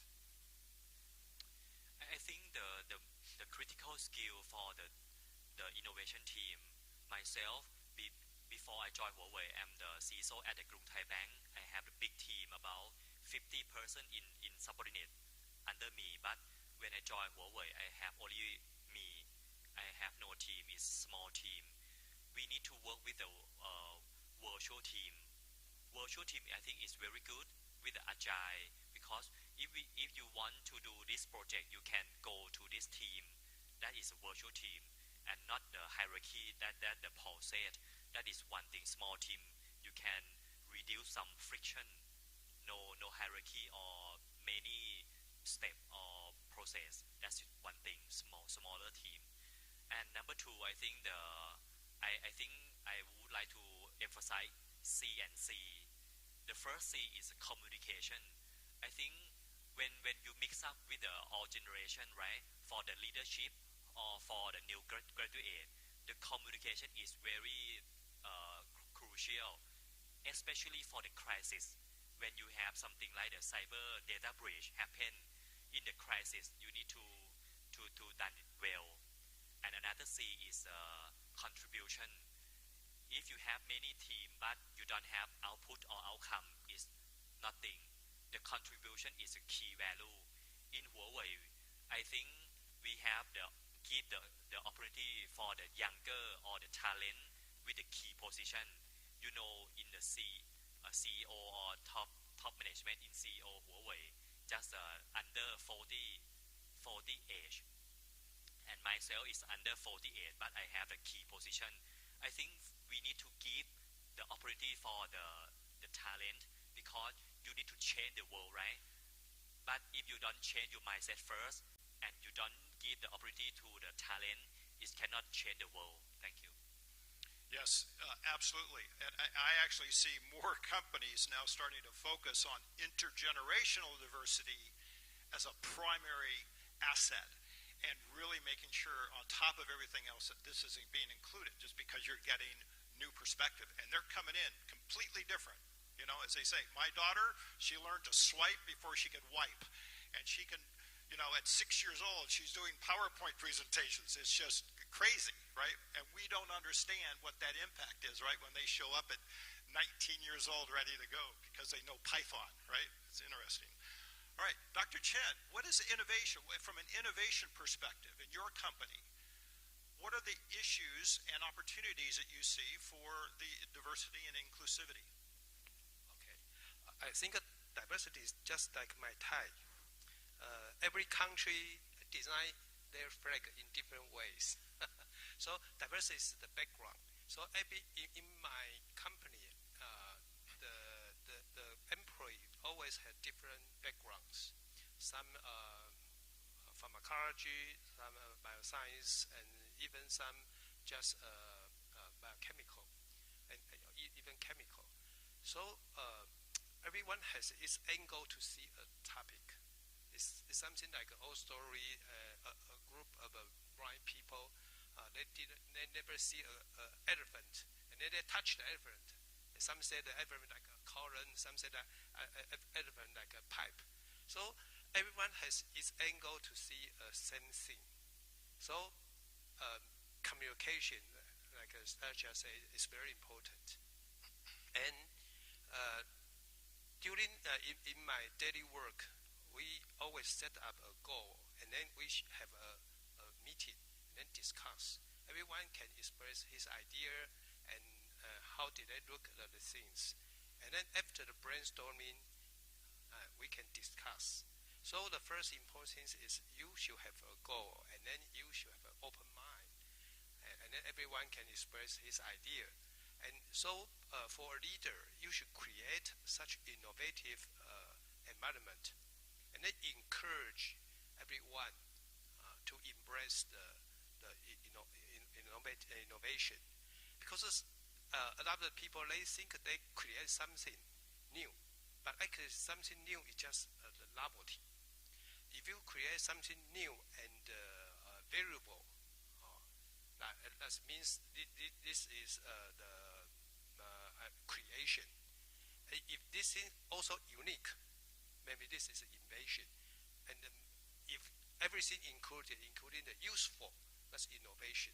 So for a company, you not create the new thing, you should be variable, you should be unique and useful. So we are creator, we are develop a new drug. We just cannot only create a new biochemical competition. We should know this drug is useful, variable, and unique. Otherwise, you just create a me too drug, and then you cannot hit the market. Yeah. So I think diversity and communication and brainstorming and is very good. It's also important. Okay. Yeah. Thank you for that. So, you know, we live in interesting times, and if you heard our previous speaker from Bosch talking about how fast things are changing, and I think every one of you could probably bring up 6 things that are very different as far as the complexity of the challenges that we personally, individually, group, company, country-wise are going to be facing as things unfold. How do you see innovation in the context of diversity being used to leverage to solve these very complex problems, what I call wicked problems, the ones that are really multidimensional? They're not, oh, let's put a little bit of feature and functions on a product. We're talking about systemic issues that we have to go after. This is a hard question, but how would you approach this with diversity? How would you see leveraging this in a complex, wicked environment of fast-changing innovations? So I come back to my core topic because I'm convinced about it. That's, again, cultural intelligence. And I would like to take an example. I will take what Paul was also talking about, conflict. Adam Grant did a study and talks about, conflict management, and talks about task conflict and relationship conflict. And in diverse groups, that's a big challenge. And culturally, you see that in certain cultures, any conflict is generally associated to be relationship conflict. And in certain cultures, you have conflict to be task conflicts. And we know that if a diverse group understands the difference and they focus on task conflicts, and this is exactly what you're talking about, is if you have a diverse team and they are always in a different form, always forming, strategizing, and they are challenging each other, and that will then create innovative solutions. So this understanding of difference between a task conflict and a relationship conflict is very crucial for the team to understand. And that's very difficult because, again, I come back, culturally we have been brought up in a certain way. And that's where it's difficult when you join an organization and the organization tells them to change. It's a challenge. I give an example to my team that you're wearing 3 hats. The first hat is when you are going home and working with your family and your relatives. The second hat is when you are a leader in your organization leading to a homogeneous cultural team. And then the third hat is a multinational. You're working with organizational and teams of different, and therein you have to adapt to a German who's direct and curt, and to a Asian Malaysian who's understanding the hierarchical culture in Asia. So that's a challenge, and that for me is very crucial to answer your question. I know it's very difficult, but for me that's where I would like my organization to strive towards, to create innovation, to understand the diversity within the cultural context.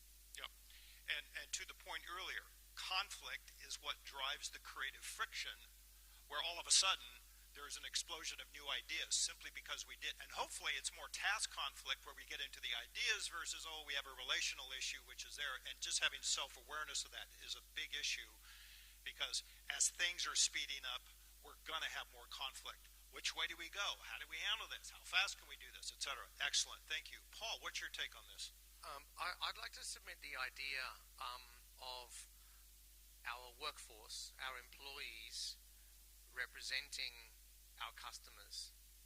And the more diverse our workforce is, the better they're able to be representatives of customers. And having and I think I'm paraphrasing what you mentioned just now, but having a group of people that are coming at an idea with all of these different perspectives, and some might have concerns and some might be enthusiastic about it, but also having the open-mindedness to go through, to run through an experimentation process and test things out and try them, right? And as well as that, with this idea of employees as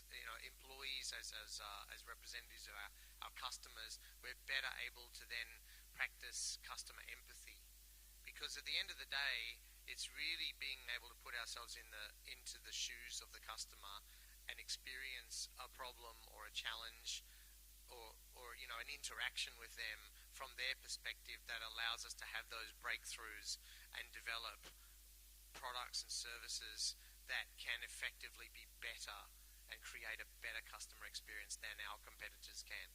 And by the way, the sands are always shifting, right? Because it's very hard to claim ownership of intellectual property nowadays. Someone else is going to copy it, so we have to continue this process to stay ahead. But that's my suggestion. Excellent. I'm reminded of the fact that once we do have crisis, things are moving fast. We tend to want to act. Bosses, we've got to get this done, right? And in the moment, it's actually better to step back and observe the empathy. What is really going? What do we see? And process that to take time, because time, observation will save you downstream time of not redoing things. So excellent. Sir Chai, what are your thoughts? I have 2 things. The first one, to solve the complexity with the many stakeholders, right? The first one, I think the gaining the trust building. We need to know what is their expectation. This is a trust building. If we are trust each other, it will be easier to solve have the idea to be the outcomes. And the second thing is, I think the first one is trust building, right? For the second thing is the same goals or the core values. If we have the same core values, if you have the argument, but finally you will end with the core value with the same. This is two things. Thank you. Thank you for that. Dr. Chen, your thoughts? Complexity, fast changing environments. How does diversity work for you? What does it look like? How do you process that? Yeah, this is very tough question and very important. Everything goes fast, especially in the biopharma industries. So in our company, we also have some conflict. You want to develop a drug or just a device? Because the drug, every country has the regulation about the new drug. For example, the US FDA, maybe takes you 10 years. However, if you develop a medical device, probably just 1 or 2 years. However, the medical device price is lower. The drug price is higher, so you can get a higher benefit. So always we have a lot of conflict and a lot of discussion which way we should go. So every time when you face these difficult questions, you should come down and then read more books, read more papers, and research more, and then another meeting again. But however, every time we should set up each steps, not just waste this meeting. So after you reading and research, you can know which way you should go. Yeah, that's very common way. And I also agree with Paul. You should your employee as the consumer empathy. However, in a biopharma company, because a drug should cross every phases. The clinical trial, phase 1, just in normal patient, normal healthy population, and then phase 2 in small group disease patient, and phase 3 a lot of disease patient. So we already have the feedback from our customers. So that's we don't have such problem like you. But after marketing, sometimes even your drug already approved by the FDA, if after marketing this drug didn't work so well, like your clinical trial, the FDA may suspect your drug. So after the post-marketing, we should collect more data from our patients, our customers. Yeah. It sounds like we're going to have to do innovation on some regulatory bodies to help us keep moving. That's good. All right, we got some great questions coming in. I'm going to start now with these. I'm going to say the question, and if any of you want to step in, just open up and see here. So the first question is, these days there are many cases where the recruitment priorities, gender and nationality, how do we ensure the balance between this versus competency and capability? Great question. Who wants to take that one on? Okay, Sian? Okay, yeah, so see, this is the big challenge for organizations. On one side, we talk about, we must have diversity KPIs, and that's where you talk about, gender, nationality, disability that you're talking about, intergeneration, which is the second part of the question. So these are all KPIs that every organization is monitoring. But then how do you balance it against competency and capability is,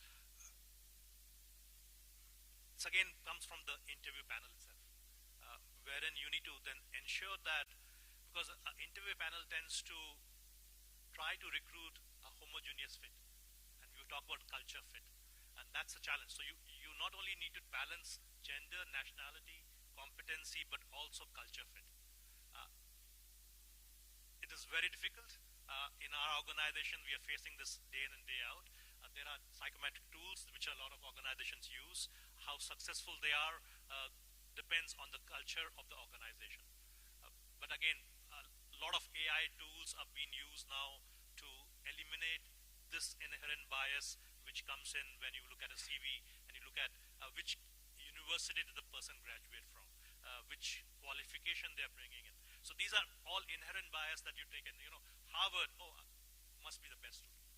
but how do you then take it? So I think it comes in from training and organizational training. That's what I would say. And we got to make sure those AI algorithms are not male biased, right? Yeah, that's good. Okay.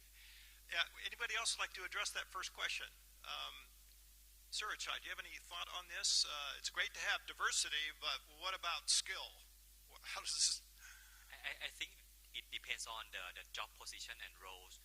If myself like the specialist, that is need to base on the competency first, because it's rare for the cyber security or the data protection with you need to know the legal requirement. So it's rare to find out the right talent. But if the general position, I think is can be open, something like this. Yeah. Okay, good. And let's jump to the next question.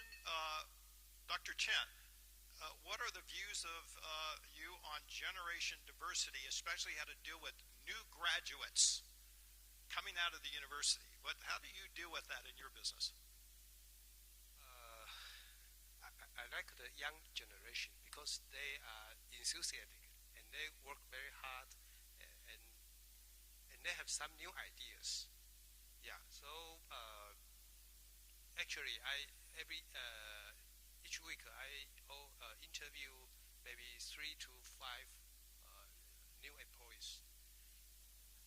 I always prefer the new generation. That's my personal. I think because I already 60 years old, we cannot work for too long. So we need generation by generation. So we need the new generation, the new forces. Yes. That's great. I'm hearing the binging going off. Is that a signal for me? I'm still good? Okay. Yeah, this generational issue, they come in fresh. They don't have baggage, and they're ready to go. It's like, it's almost that there's a major leverage opportunity, right? As I say, hire for passion and train for skill. If they're coming in with a lot of energy as a new young person, we need them. I mean, they are the future, right? And I think it's critical to get them into their. And talking about the gender, because in Taiwan the government set the gender equality law. So if you prefer any gender, you are against the law. So right now there's no problem. So let's hit another one of these questions. Speaking of culture fit, if the company size goes big and there is more people in the leading positions, might have various new, and unfortunately just new culture comes in. How do you deal with that? Sian, how do you deal with that? For me, the key word is psychological safety. And this was, I think, covered in the panel discussion also, trust. And also talks about the new generation. I think this is a combination of that. Not only in the leading position, I think it comes in from everybody, the new generation, old generation. Are we creating psychological safety in the organization? Just not talking about it, but really creating it. And this comes in from not only asking them to be open, but are we open? And that's the challenge, because when you go to a leadership position, you have done that because you've been successful and you believe that I know better than the new guy coming in. So you are not opening up and creating a psychologically safe environment. And if that happens, I think it doesn't matter whether you have cultural people at leadership positions or young people, generations, and diverse organizations. I think that's the key word that I would say. Yeah, and I think that links directly to Surajai's comment that if you got to build the trust factor, and that trust factor underpinning that is the psychological safety issue. If you don't have that, the trust issue becomes extremely difficult. We're getting close to the end here, so Paul, I'd like you to take on this issue about how do you encourage task conflict compared to relationship conflict, especially in a hierarchical structure. Hierarchy in position, age, duration of the company. How do you deal with that? Okay, so look, the answer to this question isn't necessarily something that's easy to do, but even in companies where there is a strong hierarchical structure, in order for those companies to foster innovation and to create an environment where people feel like it's safe to conduct experiments, we need to, and this involves the company's HR function. We need to be able to create performance management controls around those teams of people where they're measured based on their experiments as opposed to necessarily hitting traditional KPIs. In that way, the conflicts tend to become conflicts about like things that we've discussed before in terms of people having different perspectives or different opinions, which we can then test using an empirical process, versus people ultimately having different goals or objectives in a team. That's going to lead to the relationship conflict. Yeah. And I think in Thailand, having worked here for 16 years, I think you know well the challenge with Grengjai, that people have a conflict, but they won't say anything. They actually know what the problem is, but they won't raise it. It's that phenomenon called the emperor has no clothes, right? Dr. Chen, in your culture, how do you mitigate the issue of hierarchy based on status here as kind of a closing for our panel today? How do you deal with that? That's a cultural issue. Thailand tends to be a little bit more, it's clear. We don't want to make the boss look bad, but we have a conflict. How would you be open to conflict as a senior? Actually, I think in the all Oriental country, all has the same problem. Yeah. And how would you deal with that? How do you frame that to get people to have courage to come to you and debate with you, right? Yeah. Sometimes I think it's my way. I usually will talk these things in private, and then we set up the solution. And then because the both oil has some. The Chinese like the face, they call the 爱面子. So if you talk the both in private, you can solve these things easy. So we didn't fight face in face. Yeah, I think it preserves the collective by taking it individual, and that introverted thinking or just that expression on a one-on-one basis tends to be a little bit more caring. The most important thing is we should tell the boss what is the most important thing for the company and for this project, for this goals. If you talk about the goals and the regulation and what is true, what is science, and not personal, so maybe your boss can accept. Wonderful. I think we are running out of time, so I'm thanking everybody here, and I'll hand it back to you for closing. Continue. Thank you so much, William. Join me in giving the panel a big round of applause for sharing, please. And William, thank you for holding it together for us. May I please invite my esteemed panelists to remain on stage, as we do have tokens of appreciation they would like to present. May we please invite on stage Mr. Richard Chang once again, please. We're going to start first by thanking Professor Chen and giving him a token of our appreciation for his sharing today and for gracing our event.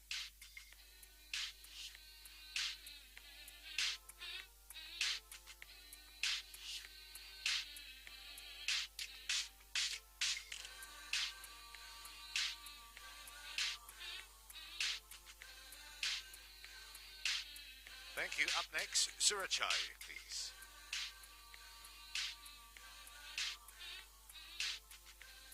Thank you, Surachai, for joining us here today, gracing the event, and for your sharing. Paul Hutton joins us now.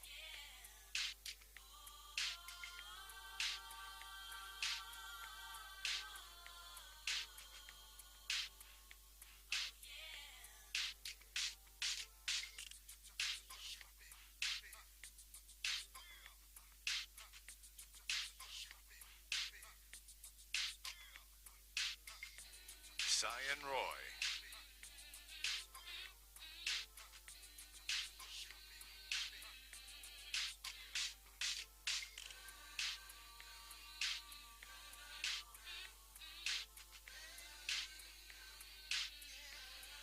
And last but not the least, the man himself, William Malik. Thank you very much, William, for holding it for us. Can we please invite our panelists to join us for a group photo? Upstanding, please, next to Richard.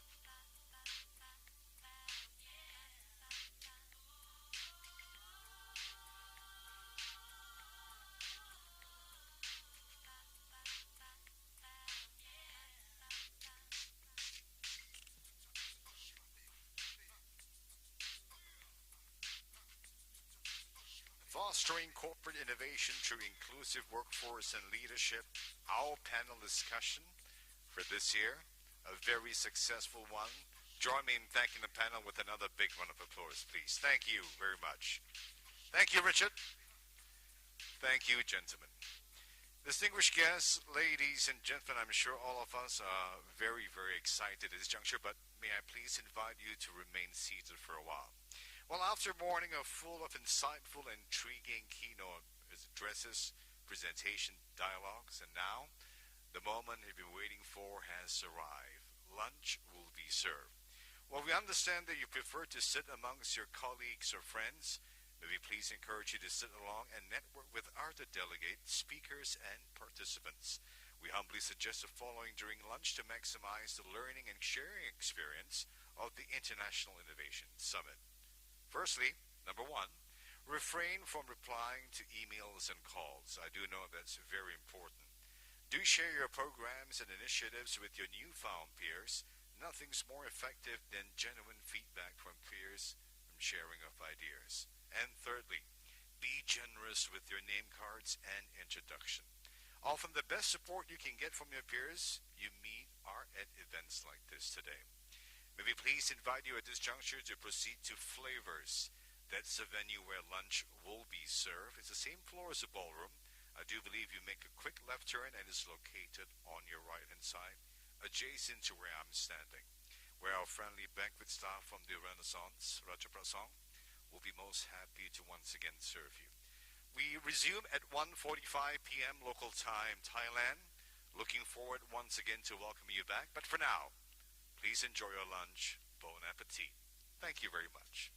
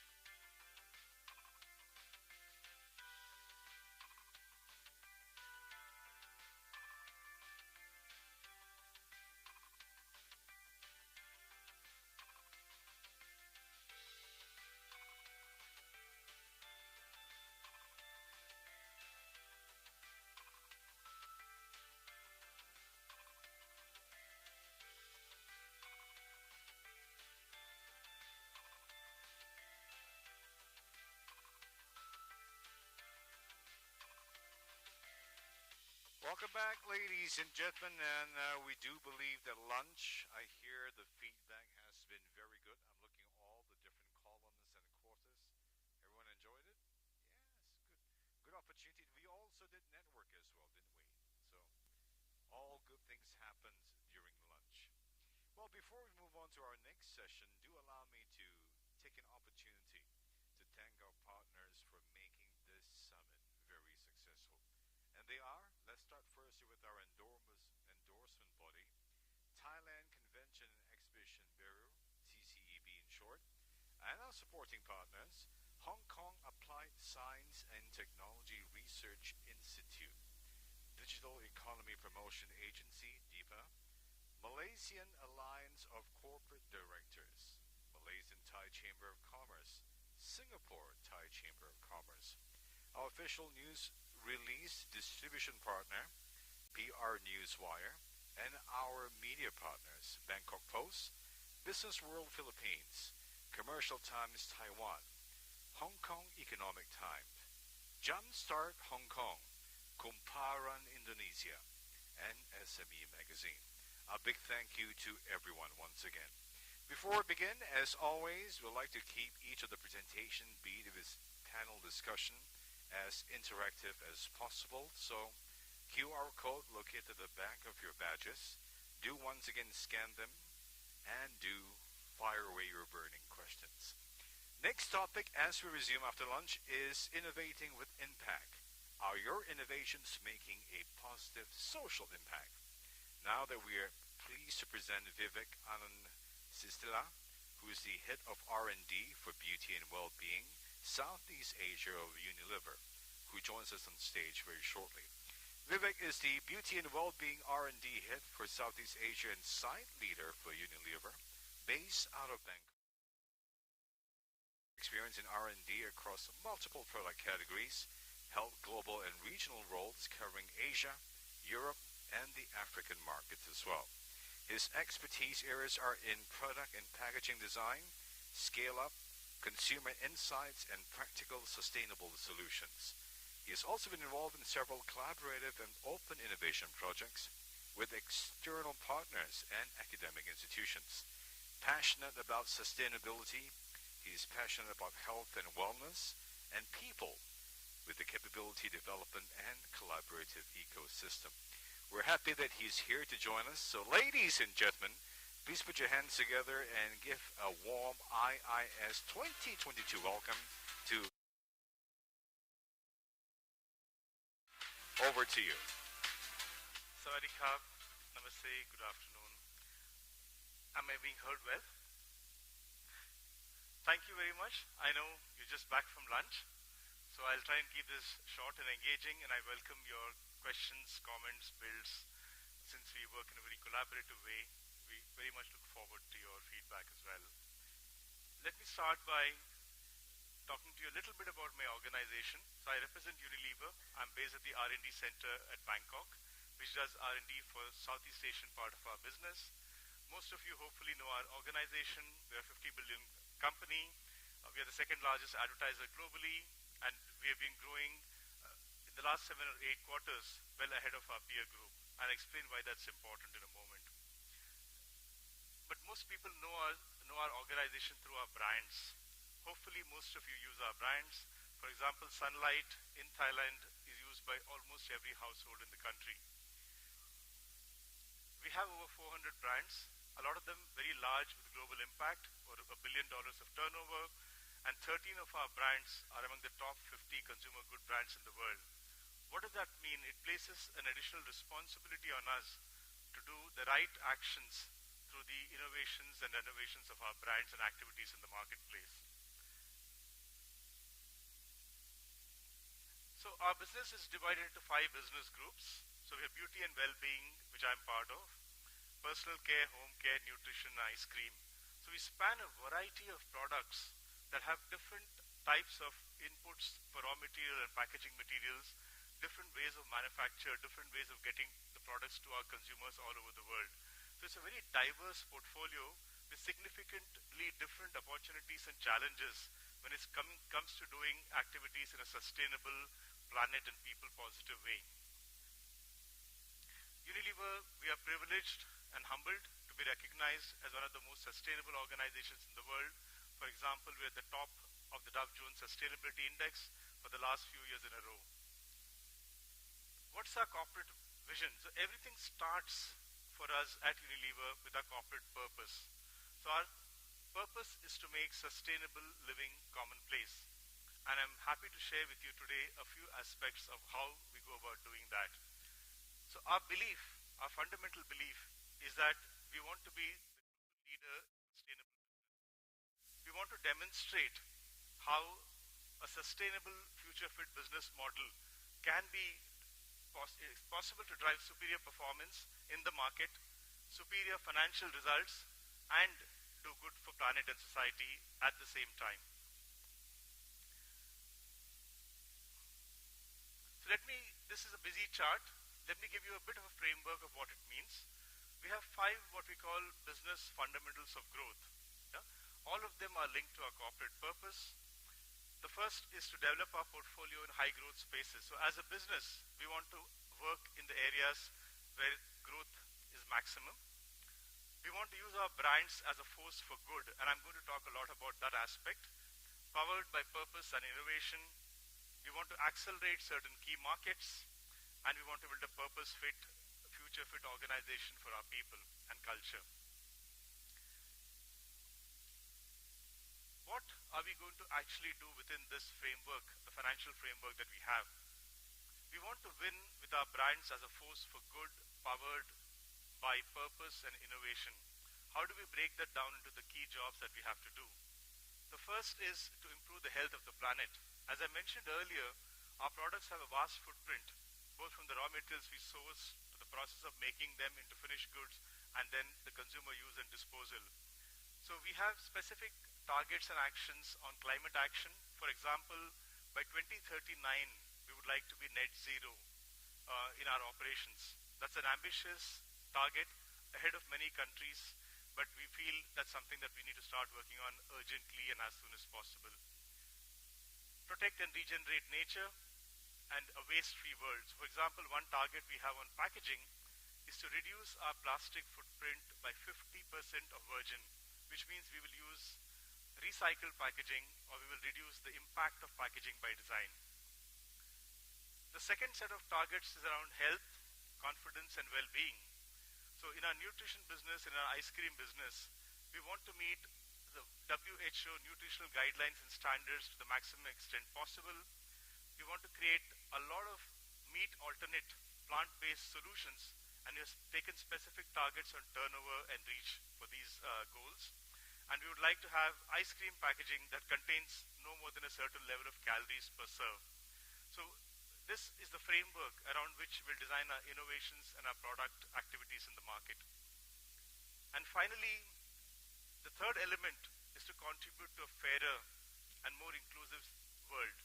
One example is we have said that we will collect and process more plastic than we put out into the environment.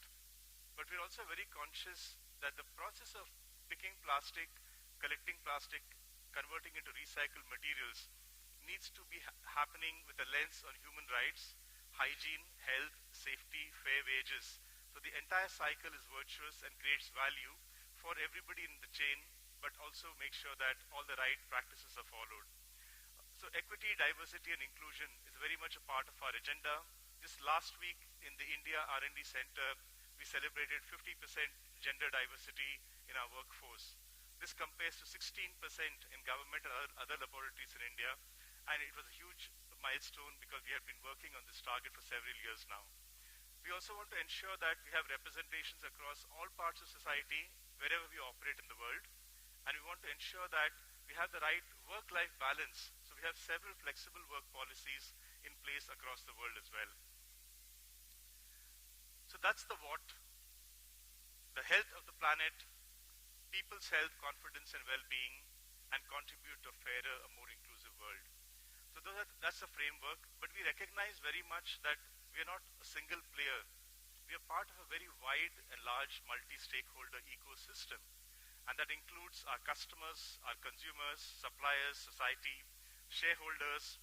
So there are different people who expect different things from us, but it's part of our role to collaborate, to participate, to influence, and to work together with our wider ecosystem, suppliers, partners, experts, institutions, research laboratories, governments, NGOs, to come to the right kind of framework that works for each particular country, each particular category that we operate in. So we very much operate in a multi-stakeholder model. So that's a bit about the company and what we are trying to do. And we have several partners who are helping us design the right corporate targets. For example, the Ellen MacArthur Fund. But let me now move to how we will approach this target. A quick summary of some of the recent achievements over the last few years. So we have reduced our GHG gases by 64%, reduced waste to landfill to zero in our sites, manufacturing sites, and we have helped 700 million people with health, well-being, and equity and inclusion over the last year.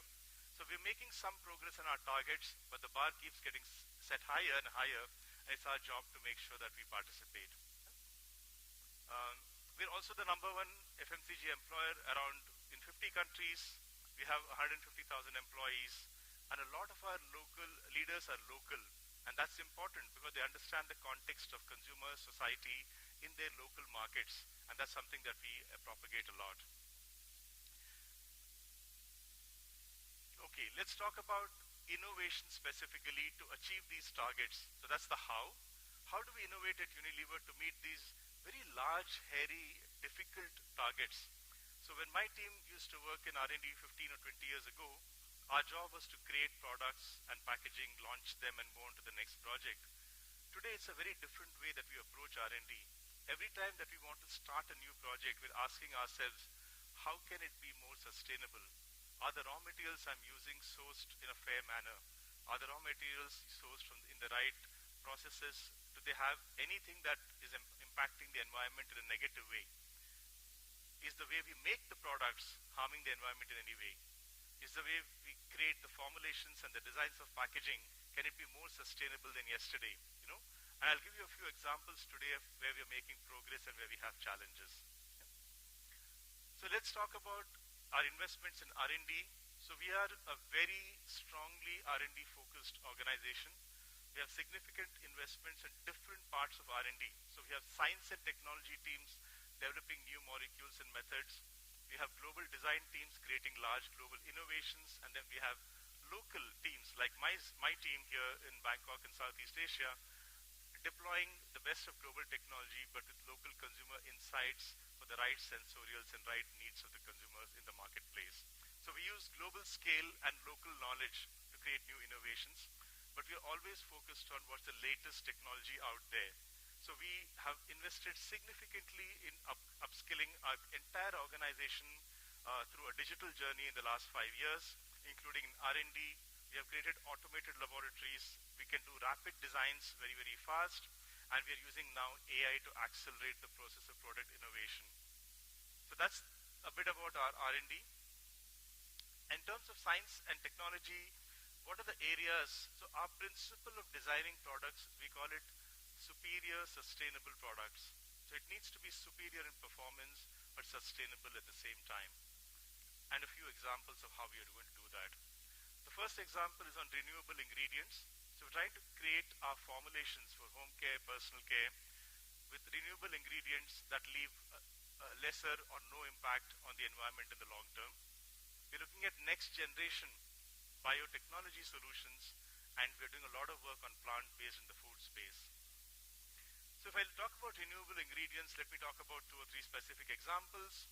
So biosurfactants is an area. So we work in home care, dishwash products.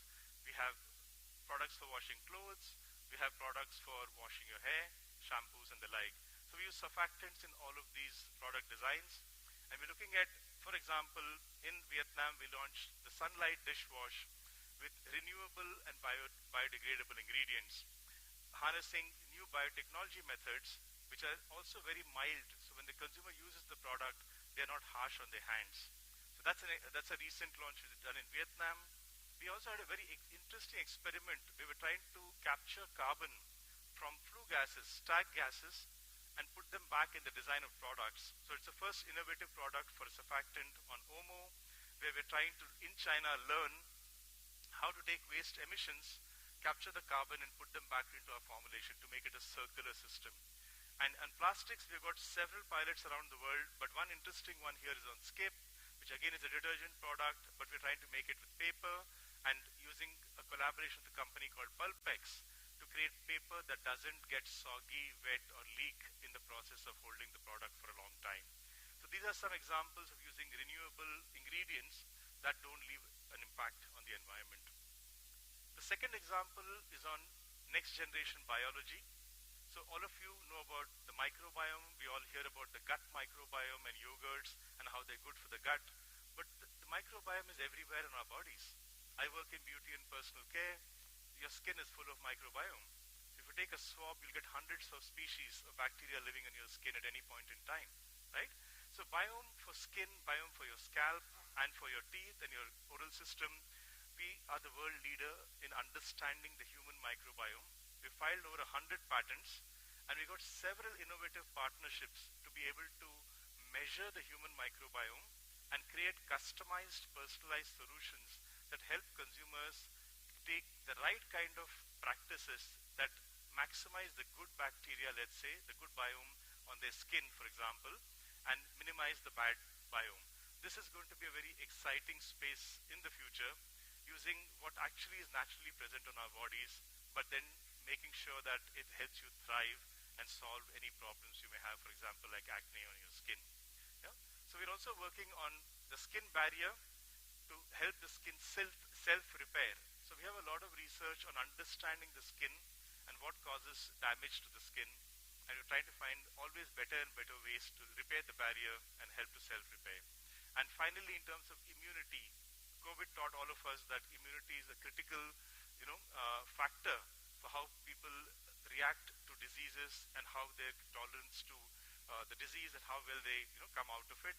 And building immune systems through our food systems is one approach, but we also have supplements, we have skincare products, and we have a significant business in hand wash, which we're seeing with all the new viruses around the world. Hand washing is still the best, simplest way to prevent a problem from multiplying. And the last bit I want to talk about is on plant-based. Of course, it's a very active field of research for several organizations. We have our own program in this area for dairy-free and vegan products. So we're creating mayonnaises, ice creams, several products that don't need dairy input or can be completely vegan. We also have meat alternatives. You might have heard of a brand called Vegetarian Butcher, which is doing very well in some parts of the world. We recently brought it to Southeast Asia as well. We're offering plant-based, nutritious, healthy, tasty alternates to meat. And we also have what we call green polymers, things that are bio-based polymers that can work to clean and work in our home and personal care products to provide both performance and less impact to the environment. So those are just some examples of the kind of science and technology and innovation we're doing in line with our corporate purpose and the goals that we have taken. But at the end of the day, we are a commercial organization. We do have to, as I mentioned at the very beginning, our job is to show that we can do business sustainably. We can provide employment, we can provide profits to our shareholders, and we can design products and services in a sustainable way. And part of that is to make sure that our innovation strategy and program is fully aligned to our corporate purpose. And we have chosen specific areas of high growth. So we have a multi-pronged strategy, building our core brands, focusing on high growth areas. But we are also doing a lot of consumer work and testing. So for example, we have doubled the amount of consumer testing we do around our product designs because consumer needs are changing a lot. So we need to be in tune with consumer trends and needs, at the same time develop a solution that's sustainable.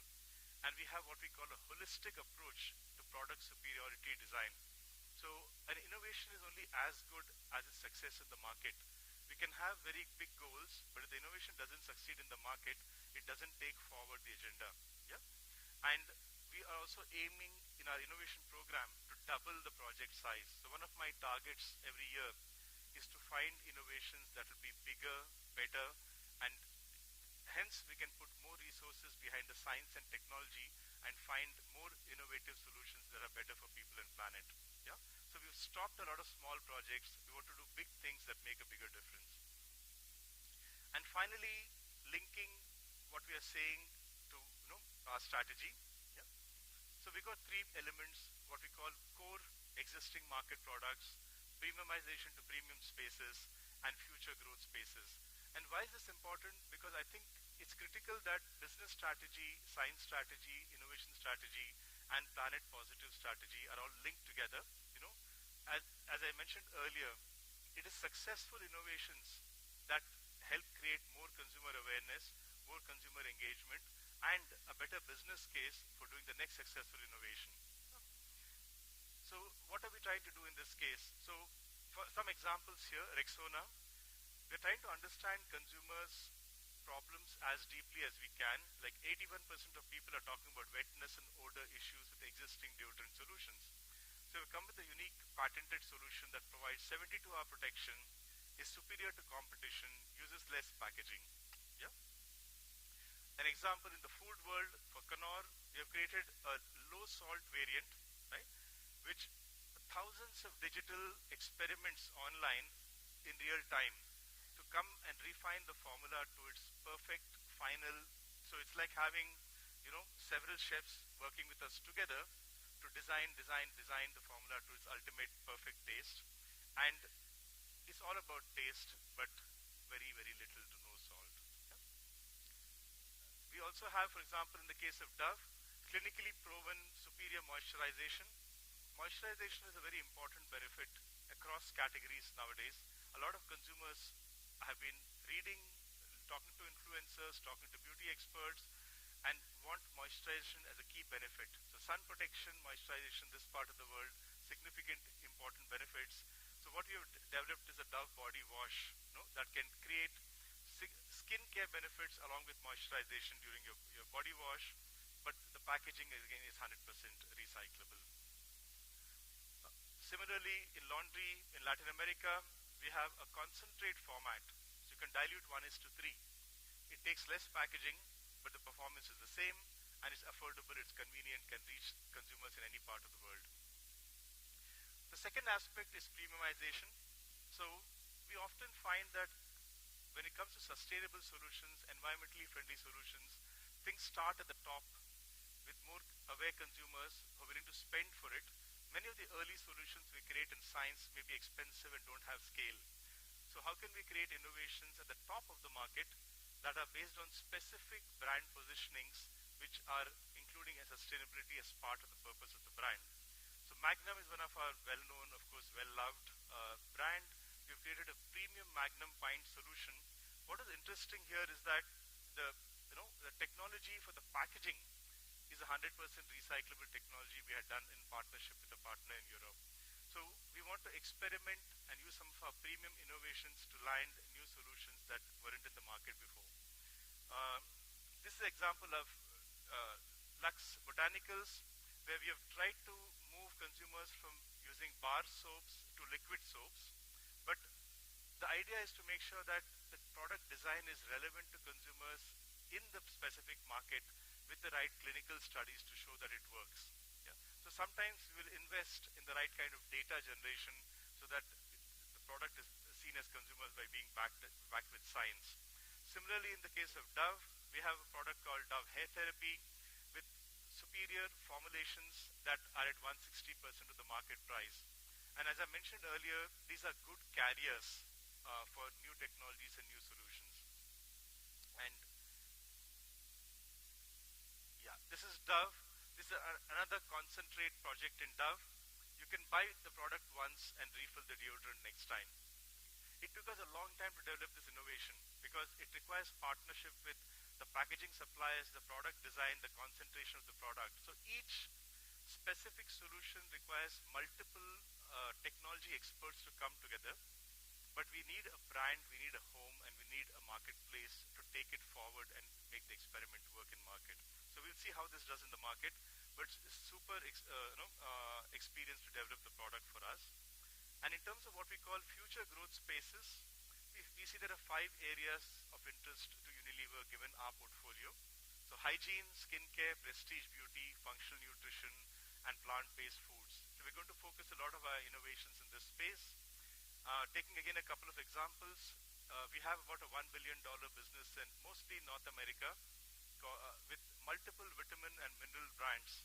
And what we want to do is take the right combination of vitamins and minerals and other functional ingredients to consumers in a clinically proven way, but also in a consumer-friendly format. So those of you who know this brand, Ollie, know that these are chewable gummies, and a lot of consumers love the textural experience of the gummy, but it allows them to consume their vitamins in the right way. Yeah. This is Hourglass. If you go to Sephora in Thailand, I think that's the only place you'll find this brand. Hourglass is a prestige makeup brand, and it's the first product where we could create a vegan alternative to carmine, which comes from beetles. So if you want to get that particular red color, you'll have to use carmine, which often comes from beetles. But this is a vegan option that we could do in Hourglass. But it's expensive. But because Hourglass is a premium brand, we can afford to start there. And over time, we hope to make it cheaper and bring it to other brands across our portfolio. Yeah? So this is a cruelty-free brand, no compromise on color, the same vibrant effect that you can get, but vegan. So in summary, the way we are approaching innovation to meet our purpose-led targets is to invest in R&D, not only in Unilever, but in the wider ecosystem. We have hundreds of thousands of partners bringing us technology and solutions. So our big thanks to everybody, because we do nothing on our own. Focus science and technology. So we're making sure that our R&D program is focused to business targets and sustainability targets. At the same time, we have transformed the way we do innovation and the portfolio that we are managing. And we want to deliver our company strategy through innovation, but a combination of working on the existing products, new innovations, and future growth spaces. Yeah. So that's pretty much what I wanted to share with you. Very much welcome your comments, builds, and questions. Thank you very much. Thank you very much, Vivek. Vivek, I'm just going to invite you to remain on stage for a few minutes, and here are some questions that have come through the app.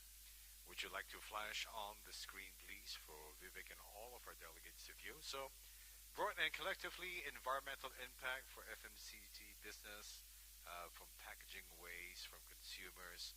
What can Unilever do to address this? Is going to be one. On social innovation at corporate with the intention to create social impact, but not being able to bring in the financial impact. Would there be a form for you to measure that as a success? And largest and well-known manufacturers of beauty care products, how would one handle recovery and disposal? Which once again brings us back to the first question. So, leave it to your good graces once again to which one would you want to answer first or address first. Thank you for the questions. I'm happy to take a stab at all of them quickly. How much time do I have overall? A couple of minutes would be fine, Vivek. Good, thank you. So, in terms of plastics, we have two important targets. The first is to reduce our plastic footprint, virgin plastic footprint, by 50%. We will do it in two ways. One way is indeed to use recycled plastic, but the second way is what we call our approach to plastic, which is less plastic, better plastic, and no plastic. So the better plastic part is using recycled plastic instead of virgin plastic. But the less plastic and no plastic program is focused on reducing our environmental impact directly by reducing plastic by design. So we want to reduce the total plastic by at least 15% from our current base that we have. And how are we doing that? Every time we create a new project, we're trying to see, can we use lighter plastic or less plastic or smaller size of packaging. I gave you a couple of examples, like the Dove deodorant. It's a concentrate small kit. You can reuse it next time, and you can put a refill in there. So refill systems are a big part of what we are thinking about. They can be refill at home or refill at a store. We have at least 15 to 20 pilots around the world for different types of refill models. The main thing to solve there is the business model. How do you make it work in a profitable, sustainable way? But we have several projects on less plastic, like the examples I showed you, where we're trying to cut the amount of plastic design at the time when we design. Yeah. So that's the answer to your first question, which is less plastic, no plastic by design. The second one on social innovation, as I mentioned, that we don't want to separate social impact from corporate impact or business results, which is pretty much the theme of my entire presentation, to say that social goals, sustainability goals, planet goals, and people goals have to be part of everything that we do, and which is why we start with our corporate purpose to make sustainable living commonplace, which means every activity has to look at all aspects before we move forward. And it's really a part of our DNA and culture over the last several years now. Yeah. And finally, in terms of very good question about how to invest, right? That's the million-dollar question. So when we look at our innovation portfolio, we have certain targets. So linked to our growth targets, we say how much innovation do we need, and we measure something called impactful innovation, right? So what's the business case for the innovation? How many of our projects are meeting the business case? And how many projects do we need to meet our total growth targets? As I mentioned at the end of my talk, we want to do less projects, but more impactful projects. And when you do less and more, the risk becomes higher. So in order to mitigate the risk, then we have several ways of agile consumer testing and in-field consumer testing and test market to try and minimize the risk from innovation. But there's nothing called innovation without risk. So we try and make sure that if we can hit 2 out of 3 innovations, we're doing super well. But even if we hit 1 out of 2, sometimes it's very good. Yeah? Are these additional questions? You can take a stab at it for a second. Okay, if I have a minute, then I'll quickly do that. Yeah. How do you allocate dollars across the opportunities? Yeah, exactly. So it's based on does the idea fit our strategic framework? So you saw in the last, I talked about 5 areas of strategy. If the idea fits our strategy, it's important to us to win in that space, then we will invest more. If the idea, so it's depending on what we feel is the financial impact and the sustainable impact. If we feel the impact is more, we invest more, in simplistic terms. But when we look at our total portfolio, we have a mix of how to support our existing market products, how to look at future growth spaces, and what we call seed projects or experiments that we will do. Some in the experimental space, the failure rate may be much higher. So we make sure that we have money on our existing business, potential future business, and all the experiments that we want to do. Yeah. Vivek, a big thank you once again for the clarification. May we please invite Richard Chang, our president, to join us on the stage to present Vivek with a token of our appreciation for gracing this event. Thank you very, very much for for the audience. Thank you very much.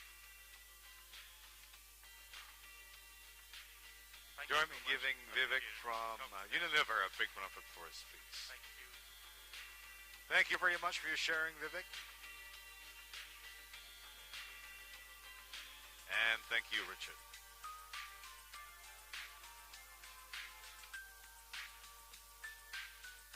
Thank you, gentlemen.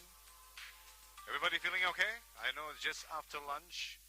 I'm here to make sure that everybody's energized. I think be energized, and also at the same time to also understand this very informatively. Well, our next session is number 6, Powering Up Digital Agenda in Times of Need, where the economic and societal implications of COVID-19 have significantly altered the way consumers and business leaders behave. Well, today, digital transformation is talked up as a major priority by business leaders, but many are unsuccessful in reaping the full benefits of their digital agenda. Well, what is a digitalization vision? What are the purpose of having these agenda and they are meant to serve? What can a company hope to achieve by going digital? Here is Mr. Patarapak Rangsrikitpoti, Head of Data Governance of Prudential Life Insurance, as he walks us through on how to power up a digital agenda. Pat, in for short, is an IT professional specializing in the governance and management of data and AI, along with the extensive exposure to both cybersecurity and data privacy areas. He's also highly experienced in software development and quality assurance and has amassed almost 10 years of working experience in development of state-of-the-art security intelligence platform at IBM QRadar in Canada. Join me in giving Pat a big warm welcome, please. Good afternoon, Pat. Thank you for joining us.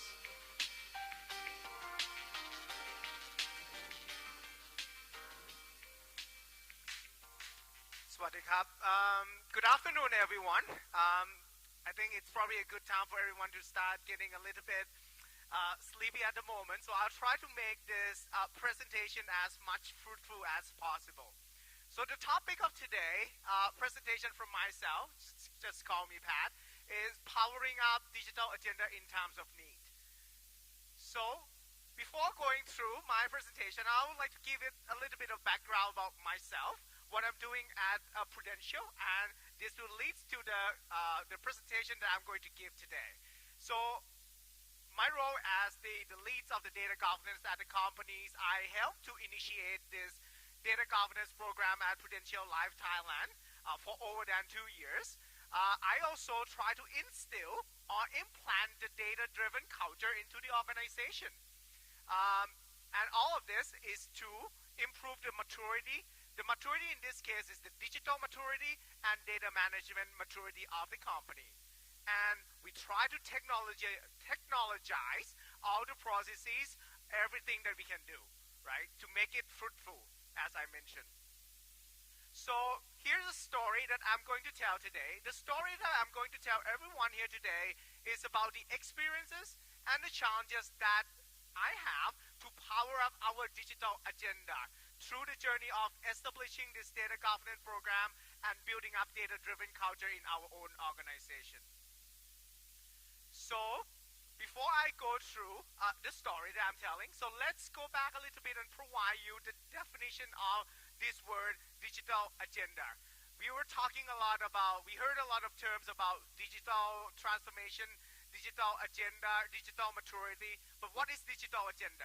So according to the definition from this website, joanlingfeld.com, digital agenda is the measures that is required to plan or to plan for a systematic approach to shape the digital transformation of a particular system. So digital agenda is the measure that help the organization toward this digital transformation journey. And here is the link between digital agenda, digital transformation, and the data governance, the work that I'm doing at Prudential and the experience I'm going to share today. So the first thing that we do when we want to power up our digital agenda is to, first and foremost, is to go back and start taking control of your data and removing any obstacle that prevent our organization from utilizing those data. Because data, as you know, people are talking about data as a new oil, but for us, we consider data as the new assets of the company. And with the assets, we need to take control of that. So in order to take control of that, we need to have a collection of practices, of processes, and processes to ensure that we have a formal management of those data assets in our own organizations. And everything about that I talk about is data governance in a nutshell. I'm pretty sure, I believe that all the organizations that we have here, all the organizations that we are participating, do have data governance as some sort. But we do manage data. Even an organization or a company with just only one person do manage data in some sense. But we just need to formalize it, just to make sure we put the structure around it, make sure that we can use them. So, before going through the journey, we need to know about the benefits. And what is the benefit of doing this digital transformation, digital agenda, and data governance? So the benefit of that, what we want to achieve is that we want to have a better data, right? So we need to have a better data. What is the better data in this sense? The better data in this sense is the cleaner, the leaner data. Why do we need those leaner and cleaner data? Is that because better data will lead us to the better analytics. With better analytics, we can achieve better business results, better business decision making, and better marketing position, right? So in order to do that, in order to have that better data, we need to first improve the data quality. And this is the center of our data governance program at the company, is to improve the data quality, because that is something that is tangible. That is something that we can sell into the business. So improve the data quality, improve the data security and comply with PDPA. Today we heard about PDPA from our panelists, right? And data security is the center of everything. So how do we make sure that our data is secure and it's used according to the compliance to the regulation that we have in the country? We need to ensure that the data is used properly, and this is something that we find that is not really consistent in multiple organizations. How do we make sure that it is consistent? That people who really use the data really need to use the data. Who have access to those data is the person who really need to. We have to minimize the access to those data, and data governance can provide you that. And last but not least, and this is something that is quite often overlooked, it's about improve the clarity and the consistency of data. What do we want to have? We were talking a lot about single source of truth of data, but we can have a single source of truth for metadata or the definition of data too. Oftentimes that you have in your organization, different teams talk different definition of the same terms. How do we make sure that it is consistent? Because those terms will be used in the business reports, will be used in the report in the dashboard. How do we make sure that those are the definition of those terms are consistent? Because that is something that will help us out to achieve the benefit of having our data platform. So here is our playbook.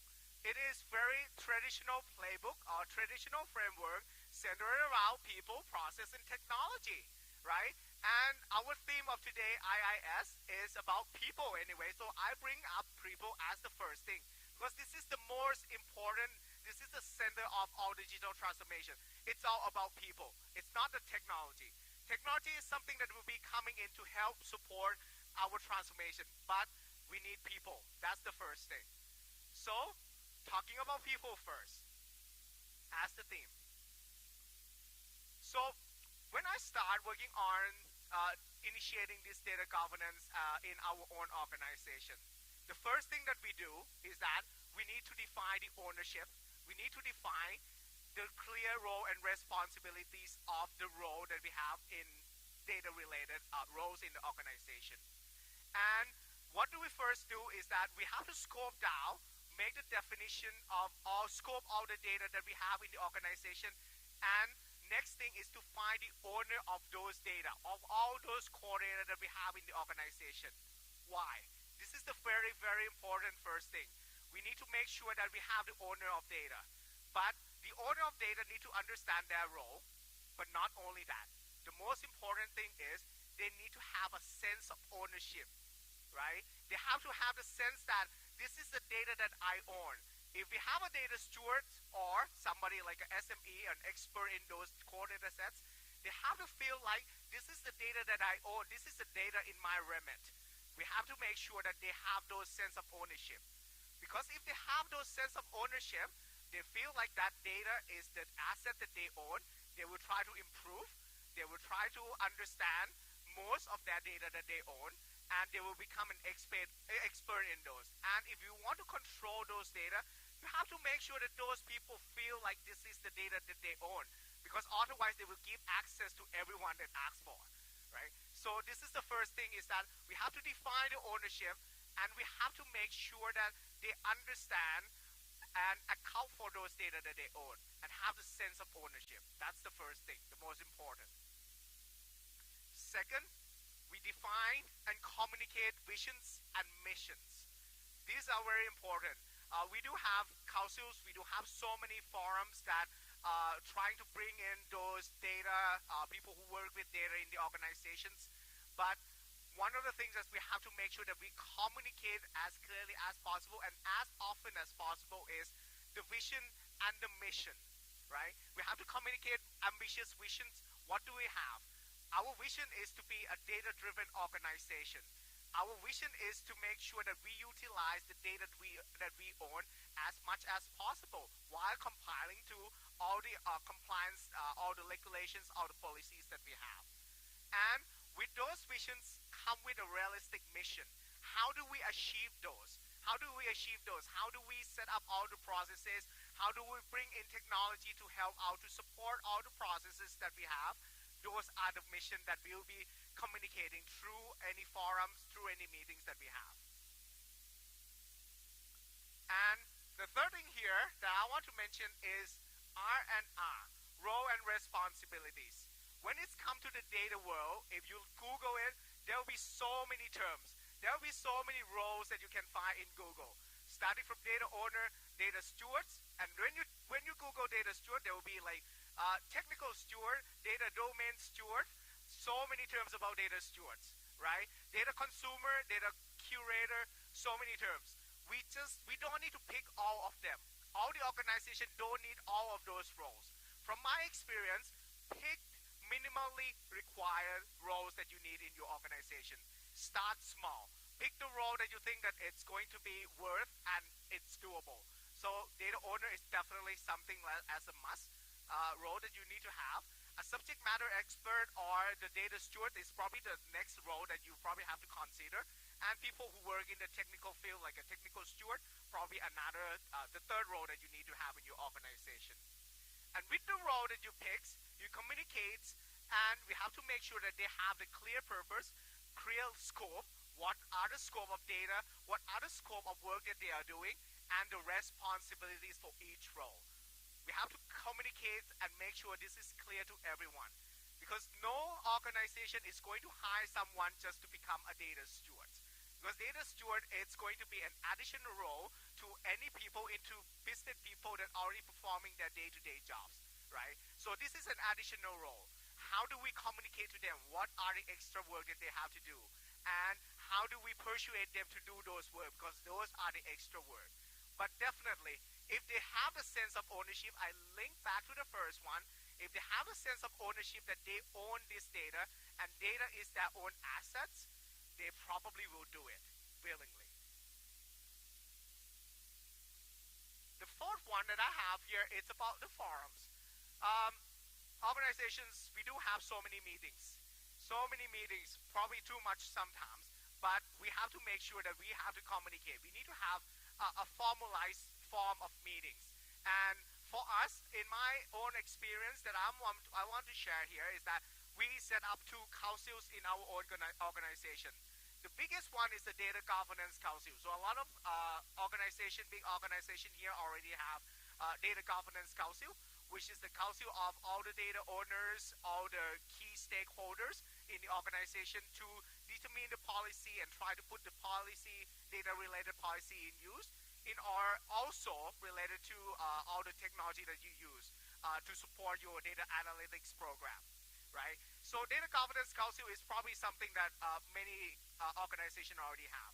The other one that we also established is the Data Stewardship Council. So the Data Stewardship Council is the council or the forum that bring in people who are working closer to the data itself. It's a council where we will be sharing all the best practices from each department, from each business department. How do you manage the data? How do you use the data for analytics? How do you cleanse the data? What is the pain points in using your own data, right? And then share those practices together. So those are the councils that we set up. And with these councils, every time we want to make sure that it's efficient. As I mentioned, we have so many meetings. So how do we make sure that this one will not be just the meeting that we have? So we have to make sure that we have a roadmap. We communicated the progress that we made toward the roadmap. How is it? If there is any adjustment, just report that so everyone is on the same page. Again, we want to make sure everyone will will be aligned. And improvements. This is something that is really encouraging. We do have this meeting every 3 months. In every 3 months, we have to find something. We have to make sure that we are advertising that we have some improvement. So make sure that we communicate those improvements, although it's small, but do communicate those improvements because that's really encouraging. Risks and issues, that's pretty much like basic thing that you have to report in any council meeting. Report any risk, any issue that we found over the past 3 months, and how to mitigate them. And support, definitely. Make sure that you mention in your forums that this is the support that you require from everyone. Again, as a data governance, we have to make sure that all the support that are required are communicated clearly. Cultures. Talking about digital transformation, in order for us to move to to transform our organization to be a digital organization, the most important thing is about cultures. And with cultures, first thing it's about mindsets. And this is oftentimes, I found that this is something that is really difficult, how to change mindsets. And there are so many books in this world that talk about how to change people's mindsets. But for me, the first trick is to make sure that you are sincere and try to communicate as much as possible. If we believe that doing this data management is going to be beneficial, if we believe in that, we clearly communicate that that will be helping out, that can help to change the mindset of people. So we have to make sure that we change the mindset of people to make sure that they are going to be aware and understand the importance of governance, understand the importance of data security and data privacy, and respect security and privacy in the organization. We have to make sure that this is part of the communication that you create in order to make sure that everyone in the organization is aware. Data-driven culture. What is data-driven culture? The data-driven culture is basically the culture where people understand the data in your organization and try to utilize that as much as possible, right? So in order to implement or instill this data-driven culture, we have to make sure that we articulate the relationship between data and business operations. Because the data itself can be something that is really boring, it's in the database, right? But if you can make a relationship, if you can articulate those relationships between the data that you have in the database with the business cases through any example, share it and communicate it, that will make it fruitful. That will make people feel like, I understand that having data is beneficial to us. And how do we make, we can create even a campaign, a hackathon or something to increase those data people to think about how to make this data-driven culture into the organization. So the last two topics related to people that I want to share today will be related to the challenges that I found. So you can see this cat.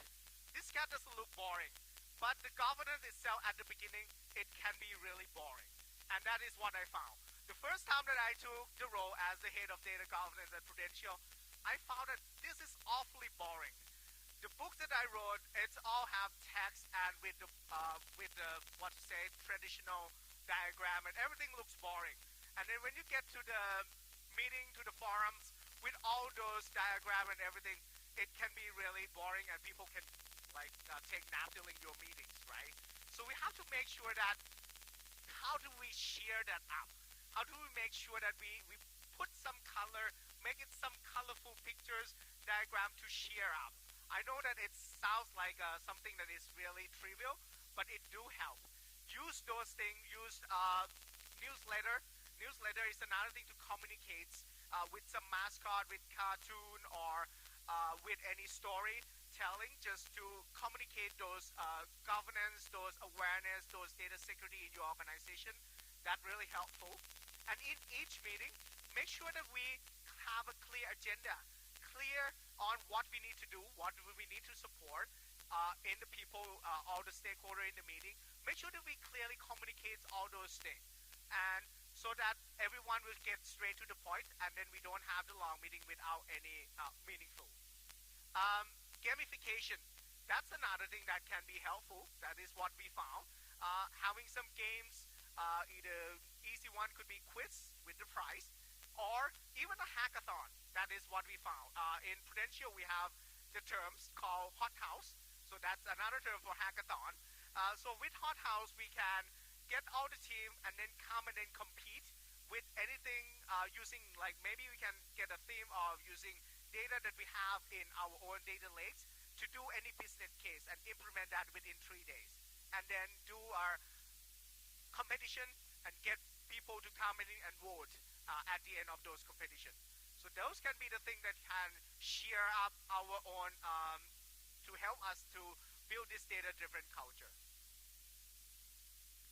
Second thing, a lot of people that I talk to is thinking that data governance can be a burden. Is it really a burden? Is it really something that will delay our process? Is it going to be something that is really delaying our own production? That is a lot of people were asking when we put a lot of process. Because data governance in general is about processes, right? That we have to implement and make sure that everyone follow.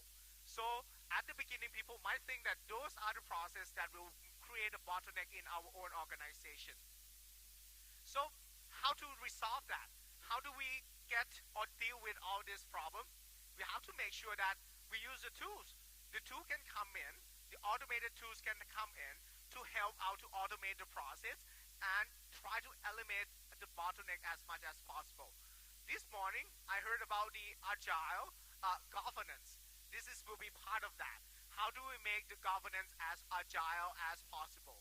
So using the tool to automate questionnaires, anything that can be helped out, we can use that to help to make sure that all the processes that we set up or we have in place will be going through as quickly as possible. Not only that, we have to always observe the process that we have and then get the feedback loop and observe if there's any bottleneck in that and keep improving. And last but not least, since I mentioned people always think that data governance or governance as some sort is always a bottleneck or is a burden. So what do we need to do? Communicate, communicate, and communicate. Those are the three things. Keep communicating, keep talking, keep telling everyone the benefits of that. And then one day they will understand. I myself took more than 1.5 years to communicate for people in the organization to understand all these processes.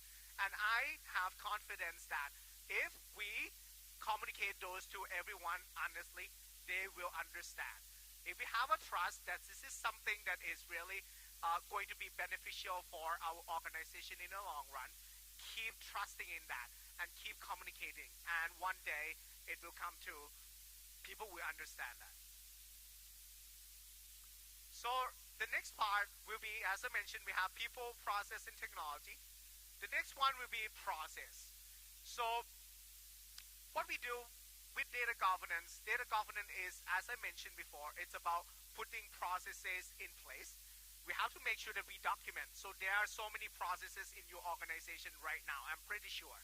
But how do we make sure that all of them are in place, document them, right? So we can create like a life cycle of data and then put all the processes to match and align with those each life cycle of your data. We have to define all the criteria in each processes.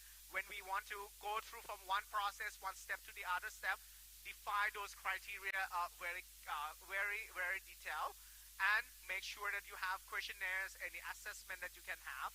And all of this can be set up into a process catalog. That is something that we do as well, just to create a process catalogs of all the process that you have in place. And if you do that, make sure that you do a survey just to make sure that all the processes that you have in the organization, whether currently is in use, whether it is already obsolete, or whether it is in use but nobody uses them. And oftentimes you will find that a lot of processes are already in use but nobody really uses them. And the next question would be, how do you enforce them? How do you get people to use them? Inventories. And this would be something that I found that it's really interesting. It can be really boring at the beginning again, but when we do a process inventory, you will find that, as I mentioned, there are some processes that are already in use but nobody really uses, or some of them can be really obsolete. We can get, when we do a process inventory, you are going to empower yourself, you are going to empower your data owner to control the access right, to control the process that you have in the organization, and you can observe any gaps that you might see if any existing processes are not in use.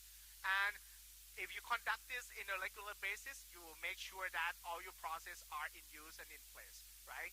Not only the process that you have, you can do the process inventories, you can do a system user access inventories. I'm pretty sure that a lot of organizations do like line manager reviews, where line managers will review all the access that your team members have, right? But oftentimes, again, we found that when you do those line manager review, the line manager will just say yes to everything. But when we go to another review, like an in-depth review, and ask each manager to provide a justification on why your team member need to have access to this system, they will think twice. They will think more when they try to put the justification. And oftentimes, they can't put justification, and they will report that those persons don't need to have access to the system. And what we can do, we can remove those access, we can gain back the license, we can reduce the cost. This is something that we can get from doing data governance that really not really something that you can find at the beginning. You can reduce the license cost. And from our own experience, we can actually reduce more than 10% of those users, those licensed users, by doing this. Just ask the line manager to put in the justification on each of their team members. Why do they need to have access? Why do they need to use this system? Maturity assessment.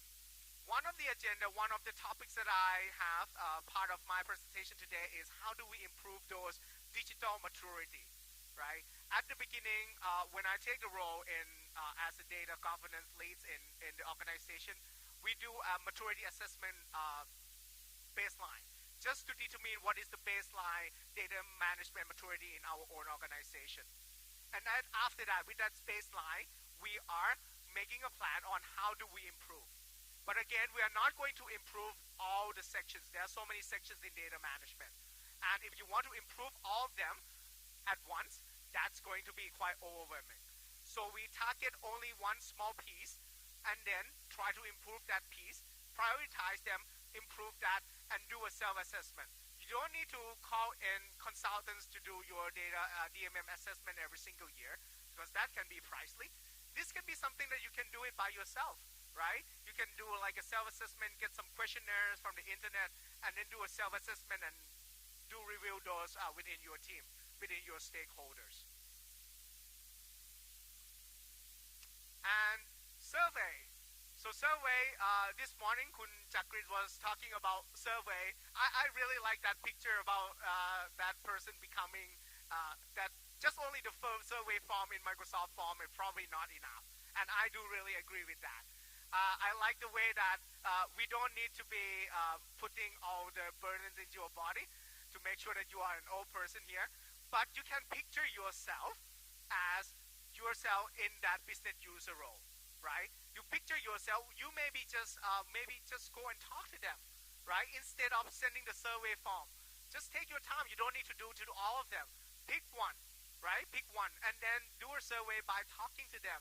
Ask them, how do you feel about all these processes that we have in place? And then do take notes, right? So you will get a better feedback than just only the Microsoft forms, I believe. Last is about technology. And this is the last piece that we have. We do actually invest quite a lot of money in getting all those data-related technology in the organization, from data lakes, from all those fancy database, Couchbase, Snowflake, and everything in our own organization.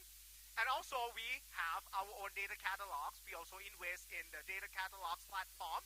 So in this, for a data catalog platform for us, it's going to help us establish the single source of metadata. We do talk a lot about the single source of truth for the data itself, but single source of truth for metadata is important as well. It's going to create a common language for all the people, whether working in the data or working in the business, that they will have all common language that they talk together and communicate clearly. And with this data catalog, when I just say that not just data catalog, because we just don't want to use data catalog only for data. We can do a fancy thing with that. We do have it, put the process catalog, process inventory in this data catalog platform. We use the application catalog, all the web application, all the system that you have, you can put it in the data catalog as well and create a system landscape in there. You can use it as a project register. Because right now, when you conduct any projects, any campaigns, it uses data. Why don't we just put everything into one platform? And last but not least, this is the new the new territory that we are exploring right now is to do an AI register in the data catalog platform as well. So because AI model, machine learning model, everything use data. If we can govern and if we can control those AI and machine learning model, that will be really helpful to govern the use of the model. And data qualities, there's probably another tools that a lot of organizations already use. Do use them. And this is the center. This is something that we can sell the benefit of the data management to the business user. I understand that my time is already out. So I would like to end my presentation with this term, wabi-sabi. I myself is a Buddhism, and I also practice Zen. And I really like this definition of wabi-sabi, which means embrace imperfection, start small, and grow. We can't aim for perfection. Please start and understand that it can be imperfect, but let's get things started right now, even though it's not perfect. Thank you very much. Thank you, Pat. Quick check if there's questions from the floor for Pat. Well, the wabi-sabi one was really good. Amazing. Do you have any questions from the app? Double checking, triple checking. No, so far so good. With that being said, can we please invite Richard Chang to join us on stage to present a token of our appreciation to Pat once again for his sharing today. Thank you, Pat, for gracing our event. And thank you once again for exponentially sharing all the important tools to us. Let's give him another big round of applause, please. Thank you.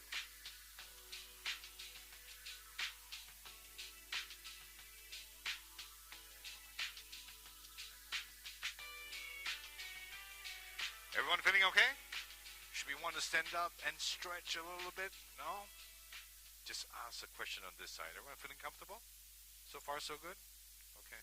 On this side, so far, so good? It is post-pandemic. Now we all can have a great time. We've got a special treat for you. I have to inform you at 3:20 p.m. is where we have the final sprint. One more panel discussion, which will be moderated by Touchable. But for now, I have a surprise for you. Coffee break. Let us enjoy a bit more coffee and tea and some refreshments served outside. We begin at 3:20, and with your good graces, with your support and enthusiasm, we'd like to resume on time or commence on time.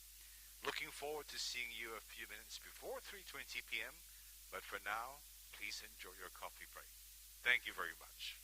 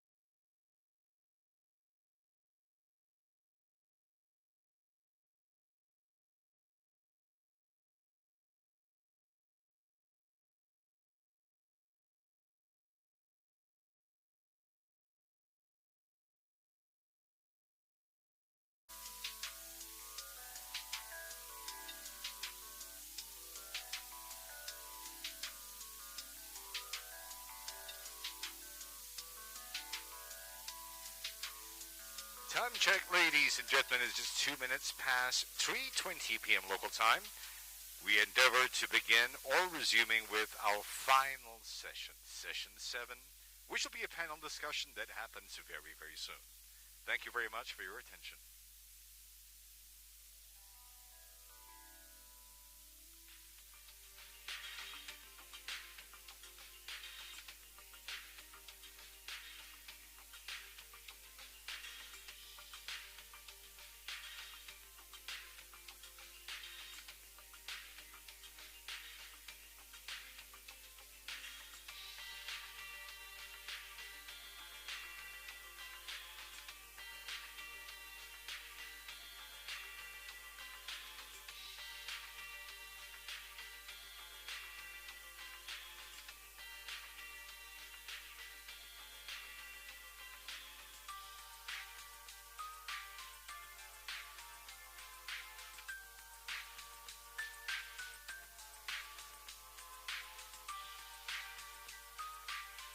Welcome back, distinguished guests, ladies and gentlemen. This is the final sprint.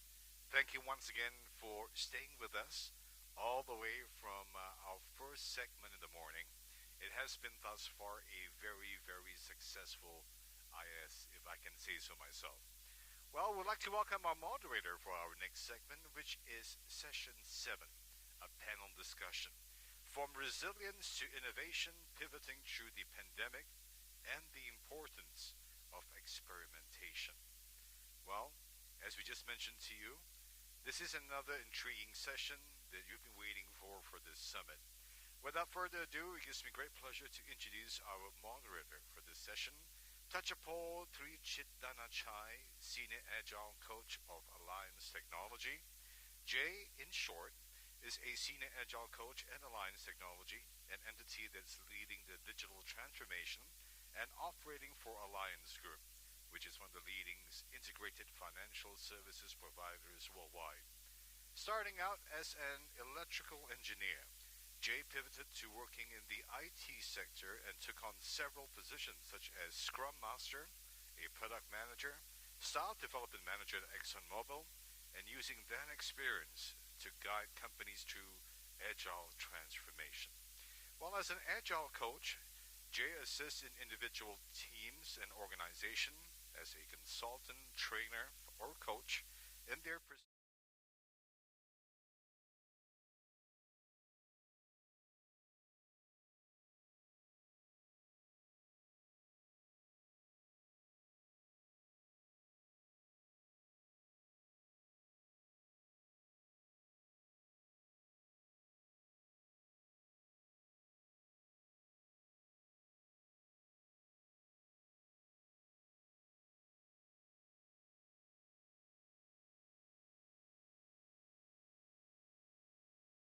of Export-Import Bank of Thailand, and Colin Jin, Deloitte Asia Pacific Audit and Assurance Innovation, leading partner of Deloitte and Touche. Would you please join me in giving our panel a big one welcome, please? Ladies and gentlemen, come right up. Thank you so much.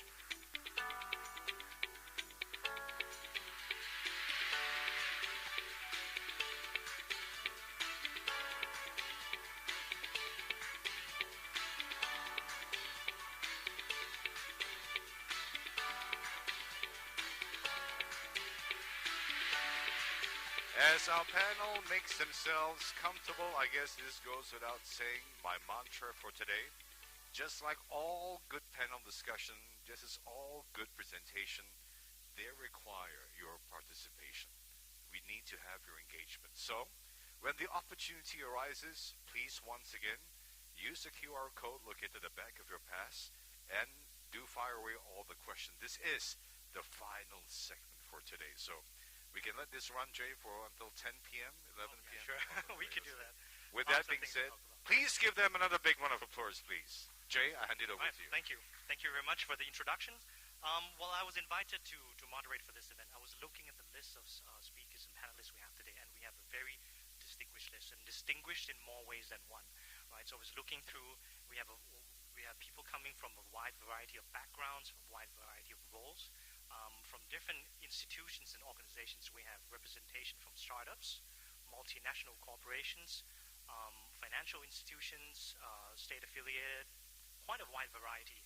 I'll be interested to see at the end of this 40-minute session whether we can pick out actually some common patterns, right? Patterns or unique traits that each of these individuals will present to us here today.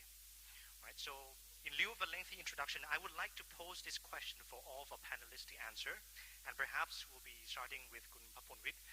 So looking back on the past few years of the pandemic until now, and this is combined with the multiple globally disruptive events that have transpired, such as the Great Resignation, geopolitical conflicts, what would you say was the biggest change in your organization's approach to innovation, and why? Right, thank you. So I'm from a startup side of things. So for us, innovation has to be integrated with our company. The things that change over the time of COVID is how we use data more into improving our innovation process. So as a startup, we start with zero process at all, right? And over time, we continue to build more process to make innovation becomes more systematic, rather than just trying to try new things and see what works and not, just spray and pray, right? So over the time, we have implemented our pipelines in, we call it more of a innovation pipelines, but particularly what we focus on is how we use data to guide our innovation process. So we spend a lot of times in implementing our data platform into our business, so that when we do any certain things, we always think beforehand what we're going to measure, what we think is going to improve, and then we continue experimenting. Thank you. Moving on next, Colin. Yeah, so the COVID really brought a lot of challenges for a organization such as Deloitte, because we are pretty international, and to work with our community and clients alliances to tackle with the emerging difficulties. And I think the pandemic make us become digital as unexpected as before. And so we made a significant investment to help our people, our team, and also our platform to evolve very fast, which is, although the pandemic is a negative to the whole world, but I have to say it's been a pretty positive factor to push most of the organizations to go online, to go digital, much faster than before. And on the other hand, I think because of the economy impact by pandemic, all organizations will face stringent of budget to make those things happen. So we need to make our investment very smart and to the areas of the most urgent business demands. So need to take some balance. Yeah, thank you. Okay, thank you, Dr. Rat. Maybe I am the only one who come from the public sector. Anybody here know about Exim Bank? Raise the hand. Have you heard about Exim Bank before? Okay, we are the fourth child of Ministry of Finance. And once you are thinking about the public officer, it's like the opposite words of innovation, right? We are bureaucrats. We think like the dinosaur. So if you ask me 5 years ago, when you say the government sector needs to be more innovative, it's almost impossible. But once the COVID-19 hit us badly, so at the head office in front of Pahon Yotin Road, we have the Exim building, the big white building opposite the Kasikorn Bank. We have around 900 employees working in that building. And by the second week of COVID, from 900, we have just only 300 left in the building because of the red code from the government. So how can we maintain our productivity with only 1/3 of the employee working in that building? That innovation is not optional anymore, it's compulsory. So by 2 weeks, we have to come up with a new scheme of working system. So it's like the curse for me when I become the president, the youngest president of the Ministry of Finance. I came with the minus 1.4 billion in my portfolio. 1.4 billion baht minus, the red minus. By second week of the time I worked at the Exim building, the COVID hit me. So you plus minus 1.4 billion with the COVID incidents. But by 10 months after the COVID, I turned around from minus 1.4 to the profit of 1.5 billion. And I became the CEO of the year. So if you ask me, it's not optional, it's compulsory. But the disruption made us to change our way of thinking, to change our way of life. And right now, when the people from the government side ask to come back, at the Exim building, we still have half of the employee in that building. We never go back to the 900 employee working in the same system anymore. We have only 500. And right now, we're still the only one government agency who works just only half of the employee. The other half work at home. Thank you, Jay. Thank you so much. Lena, last but not least. Thank you so much. Hello, everybody. It's really a pleasure to be here. And maybe also let me start as well with a short introduction of Roche, because maybe not everybody knows about it. So the topic of innovation is absolutely not new to Roche. This is really what we do every day. And this is since the last 125 years. So we very recently celebrated our anniversary. Roche is the largest biotech company worldwide, and we're the leader in vitro diagnostics as well. We have a very strong footprint in both pharmaceuticals and diagnostics. And I think the fact that we really value and invest in innovation has been proven by the fact that we invest 13.7 billion annually. So these are the numbers from last year, which is more than 20% of sales in innovation into R&D spending. And of course, all of this innovation results in absolute meaningful difference. So very innovative medicines to society. We have 32 medicines that are included in the essential list of medicines. And so basically what happened is that the pandemic was nothing new for us in the sense of having to innovate. And I think the culture of Roche from the very beginning helped with the fact that the company managed to react very quickly to the pandemic. We were the first company that brought the consumer testing of COVID that was approved by FDA in the US. And through that, we have been really trying throughout the pandemic to establish ourselves as very sustainable partners to basically to the hospitals, to the public sector, and to work with everybody to minimize the impact of the pandemic as well. Maybe some of the things that I observed that have been changing as well during the time of pandemic has been even the stronger focus and kind of from a cultural perspective to go into a more of a decentralized way and to make sure that the people that are working with the customers really take the decisions, most of the decisions, and that they also can decide on what is a priority to be handled from an organizational point of view. So let me maybe then hand it over to the next question. Thank you. Okay, thank you. So we do see here a difference in the way the approach is actually, because the companies that you are in actually is positioned quite differently. We see companies which are well positioned already agile, already embracing innovation. We see companies which react to this, but definitely came out in a good way. And we see perhaps maybe Agnos Health is a startup that is born during COVID, so to say. So very interesting perspectives to see. So I want to look forward a little bit, right? So the ramifications of the events of the pandemic, the Great Resignation, and so on is still impacting us today. They're not gone, right? So remote working, virtual hybrid working is still here to stay. Talent wars, right? Which still companies are trying to find the best talent for their companies, and as well as signs of potential global recessions moving on to 2023 and forward.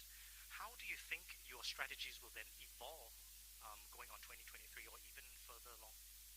Perhaps we can start with Lina. Now we're going to go the opposite way. Sure.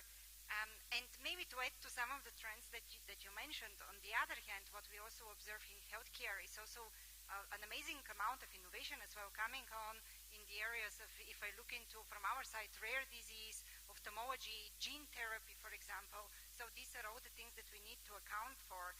And clearly we do see that there are challenges from as well, maybe budget perspective as well, from a government point of view, in making sure that so this kind of pandemic efforts are clearly being noticeable and seen. But we also see that from a societal perspective and from a long-term perspective, we also see kind of the trends of aging population that also need to be handled properly. So I think we have a combination of factors coming together which make it very imperative to have the focus on more curative and preventable healthcare. So, and this is also the direction that we are taking and that we believe in.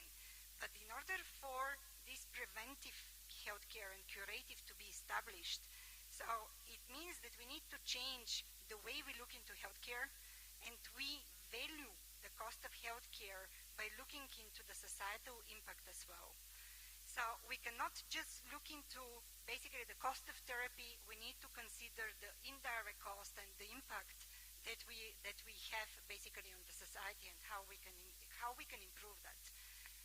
To give you an example, maybe of some of the changes that we are seeing and that we are doing very concretely. In Thailand, one of the initiatives that we implemented was with the National Cancer Institute related to providing cancer therapy at home. And the reason for that is we see definitely a trend of healthcare moving more and more to the communities, more and more to the patients' homes. And I think by moving the healthcare closer to the patients, it's kind of a tactic to prevent as well an impact of a potential future pandemic. So if it makes sure that people don't need to go to the hospital that often, and it releases capacities basically from the hospitals as well.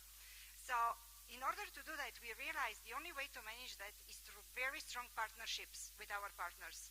So companies separately cannot make a change. So we really need to work together and to kind of establish the changes that are necessary so that we are prepared for the future of healthcare and for the society. Thank you.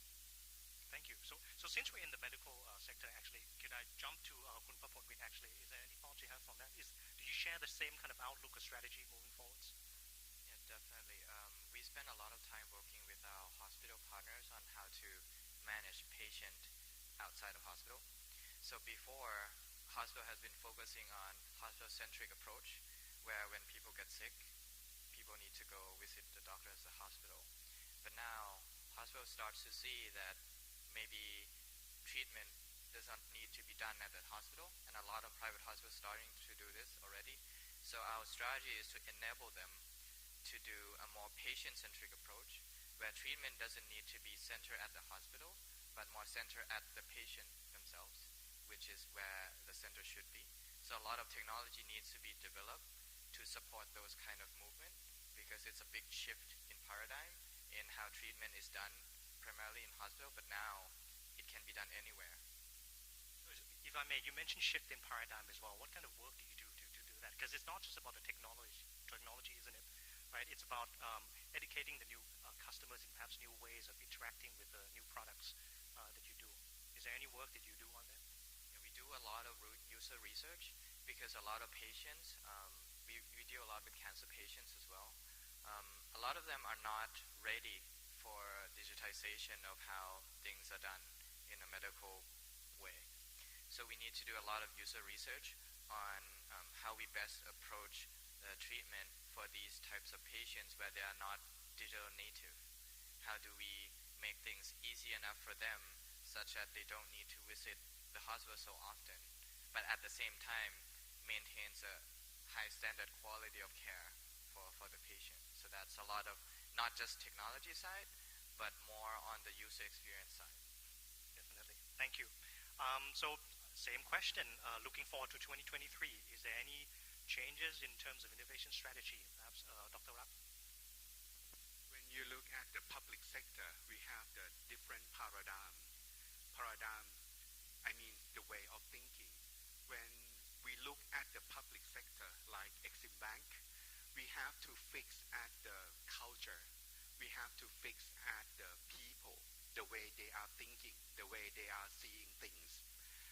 The first day that 25 years old graduates come to my office, he or she were injected with the fear syndrome into their blood system.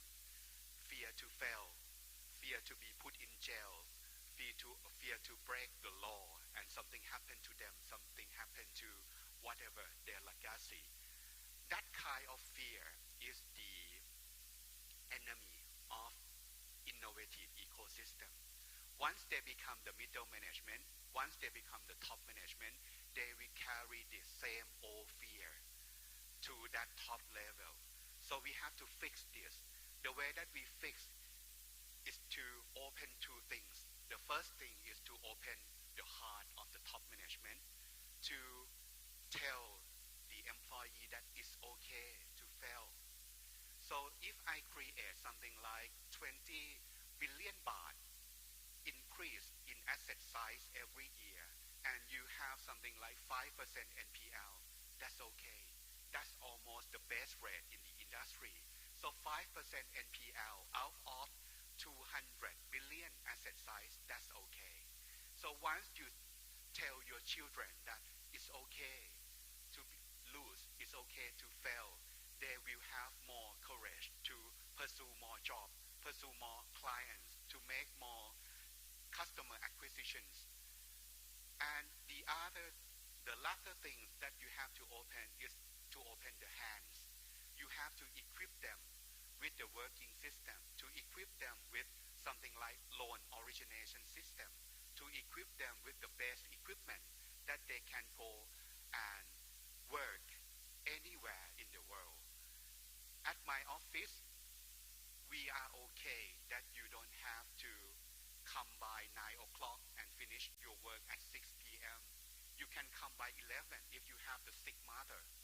You can okay to pick up your son at 3 p.m., send your son at school, and then come back to work at 5 p.m. That's okay. The first week that I came to my office, I destroyed the punch card. So 9 to 5 working system don't work for Exim anymore. So we have no limitation about 9 to 5 working system. So that kind of thing we say to our employee that it's okay to fail, it's okay to be innovative, and it's okay to make the progress. And that kind of thing we create the new whole level of ecosystem in the public office.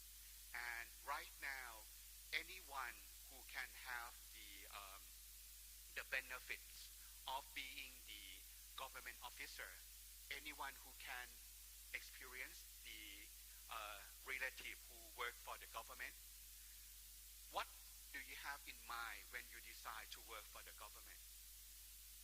The benefit for life, right? So if your mom sick, if your son sick, if your daughter is sick, you can send to the hospital, the public hospital, and you get the free treatment. That kind of thing change when we have the alternative gender. For example, if I have the partner who is a man, how can I claim for that kind of benefit? So that kind of thing, next year, the first day of January, will be an announcement of the flexi benefit. Once you have the partner who is the man, you can claim the benefit. You shift the benefit of your daughter because you're not gonna have daughter anyway. You use that 10,000 baht a year for your partner who cannot be married in Thai law. That kind of thing changed the concept, changed the new way of thinking, how to be equal, how to work in the public sector and you can enjoy 100% benefit. That kind of thing that we change in Exim Bank, and we still the 100 owned by the Ministry of Finance, and we are the first one who make the change. Thank you, Jay. It's very impressive. I think we're seeing a lot more of these flexi benefits. That at the end of the day, it's to attract talent, it's to establish that culture, to encourage more risk taking, so to say. Thank you for sharing. So last but not least, Colin. Yes, thank you. So basically, from the strategy perspective, we don't have any sharp change since FY23, but we do have different focus in different geos. But in general, because the organizations are all focusing on the digitization and going more green, the ESG topic, and in Asia Pacific area, we've seen a surge of the cryptocurrency business related. So we do leverage our innovation strategy, which has been embedded in the core of Deloitte for quite a few years. And I also want to share the key components for the innovation strategy. So we basically have 5 of them. So the first one is the leadership. So we very emphasize the tone from the top to tell people where we are going. And the second one is the value. We need to make sure we put the innovation value into our daily life, so people can, do innovative things and do innovative thinking for everything they are doing, and also help our clients and help the community to evolve. And the third one is the team structure. So for foster the innovation, we need to have innovative team structure, which may disrupt the traditional organization chart, and which is very important. So sometimes some organizations may build up the center of excellence for AI, for data governance, for analytics, etc. And the fourth one is people. So everything will be still driven by people majority. We need to nurture our people, especially the young generation, to equip them with the innovative mindset and as well as the technologies being needed. The last one is the performance. We need to build up a different performance assessment system, which the majority are shift from the KPI to the OKR.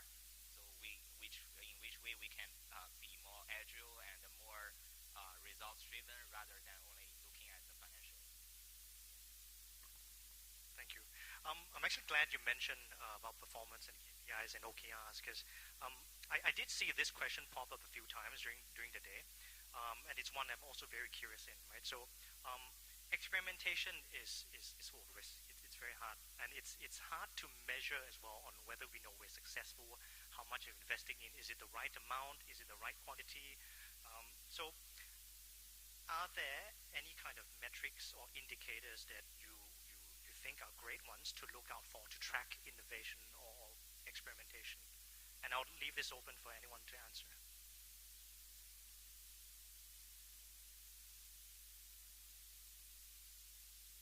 Let me start.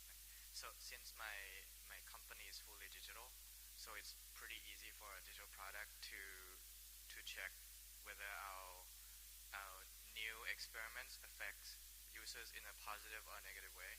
So we basically combine all the experiment into user satisfaction. So we check if user satisfaction increases or user engagement increases based on our change in our experimentation. So that's kind of the way we do it, focusing on the user itself. And another aspect is on the revenue side. So user and revenue. So these are absolute metrics you track, and this is the same goal you give everyone. Okay, great.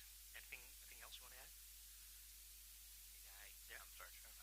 So we need to think about the flow of innovation. So from the very beginning of ideation to experimentation and to maybe development and put into life.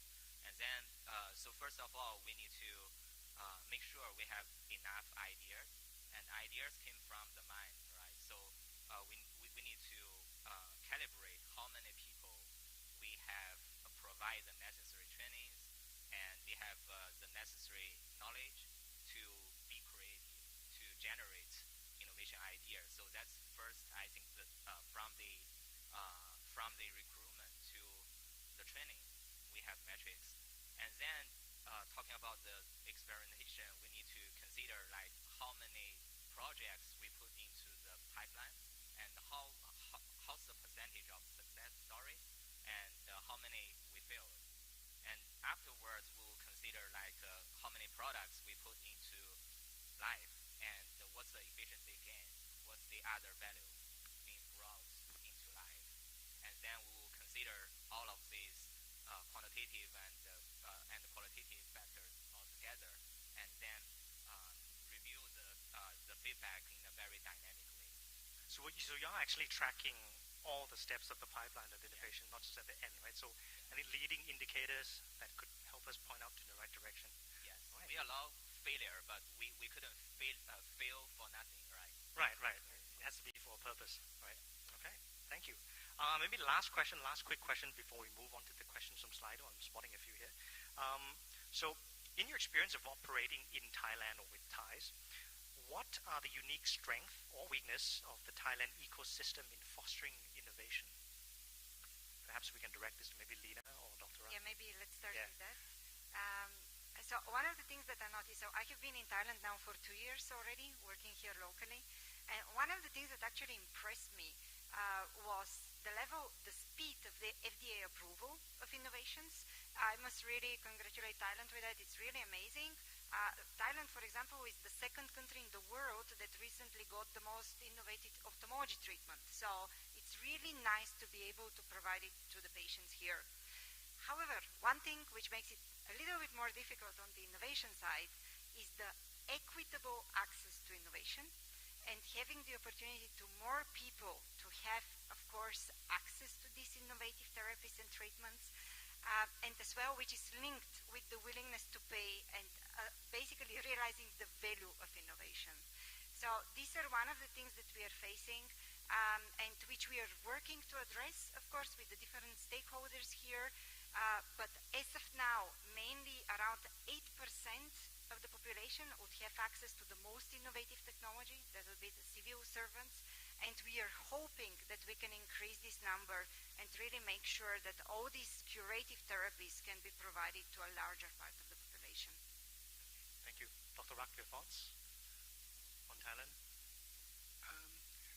The way that I set the innovative culture and also the innovative products in Exim Bank, I start with 2 sets of KPI. The first one is the failure KPIs. For example, the new product that we call transformation loan is the soft loan charged at 2% annually. It's the cheapest one in the industry, aiming to help the SME to transform themselves during the COVID. So I set up the NPL KPI that you don't have to exceed 5% NPL. That's okay by me. So that first set of the KPI is the NPL, the failure KPI. The other set of the KPI is the success KPI. So you have to go from 0 customer to 5,000 customer within 18 months. If you reach that 5,000 customer, you succeed my KPI. So you have 2 sets of KPI. The NPL one, the damage control one, and the success story one, that you will use it as the storytelling that the transformation loan from Thailand Exim Bank is workable and is the solution for the Thai SME in the near future. As far as patterns go, I don't see any. I think we can see that there are many ways towards achieving success, right? So thank you very much for sharing about the KPIs as well. I'm not sure if I'm out of time. Do we have time for questions? A few? Yeah, could we do a few questions? Okay.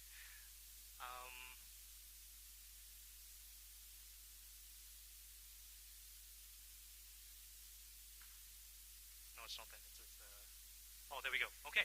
So let's start from the top. Right. So with the recent shift in, it's still loading. There we go. Okay. So with the recent shift in the paradigm of patient treatment close to home, isn't this more costly, especially treatment that needs complex equipment? So I guess maybe Lina or Papunwit could take that. Maybe if I can start and then we can complement. So I feel that in order to answer this question, we also need to look into holistically what do we mean by cost, and we need to look into the variety of aspects that we are addressing. So patient treatment at home, if you start with the first aspect of saving capacities on the hospital level, so you can imagine that during the pandemic and also in general, the capacities in hospital level are limited. So that means that if we can manage to reroute some of the patients and those that can afford to be treated at home, that means that leaves space for others that can actually go in the hospital and can utilize the beds for people that might need this treatment even more.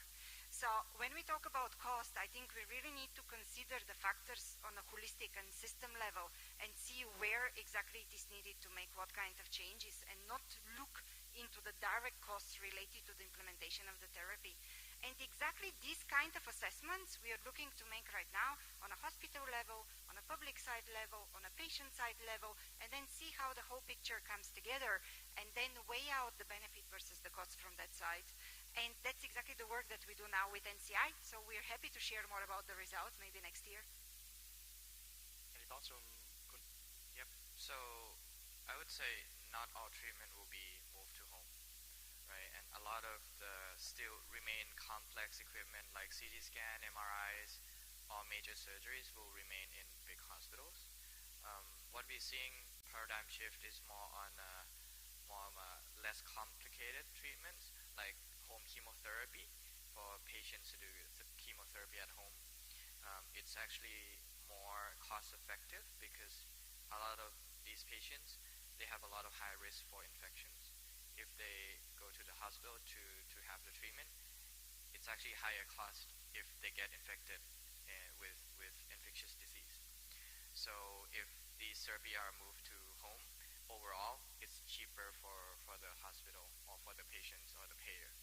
Yep. Thank you. Next question to Dr. Ram. So how do you convince the government to implement your bold moves? Because you've been sharing a lot of quite radical changes that it's no secret that typically government agencies are very resistant to change. How did you convince them to do so?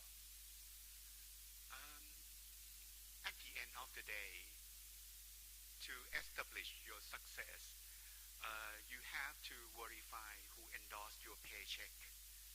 So it's the game that you bring the key stakeholder to your picture, the success picture of your organization.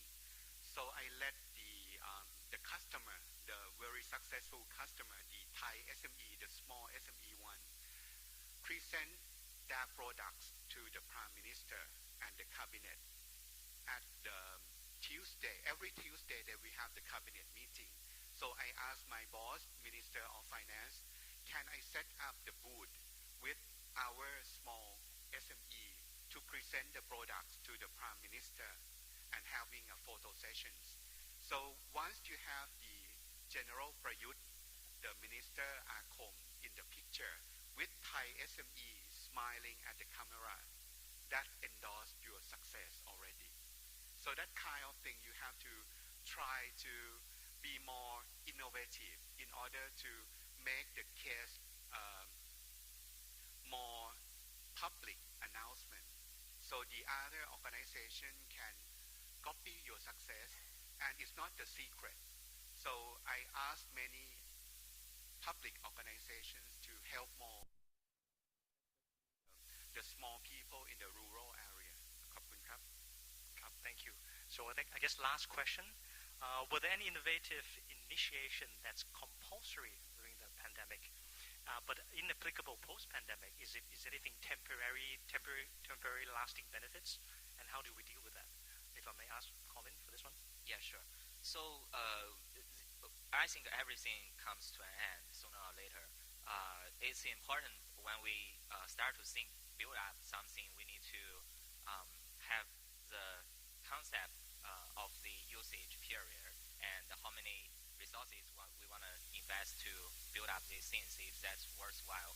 And I think a couple of examples to bring to this point. For example, in Deloitte China, we built up an application which is used to collect the data from our employees who's got COVID and who couldn't work for a period, and so that we can better manage our resources and deploy them. But after the post-pandemic, of course, we don't need that anymore. But we can still leverage certain components of that application to make it applicable for project management, because we have projects have multiple components, audio consulting work, and we still need to send people to different areas.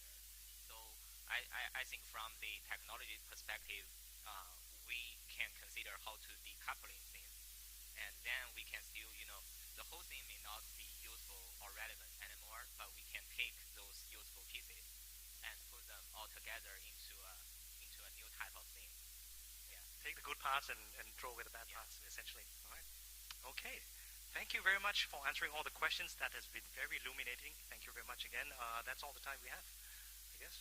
Back to you. Well, and I must say for a fact, Jay, it was a very well-held panel. So can you please give them a big round of applause, please?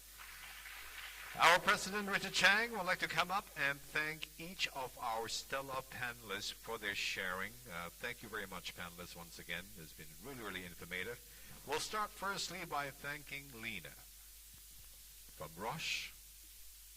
Lena, thank you once again for joining us here today. Can we give her a big round of applause, please? Dr. Rak from Export-Import Bank of Thailand, please.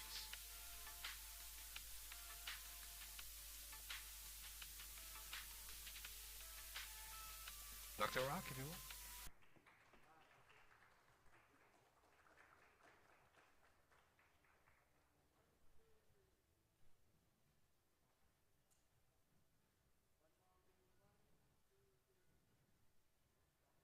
Okay, now we're to look at the other camera.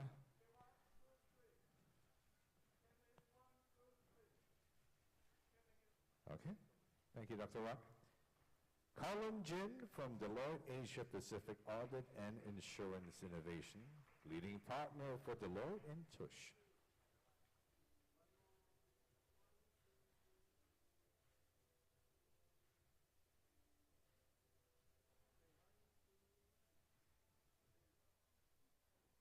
Last but not the least, Kun Papanuit, please.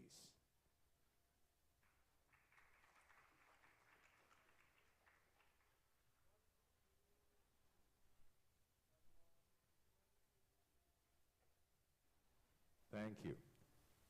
And I guess this would not have been possible without the great leading of our moderator, Jay, Senior Agile Coach at Alliance Technology. Can we give him a big round of applause, please?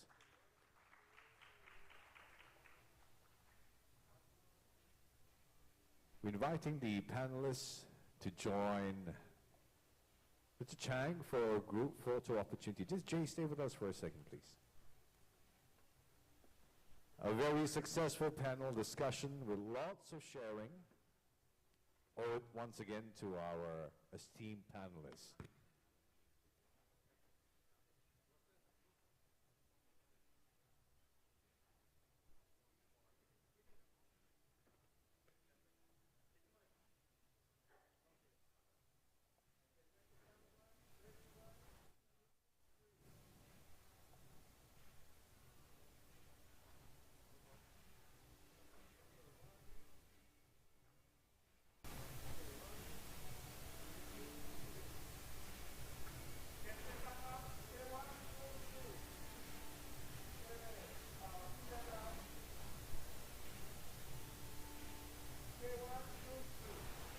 Join me in giving them another big round of applause, please. Thank you to our panelists, and thank you, Mr. Richard Chang.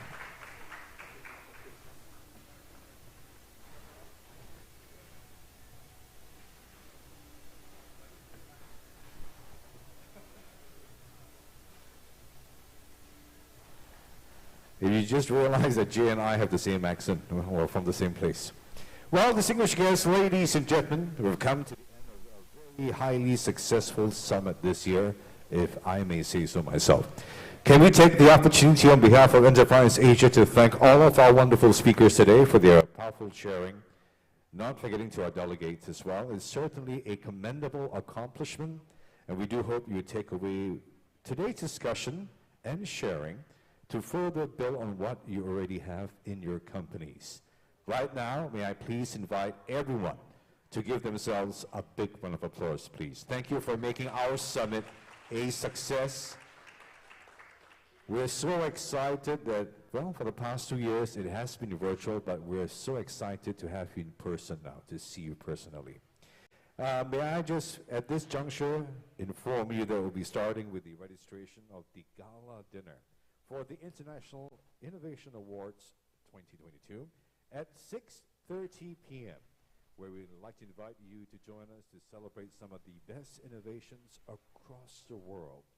Well, with that being said, we do once again hope that my name is Harjit. It's always great to see familiar faces and some new ones as well. A big thank you to all our presenters, our panelists for their sharing. I look forward to welcoming you back in the same ballroom for the gala dinner. Thank you very much and have a great evening ahead. Bye-bye.